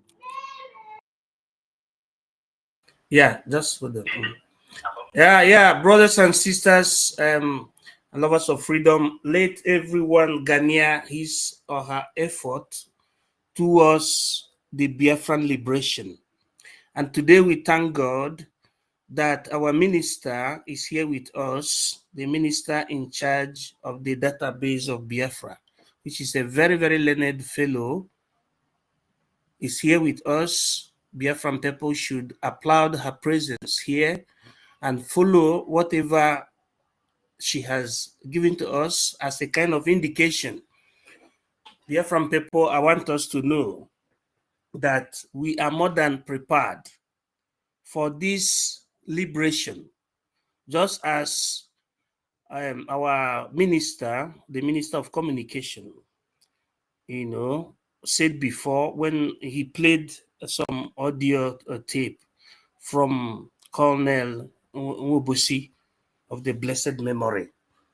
Yes, the cause of the Igbo pogrom, they call it Igbo pogrom, meaning the Biafran pogrom. It started from the 1945s up then.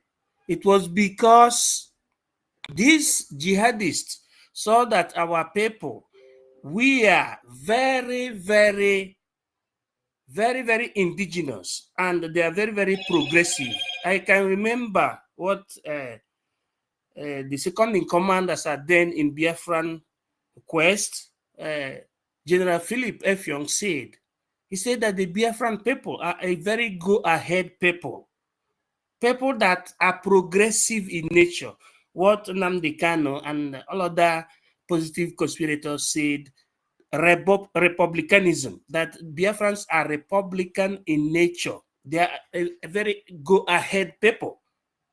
So, because of the fact that we are progressive, that's why they conspired against our people.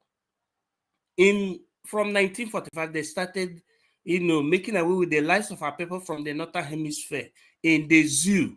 It was called Igbo pogrom. While they were dealing with the Jews in the Hitleric territory, they were replicating the same thing in Nigeria. And that thing conditioned that very man that was trying to portray the Ottoman Danfodius project. It made him to do what? To use that thing to penetrate the military of Nigeria. And the reason why Colonel Nwubusi said that they refused to kill a fellow human being. The minister was talking about that. And you can hear it verbatim from the disposition of that man as at then, when he was still here on this planet Earth with us. So it is a very, very clarion call for those who still have sense to do what, to pick up this liberation quest, because it is the only panacea for the survival of Africa. Without the fact that these military men collaborated during that time to making sure that they removed the hand of Ottoman Danfodio that was paraded, represented by Ahmadu Bello. Without that, everybody would have been condemned to Islamism.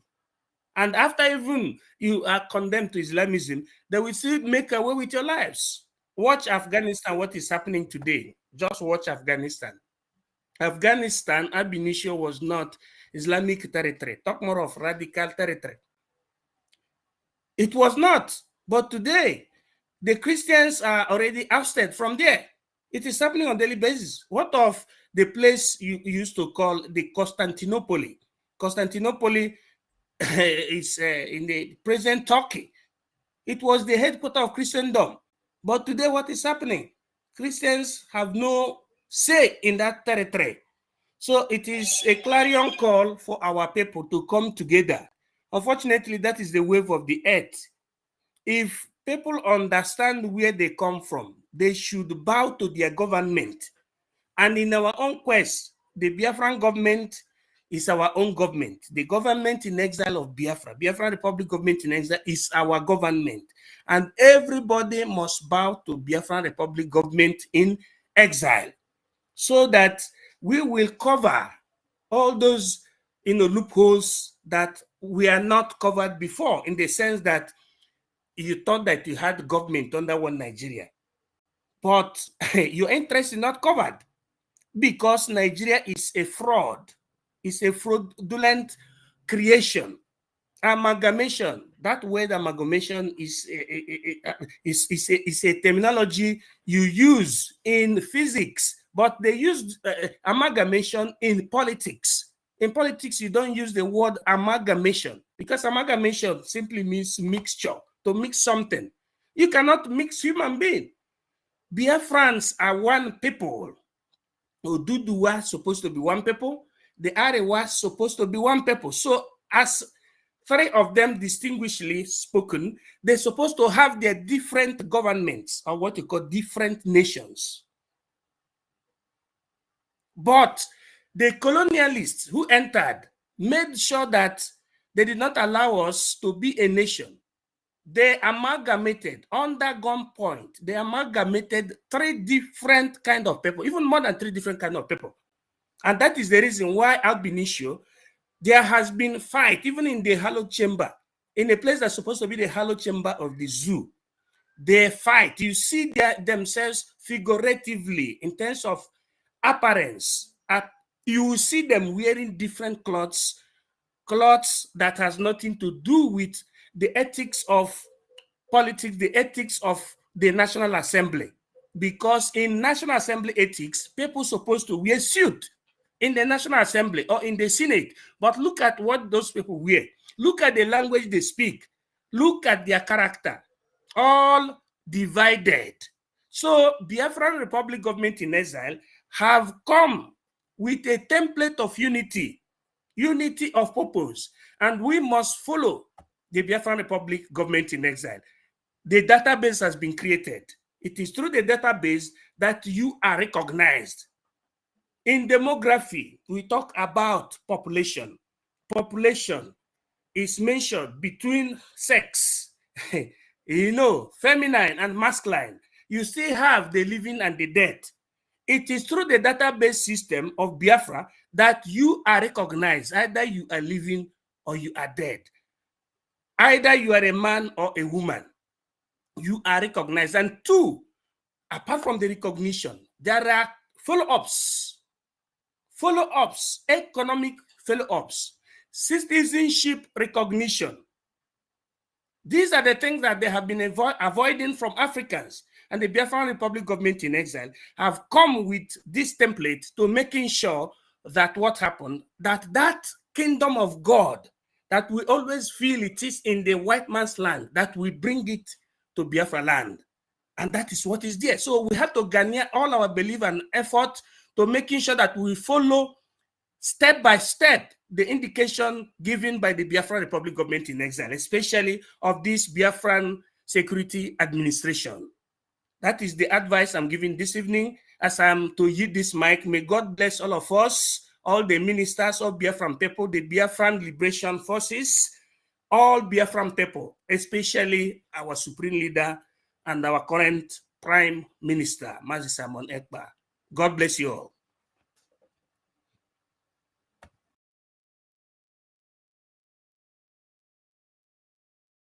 Thank you, my minister from the military department.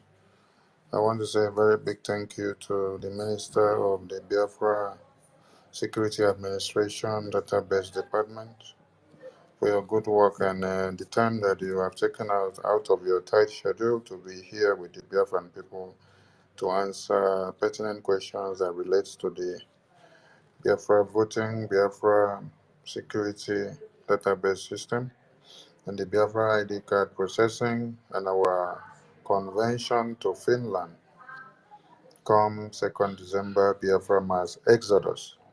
I salute all Biafran people for being here since morning to this time.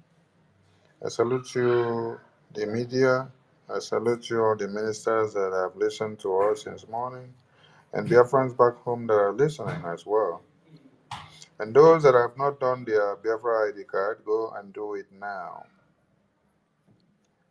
Kudos to our Biafra Defense Forces who are fighting every day to see that Biafra becomes a safe zone.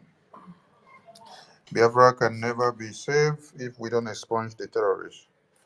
So peace is where there is no presence of raping. massacre, genocide, kidnapping, and slaughter of any kind. That is when you will have peace. So, for those of you that may misunderstand our Supreme Leader when he says, I want peace in Biafra land, what it means is that you should expunge every presence of the terrorists.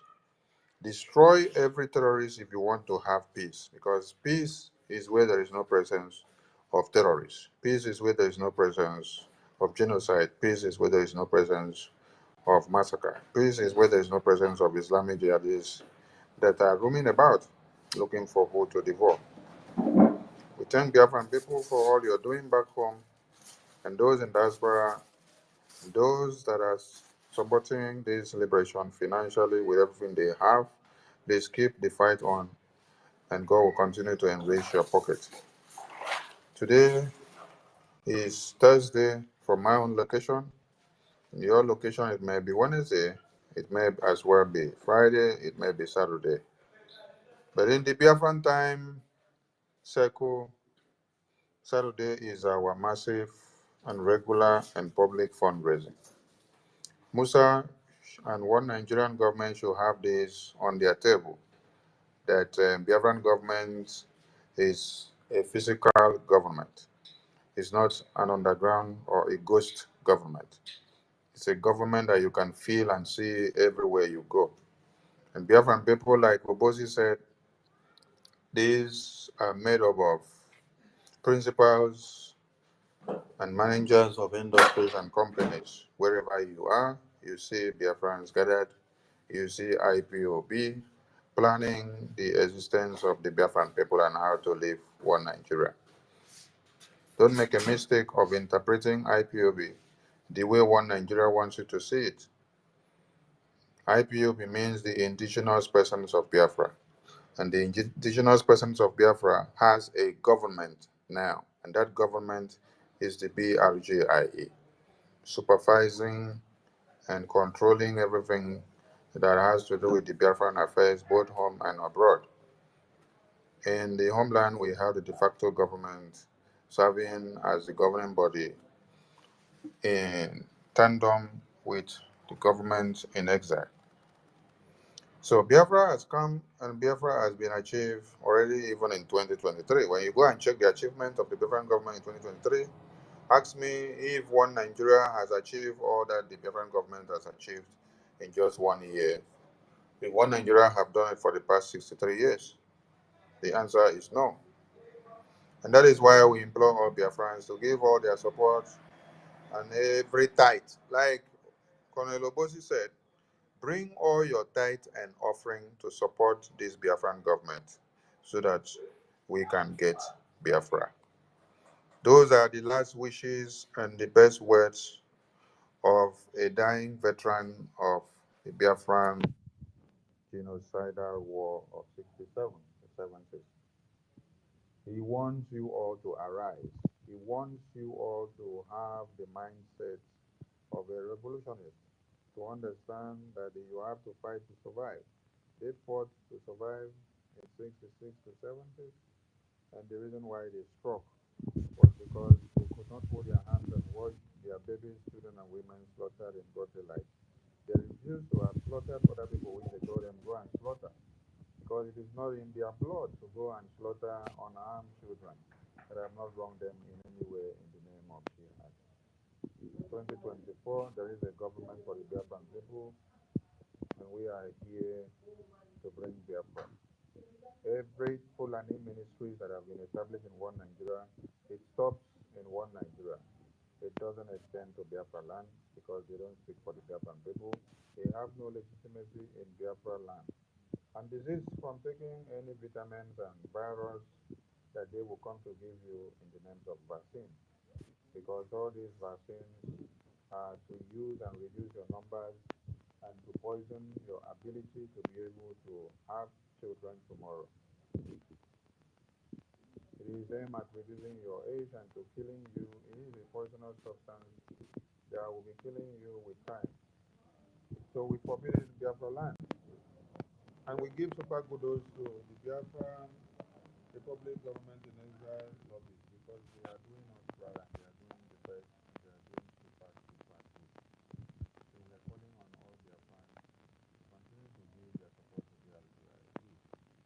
all go for your Biafra ID. I salute all of you as we draw the curtain here. We look forward to seeing you again and the leaders in place. Create more awareness on the Biafra ID card in all your programs. Let's carry it as you outline in your topic so that everybody will see and attention of everyone. I thank you all. My ministers can from here. We draw the curtain here. Airborne.